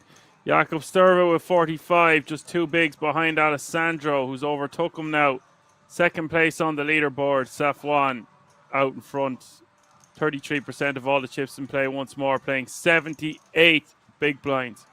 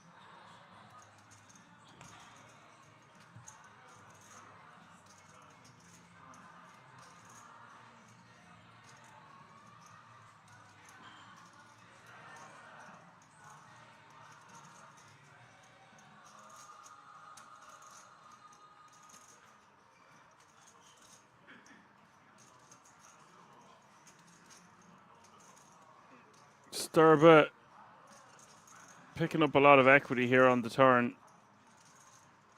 Marco would,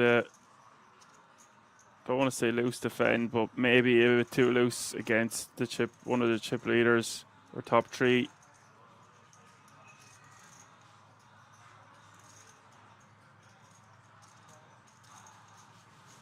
Goes for a delayed C bet and takes that one down.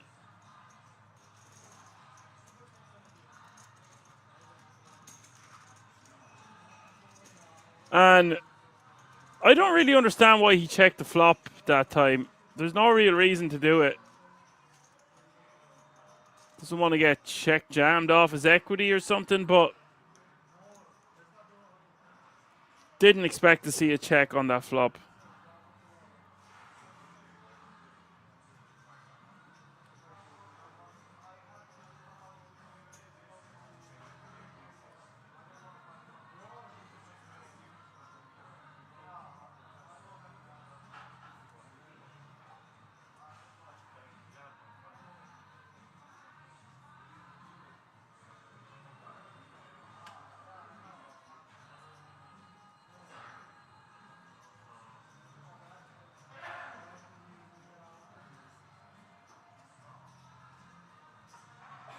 Nah, Blood seems to agree with me.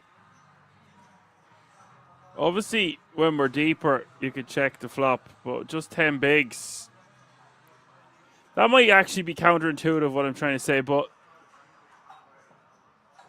I just expected to see him c-bet. There's a good shot, straight draw, backdoor flush draw. Positional advantage. So much ICM pressure. I've named about 5 reasons why I prefer c-betting than checking.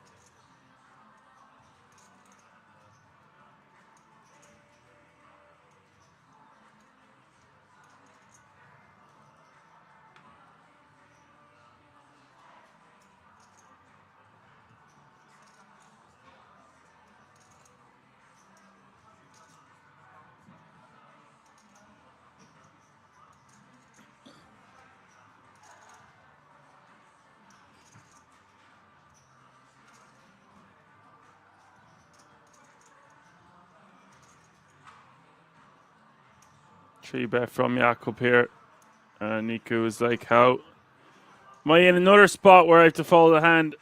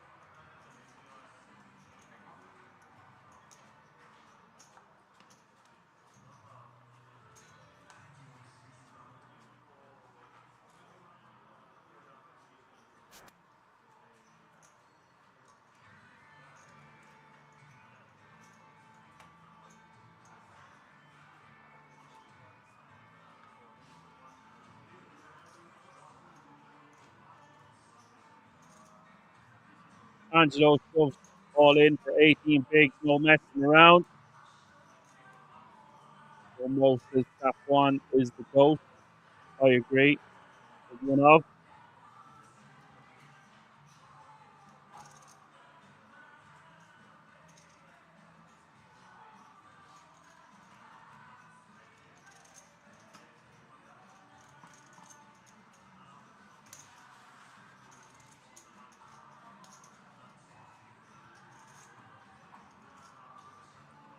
Don't really like shoving 18 bigs there with ace queen, but with this ICM situation,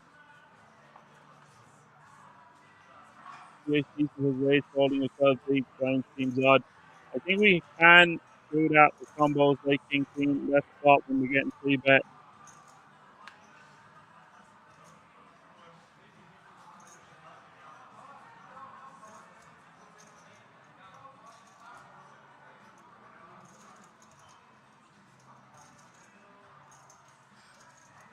An 8.6 bigs now for Marco.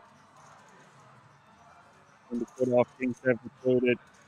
It's just going to be a bit too good. It's enough to shove. Just decide to fold.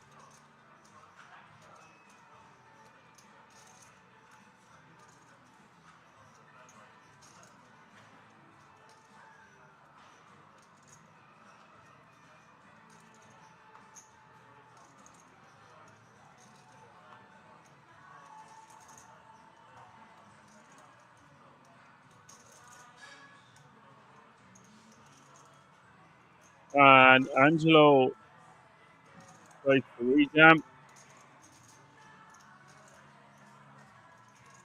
Nice move by Angelo. I expected to see him just call in the big blind. Knowing Alonso has to be pretty tight with calling range there and using those suited connectors as a rejam instead of a call. Taking the initiative.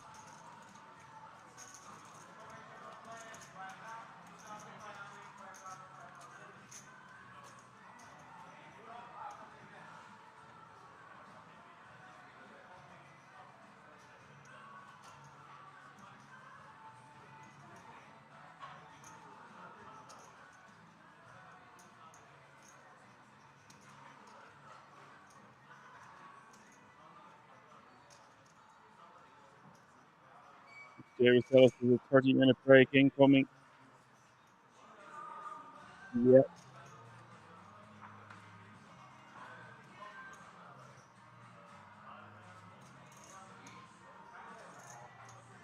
Great, I can go eat the rest of my dinner.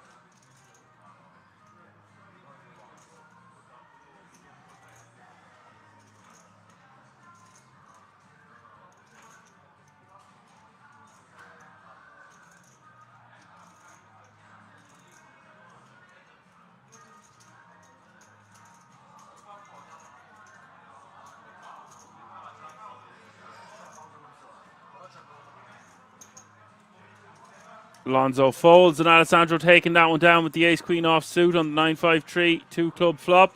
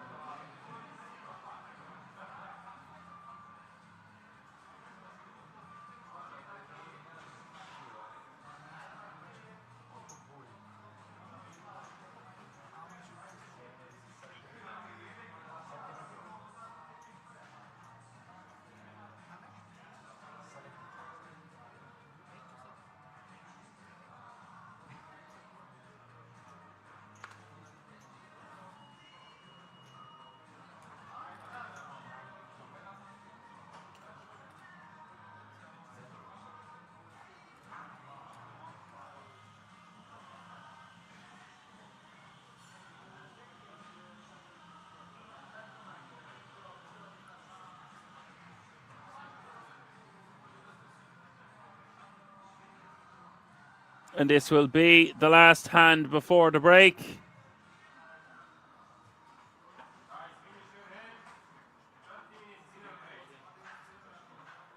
Niku's going to shove for 9.8 bigs.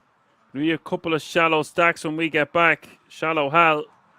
Safwan folds the 5-4 suited, gives a wry smile. And when we come back, we will be playing a 1 million big blind. Don't go anywhere. Lots more action to come. Things are really heating up on this Tuesday evening. We're going to keep it right here. See you all in a few moments.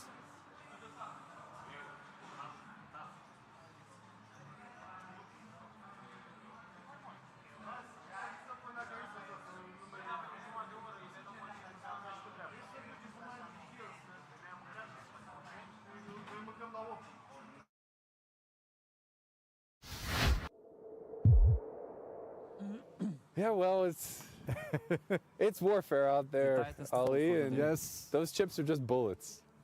Yeah. No sense in going home with them, you know? Not so bad. Put them to work or put them to bed. They're not as useful in the chamber as they are sprayed onto the That's battlefield. right. That's right. Until rent comes due, in which case you're looking for a few and some clips. Hey, you know, there's some nice weather in California here. They're kind to the homeless. Looking at you, Santa Monica.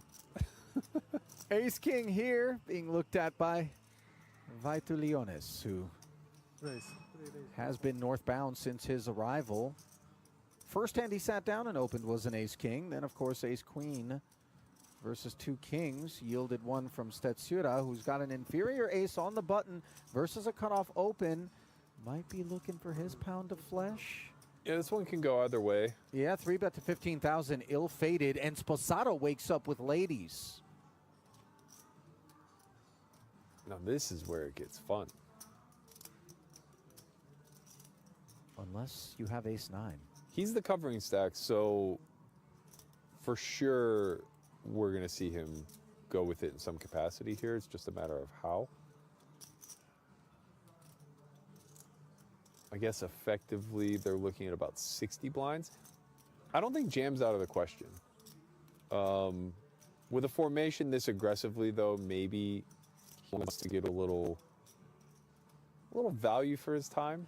You know, the thing is, as a big stack, if he were to come with some normalish 4-bet sizing, does it not at times appear to the opposition like it's more situational? For sure. Cut off open, button, 3-bet. In context, those two played that little pot moments ago, and you could lure something less than ace-king into hazardous procedures. Yeah, Instead, we know that this one is a somewhat foregone conclusion. Right. I think that's facts. It's more you start to play with the line of protecting your hand versus maximizing the value. And it gets a little dicey, you know, like 2 10s in this spot, I'm pretty sure you're on the cusp between jamming and folding, whereas like, you know, 2 aces, you're very clearly just playing 4-bet not all in. And everything that falls in between that spectrum is gonna want to try to do the best that it can to maximize both its fold equity and its ability to get worse to put money in the pot. This is very gross for ace king. I mean, we didn't really have this spot in mind when we opened to 5K, and yet the hand is the hand. He's going to choose to jam it. Yeah. Sposato isn't looking for the exits. So this is the thing, like, if you choose the 4-bet not all in here with queens, I think in general it's to snap a jam from either. But perhaps he was thinking to himself that he would very quickly call if the button were the jammer. Potentially he has a decision here versus the original opener. Buona fortuna. So we're off to the races in a classic. Maybe. If Oh, did he call? I think, yeah. Oh, okay, I'm okay. seeing call 109 in there, so unless my eyes deceived. Perhaps the writing was on the wall here as the ace-9 ducks out of the way. And all of a sudden, the fate of the Lithuanian hangs in the balance. To the flop we go. 10-4 tray. Not what was needed. One ace in the muck. That much we know. Can we find a king? Some running wheel hopes.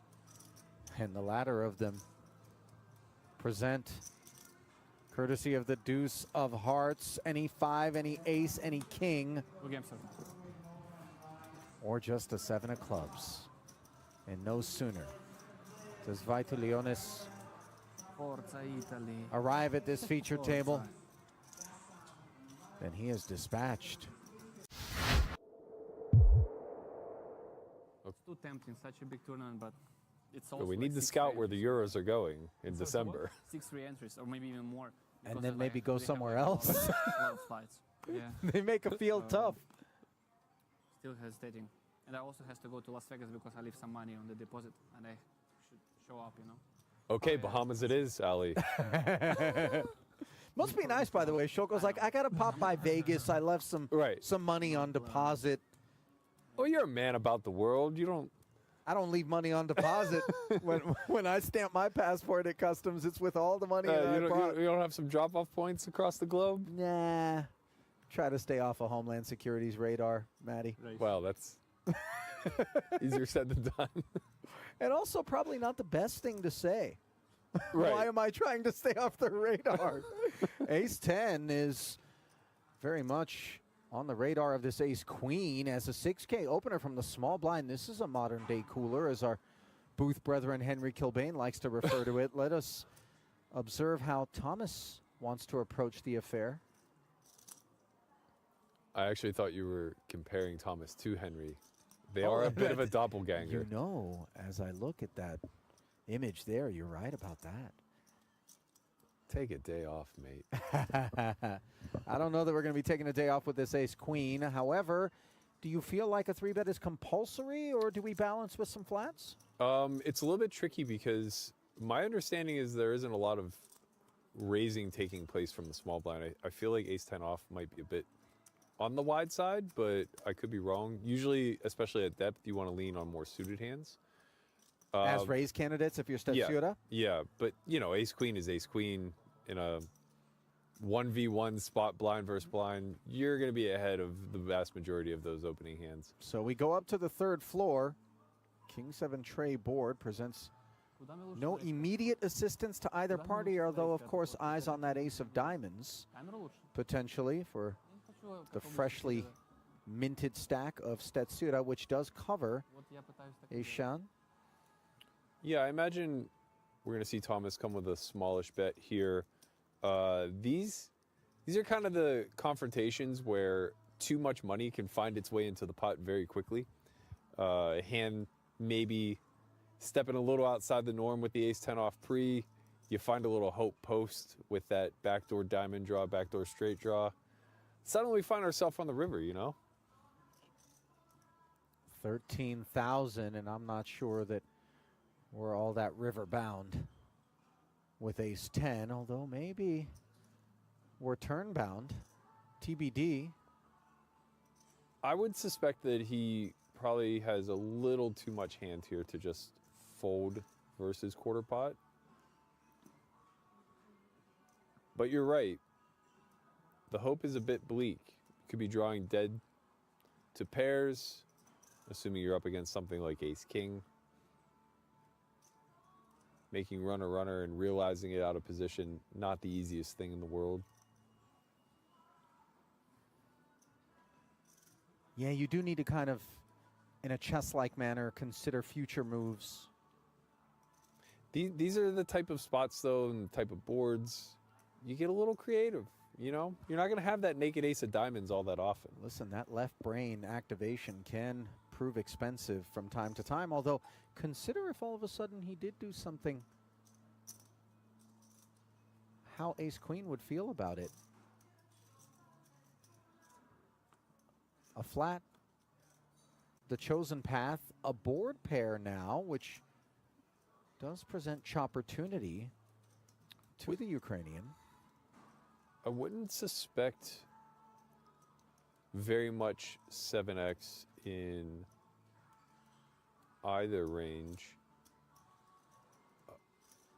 which is probably going to slow Thomas down here quite a bit,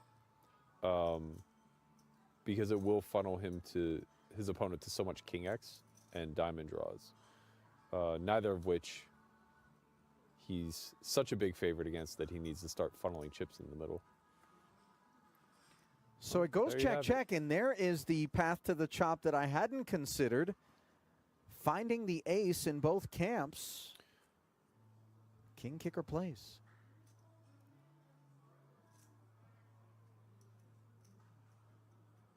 I wouldn't be shocked to see something along the lines of like block bet jam here. Instead, it is a check from Stetsura, and I think he's kind of hoping that maybe he sees a normalish bet sizing out of Aishan, who is deeply incentivized as the pre-flop 3-better to rep this ace-king high board. Yeah. Personally, I'm quite greedy in these spots. What's that, Gordon Gecko? I think unless I gave a lot of credibility to Stetsura to being capable of having ace king here, I would go very large, somewhere between pot and all in, just trying to put a king in a blender. He seems to have kind of positioned himself into having mostly just bluff catchers as played.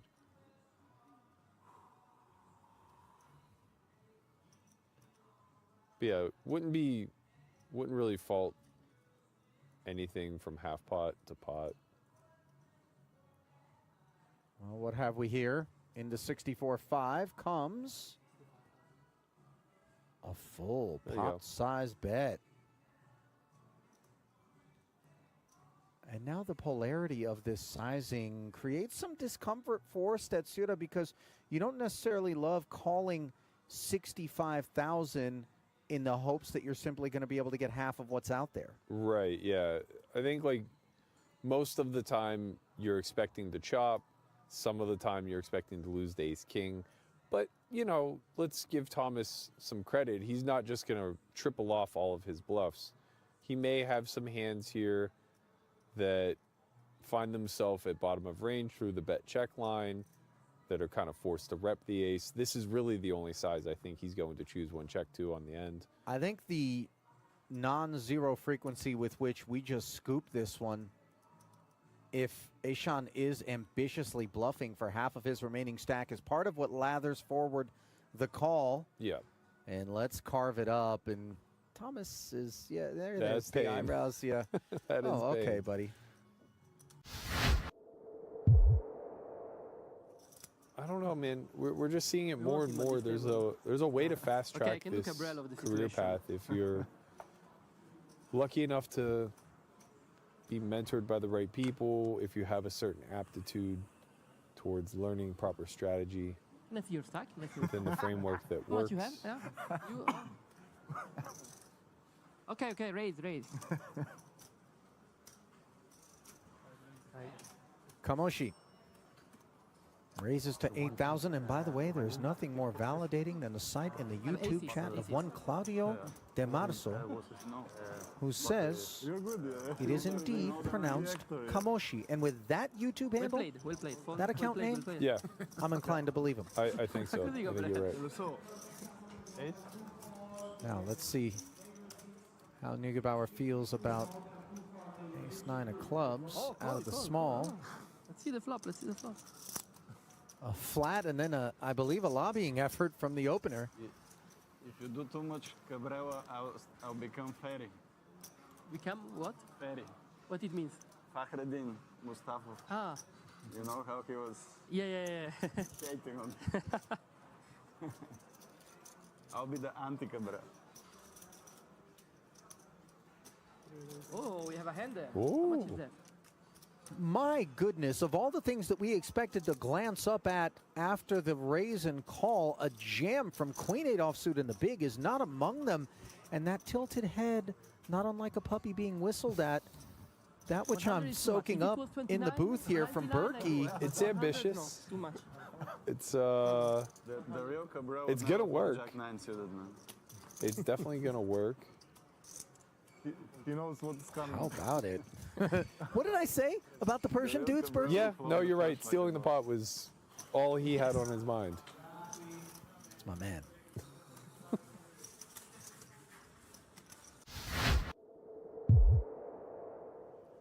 You know, this feels oddly, and I know that we don't have adequate data maybe to make these sort of blanket generalizations about what we're seeing. An ace suited on the button, a jam from Lee, but I was going to say sort of a piece of fruit ripe for the picking in terms of the deference and sort of the lull, like anybody that wants to actually say, all right, let me change gears here and snatch some chips. Might, you know, be well served. Yeah, I think part of it is, though, we're still so far away from the bubble entry, either just closed or will be closing after this level. A jam from Kamoshi, and unfortunately for Lee's purposes, Velocevic has folded an ace. Spades are live, though. The path to a W and continued attendance here in this main event has been made that much more difficult for Daehyung Lee.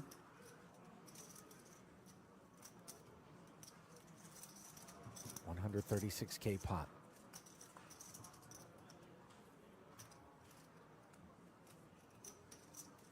Now, while that isn't the flop that we had in mind, it does present an opportunity to counterfeit the nines. We'd love to see something like a jack. Jack on of the spades, turn. 10 of spades, maybe for max sweat. The 5 of diamonds instead. King of spades. What a boring term. King of spades for split pot. King of spades is split King pot. of spades, money back. Kamoshi facetiously pretending not to have a grip on the game. And maybe this is somehow a karmic arrival on the river as Lee, given a stay of execution, and ask your doctor if your heart is healthy enough for a double. My heart.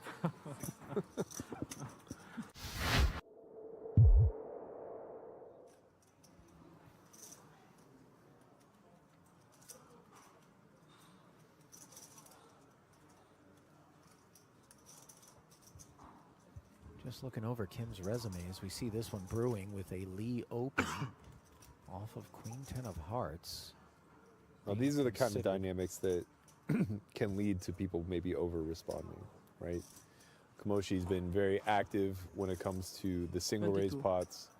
Now he immediately finds himself in a good 3-bet spot. Should somebody wake up behind with the old ace-5 suited, perhaps, maybe they get in a little trouble. Doesn't look like that's going to be the case, though. Now Lee is going to be left to fend for himself with the Queen 10 suited. I imagine he'll continue through a call. Might just fold, given his stack depth.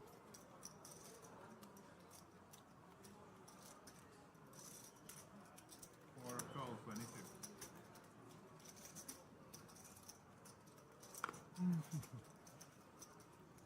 So Lee is dominated.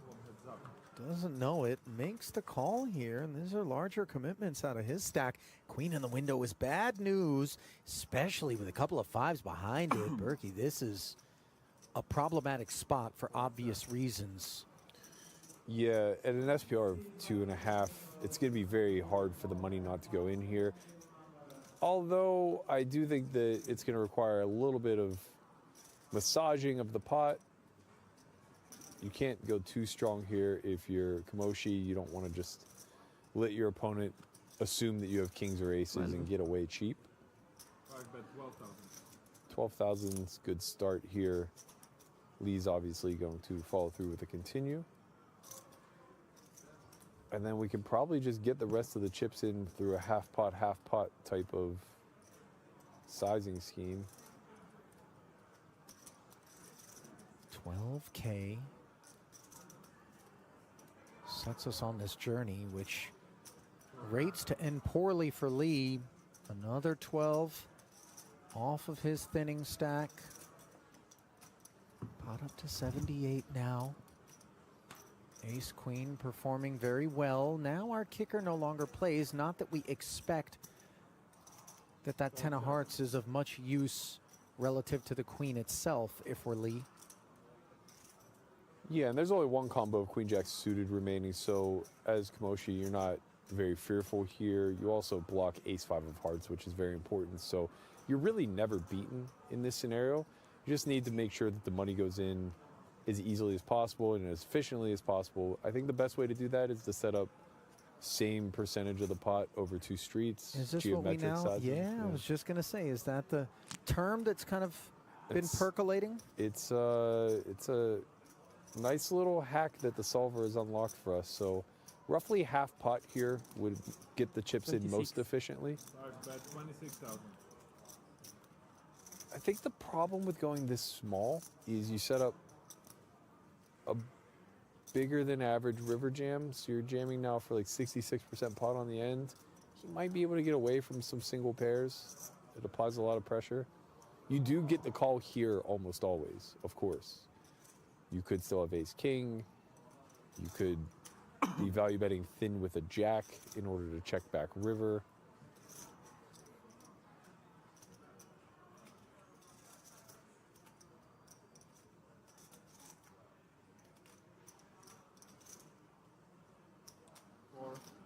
You can sense the discomfort that Lee is experiencing despite having a good bit of hand here. Yeah. And it doesn't rate to come to an end on this river. He's got 76, and Kamoshi could very well ask for all of it. Just completely unconcerned about not having a winner with ace-queen here. And once we get called across a couple of streets, you do get the sense that a hand that can call does lurk. Yeah, certainly. You almost always are going to have Lee positioned into having a worse queen here. On occasion, I suppose, he'll have a hand like ace-jack with a backdoor flush draw that might have a very difficult river decision. But most frequently, in order for you to get called 3 times here, he's just going to have an inferior queen, of which there's a fair amount of them. You know, he's probably going to have 2 combos of king-queen suited, 2 combos of a queen-10 suited. Ace queen. Well, this was a decision for Lee's tournament life, one that has come to an end. Unlucky.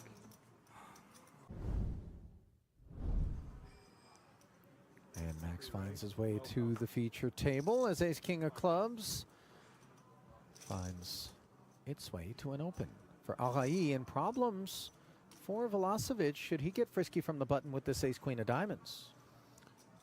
Yeah, I think at this depth, you do start to see a lot more calling take place.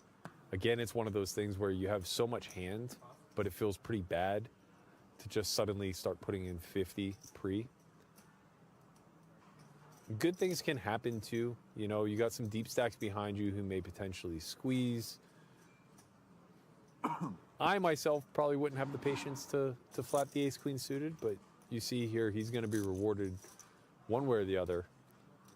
Well, it's curious. Look at all this interference and a setup for Svetanov whereby this king-queen of hearts really tempts us to rise up, does it not? Yeah, but I think it's like, again, one of those things where this is too good of a hand to turn into a bluff.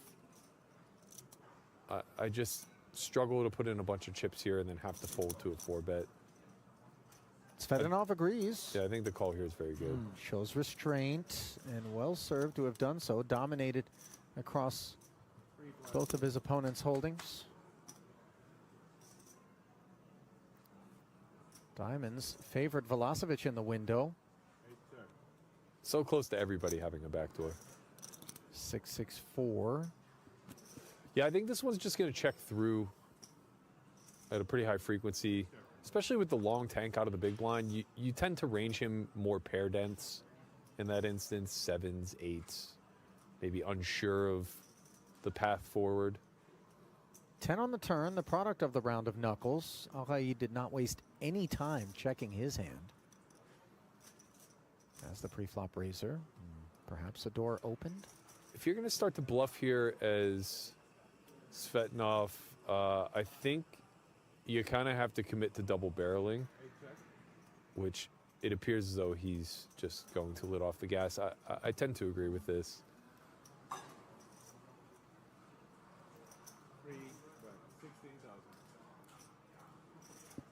Tricky spot for ace queen. You still beat some hands here that might take a stab on the turn, but you also still have the big blind behind you to concern yourself with, who may easily still be slow playing trips, checking over a 10 or a 4 that may not just give up to this bet and a call. I imagine he's just gonna have to find a fold. Yeah, that's a very disciplined laydown. Really could have been much more violent for Velasquez had he traveled a different path. And for that matter, Svetanov. And it's going to be tough to earn chips in spots like this, where you had the literal owner of the Lakers. Right. Right. You had like a top shelf pro. Mm. You had a guy that obviously was laundering. And I don't mean dry cleaners. No, yeah. You know, Yeah. somewhat ill-gotten. Another Must guy. have been the gains, especially the relationship he had with the money. Right. Another guy in there with his last 6 bets, and they're not even his. Yep, there you Yeah. go. Yeah. Case backing. Right. Wonderkind, who, if they carded him, would be kicked out of the casino. Yeah. And then a guy who looked like genuinely he had just finished a shift at a Chinese restaurant, and maybe was wearing $17 worth of total clothing, but had $60K in chips in front of him. Hey, as long as we're in action, we're happy. Well, I'm not sure how happy Kamoshi's going to be to It's- face rare resistance in the form of a 3-bet, and just observe how ill-timed it is. Very unlucky. for Open, Velasquez. 3-bet, and now Radicki gets to play ladies' man out of the small. 72,000 deep. There's just nowhere else but all in, right? Yep, we're Yep. got to ship it in and put him to bed. And Velasquez going to be priced in for another 45? Has to call, I think. No choice. Can't be worse than a 2-to-1, 2.5-to-1 dog here, in spite of the fact that you don't have your best holding. And by the way, this additional requirement is north of 20% of your remaining stack. Yeah, I mean, you're getting 3-to-1 on a call here. It's really hard for you to be worse than that versus the jam range. I mean, that range does include aces, which may make this a lot closer than it actually is on the screen.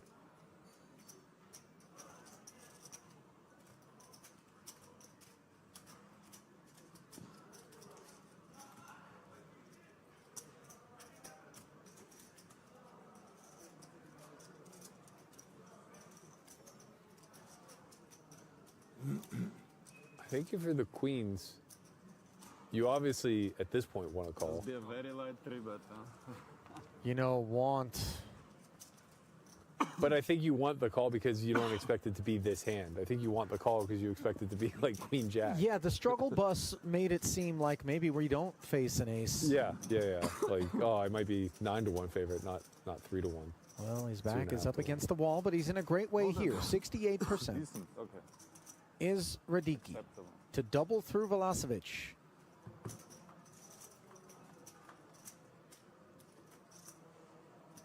Four.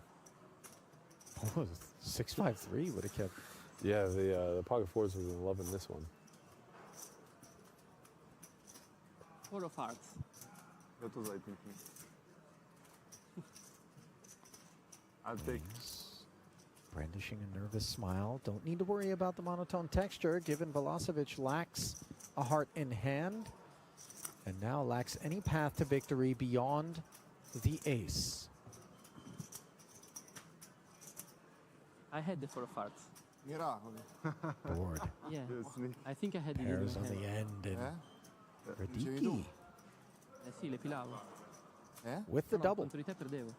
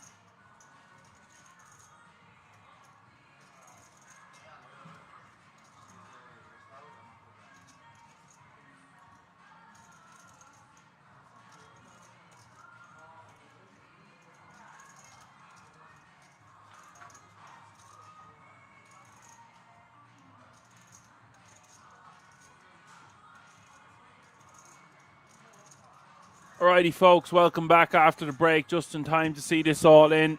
Queen Jack for Sturba. Marco finds a calling hand for 6 bigs with the ace-7 and gets a much-needed double up back to 13 big blinds now.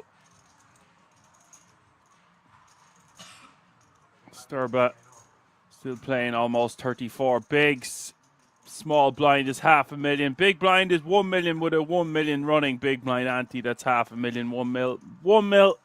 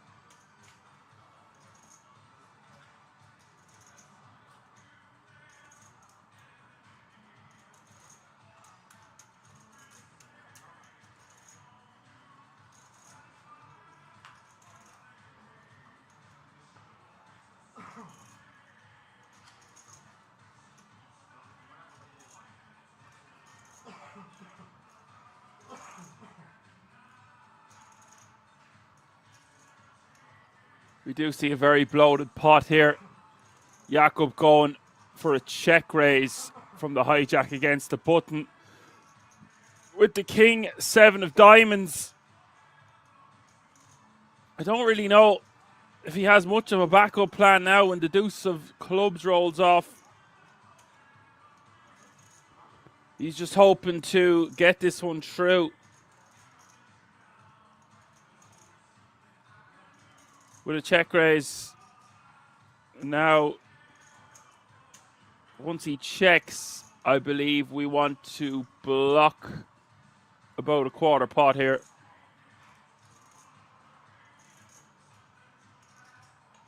Maybe a bit overkill to just jam. A lot of the draws in Jakob's range would contain a jack as well. Jack Queen, King Jack, Jack 8. So you want to bet around 6.5 million here.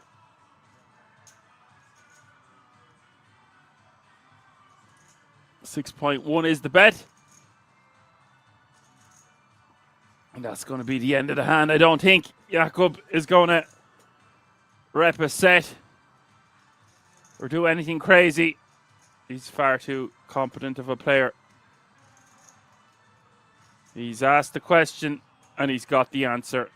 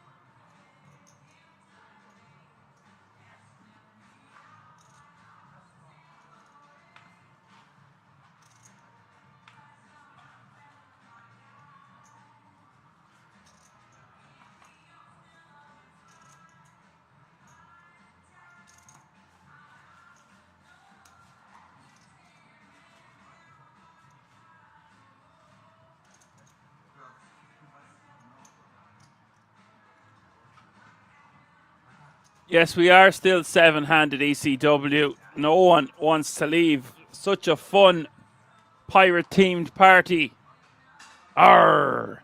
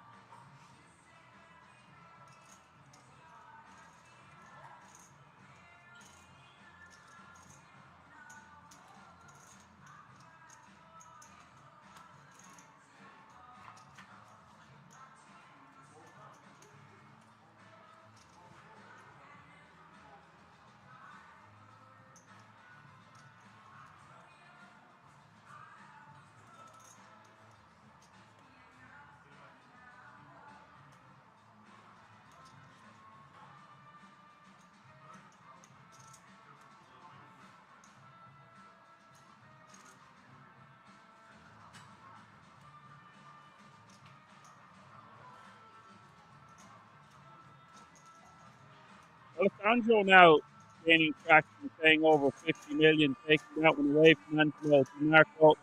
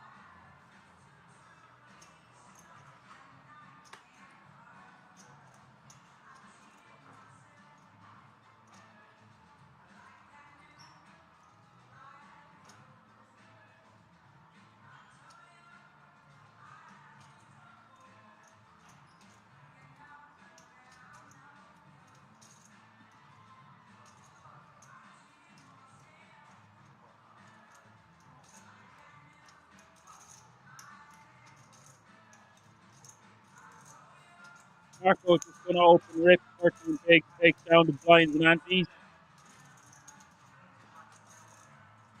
Race king off the 2.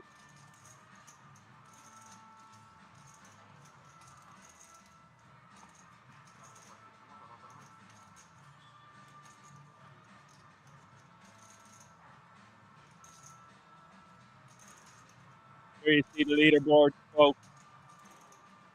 23, 20, 15, 15, and 7, causing some ruckus. Now Alessandro not too far behind Safwan Bahari.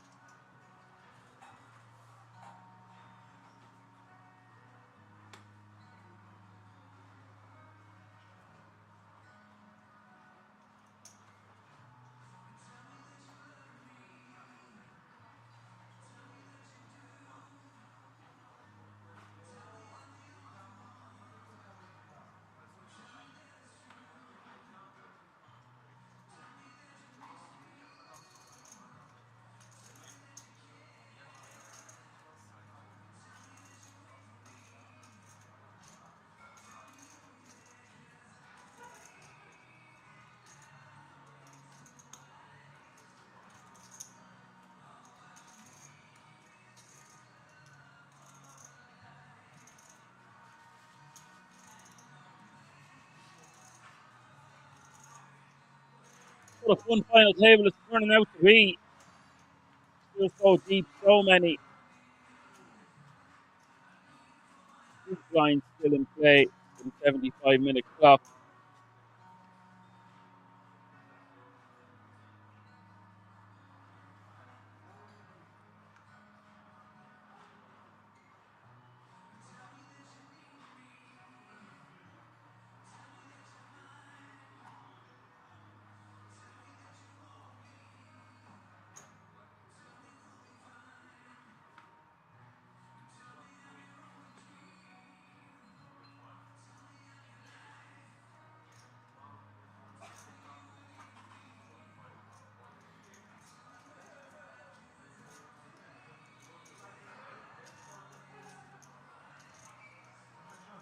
Hey, mark out is going to min raise with the aces.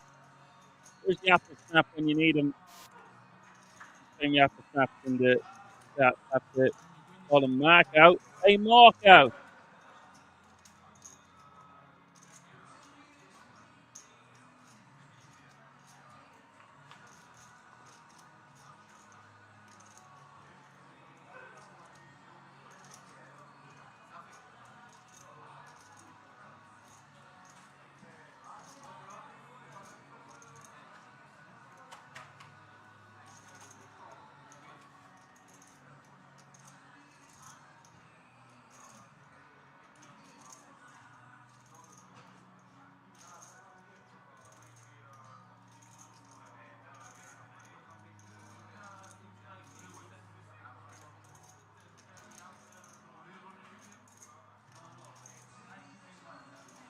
Alessandro picking up a funky amount of equity here on the turn.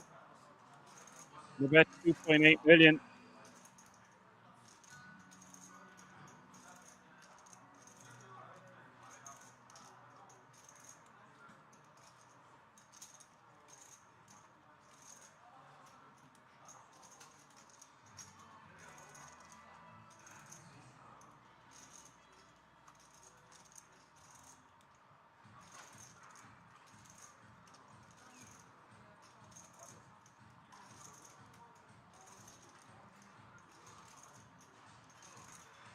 River bricks out. Well, I'm telling you one thing. No! River bricks out in the form of a spade, a king, or a queen, but I will be shoving that river all day from Alessandro because our perceived big blind defending range smashes that board. Now, would it get aces to fold? I don't know. Clearly not if he's betting himself. Call me crazy, but if we shove that river for pot, it's very difficult to call with an overpair. Have another look at that hand. Mostly bet this turn. Maybe can't be giving up on the river.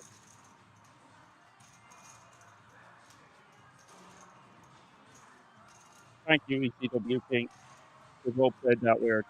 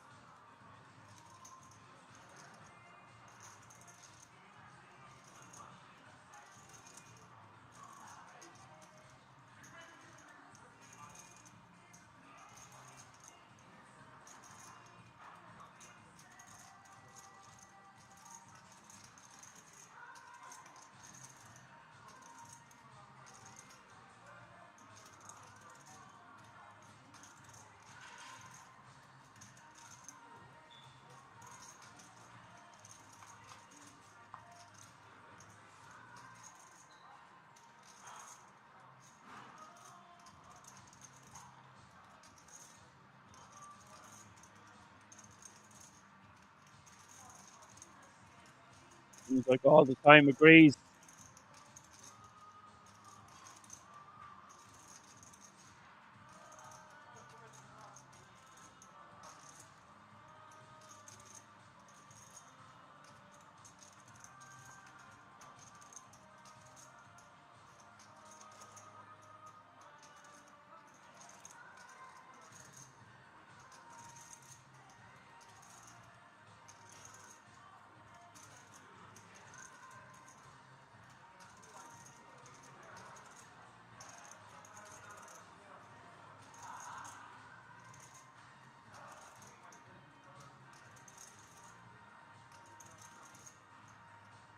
Step one.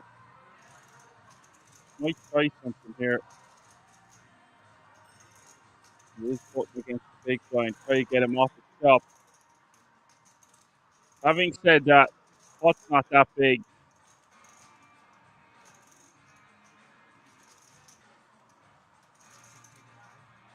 But having said that, this is step one, Bahari. If we're going to bet, we want to bet somewhere over pot. Yes, goes for 6.5 million. I love it.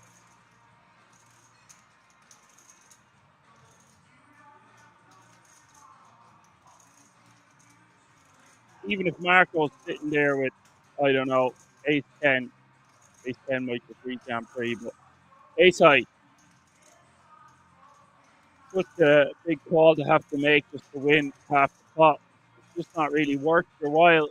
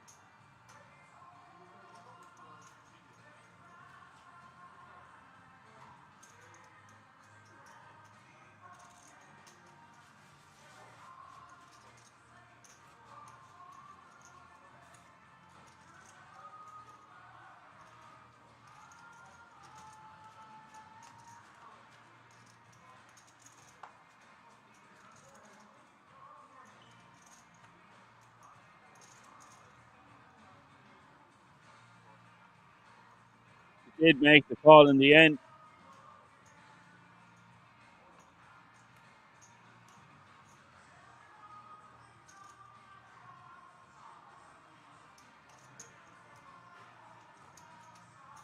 I was a bit shocked because I thought Bahari's bet would have worked there. That's technically on paper. Good work, folks. Trying to spin some wheels in my head there to get me thoughts across. I don't think we need to be calling there.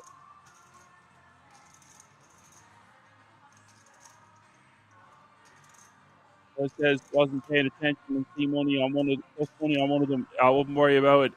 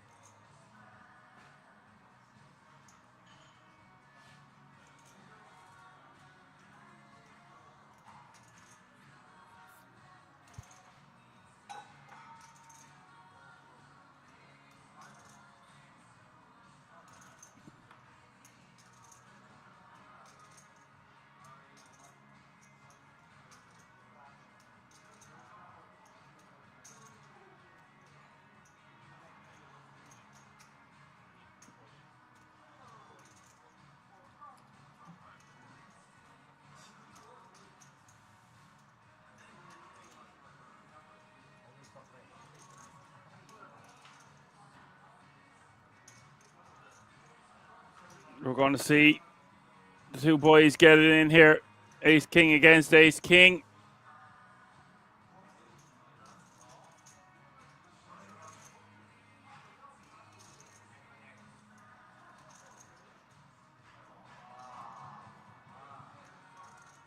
Oh, wow. That is nasty. 8-10 deuce. 9 rolling off. 9 of spades on the river. And Ace King against Ace King will eliminate Niku in 7th place. Pretty sick way to get knocked out of such a prestigious event like this.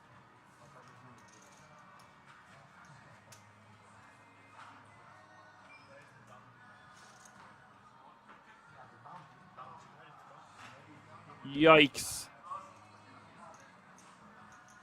And Niku having well over 20 million chips at one point. So many small pots didn't go his way. He was one of the chip leaders late last night. Does say goodbye to us in 7th place. Good run from him. I think I looked at his tournament live earnings and he'd never won anything before. Or very little anyway.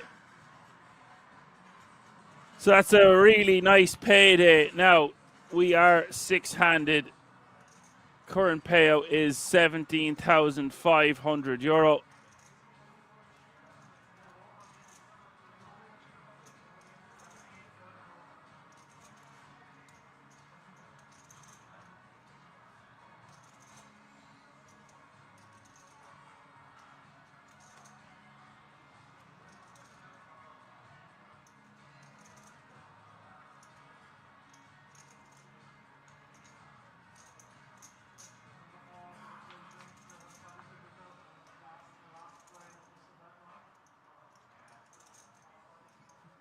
Sajo says, I think I'd give him 10% from the mystery prize for his ticket.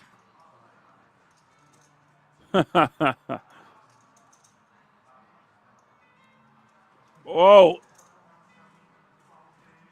We're about to see another large pot here, it seems. Marco could go broke here, folks. Sturba flopping 2 pair. Marco top pair, decent kicker. We've got action.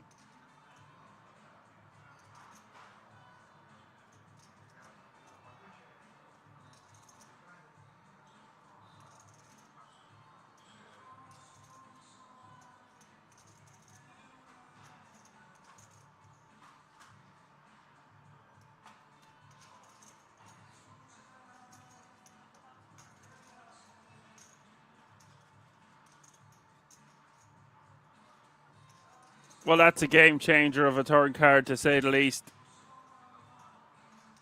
Sturba absolutely hating that turn card.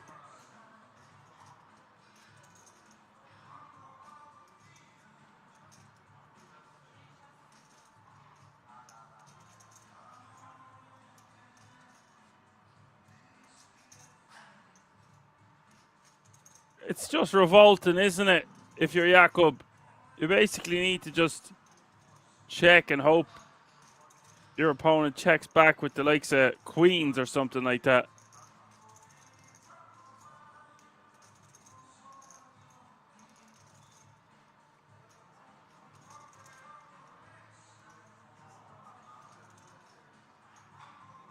We're going to bet nice and small here for Marco. 3.5 million should do the trick. Goes for 3.5 million.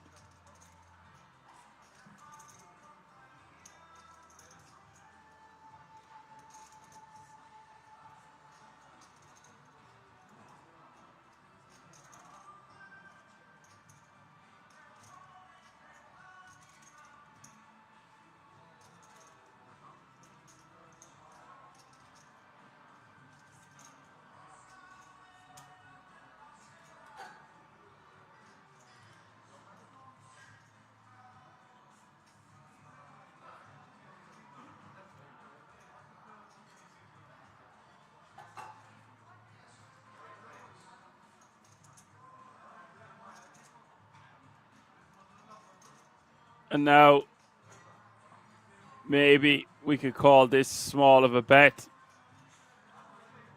to keep our opponent honest. But Marco hasn't really been messing around. I think he would just check behind with a lot of clubs or a straight draw on the turn, especially when the board pairs. So do we just fold our king 7? We do just fold our king 7. A lot of players might call there to see the river, but I actually think that's a great fold by Sturba. Slajo agrees and says, new dealer, please. Yeah.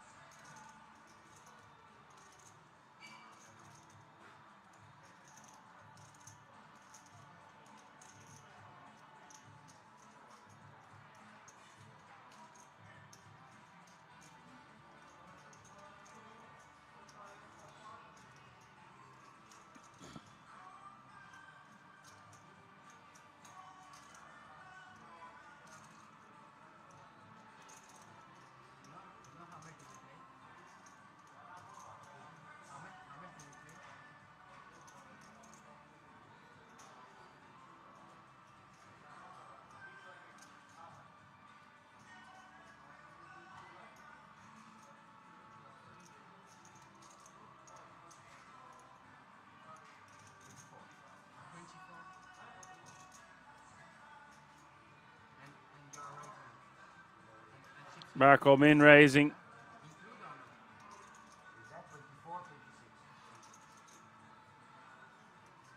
Safwan wants to 3-bet this. Make it nice. Make it like 6.5, 7 mil.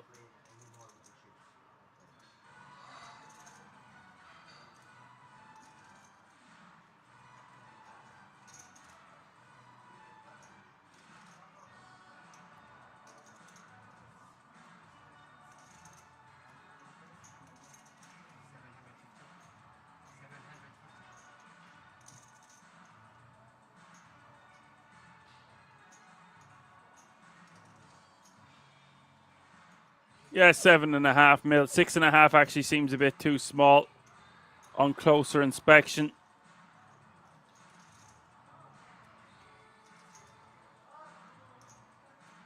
Like this sizing from Safwan.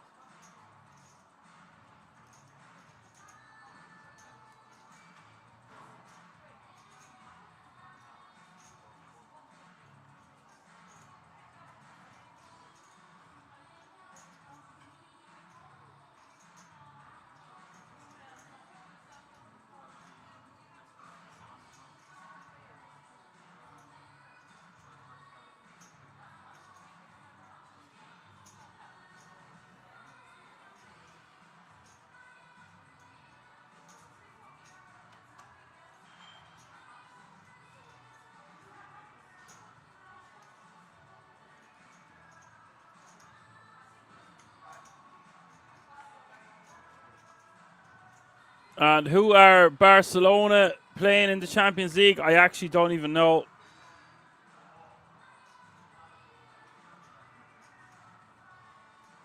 Safwan with 6-5, flopping a straight. Alessandro 9-5.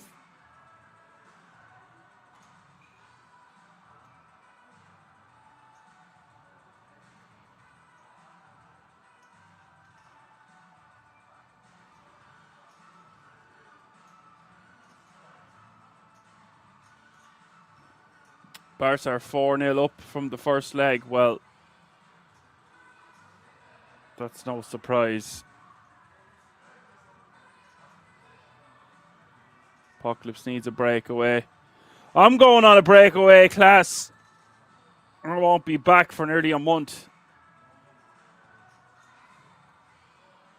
The 11th of May is the next time, as far as I can tell.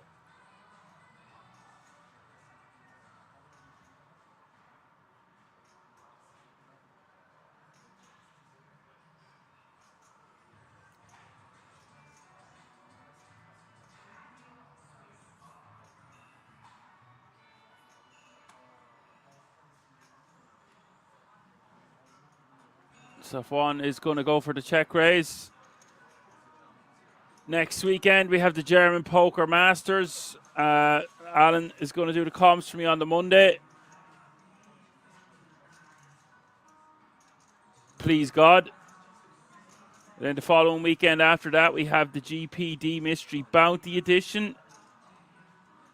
I'm not streaming for that one. And then we don't have any comms the following weekend because we are combining two festivals into one, the European Poker Festival. I believe I'll be back for a marathon for 3 days. The Sunday, the 11th of May.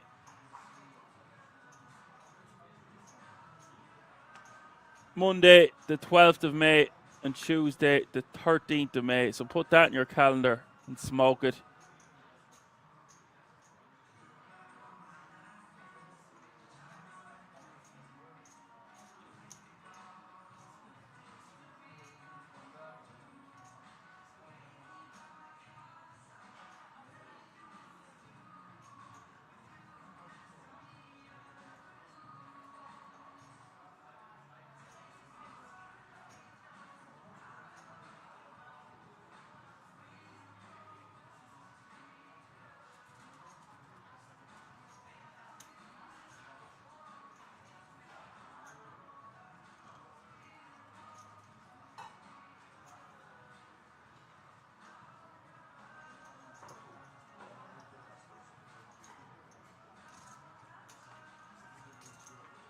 Sturba min raising.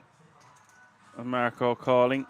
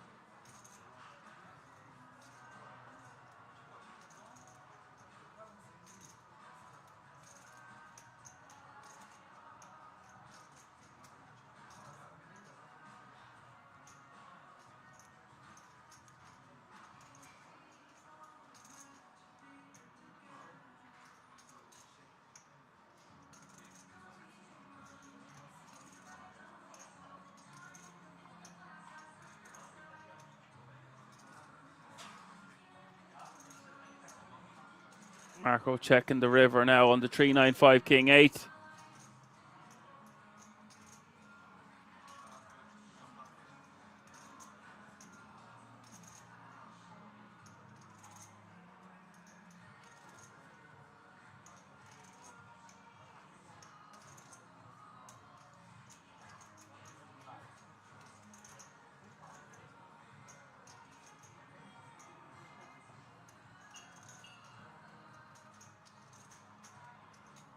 And that cheeky check on the turn is why Marco feels compelled to call on the river.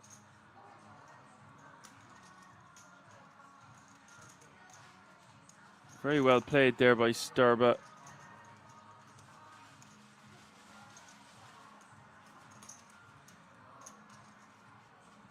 Puckle says, historically I have always hated Barca, but right now they're just fun to watch. The football they play is great. Yeah, it's a good river, the undercard. All the time says, my doctor tells me I need to quit smoking.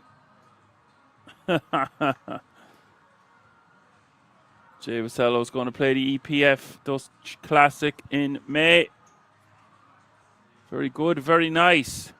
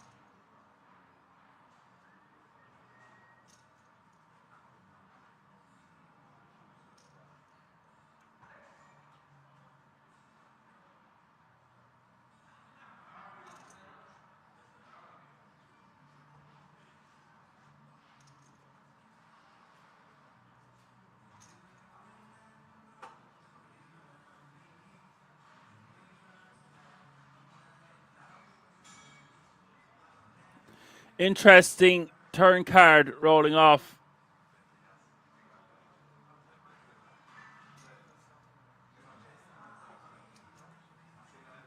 Gives Alessandro a set now.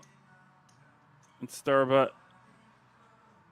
picks up additional equity here in the form of a jack.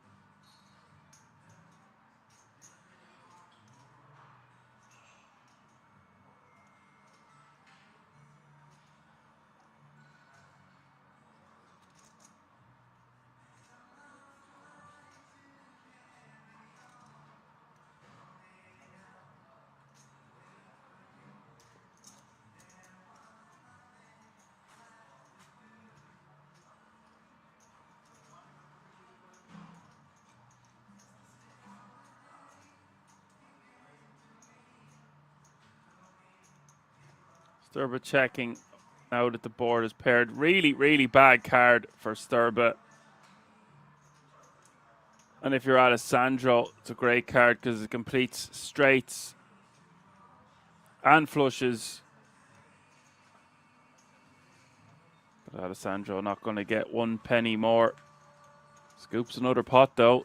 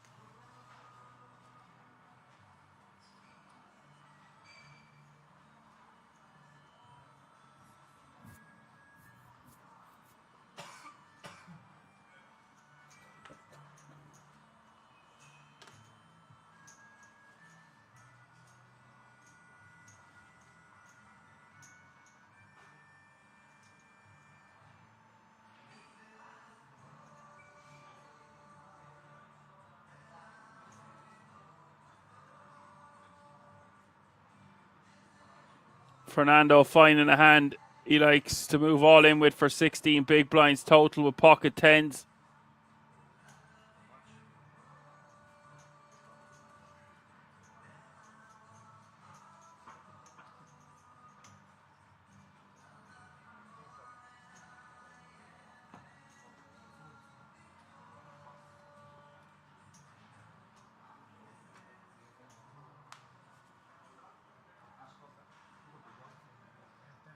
Whoa, Angelo wants to gamble here. This is out of line considering there's an open and a jam in front of him, but does want to stack off and finds himself in a coin flip situation for his tournament life. 30 million in the pot.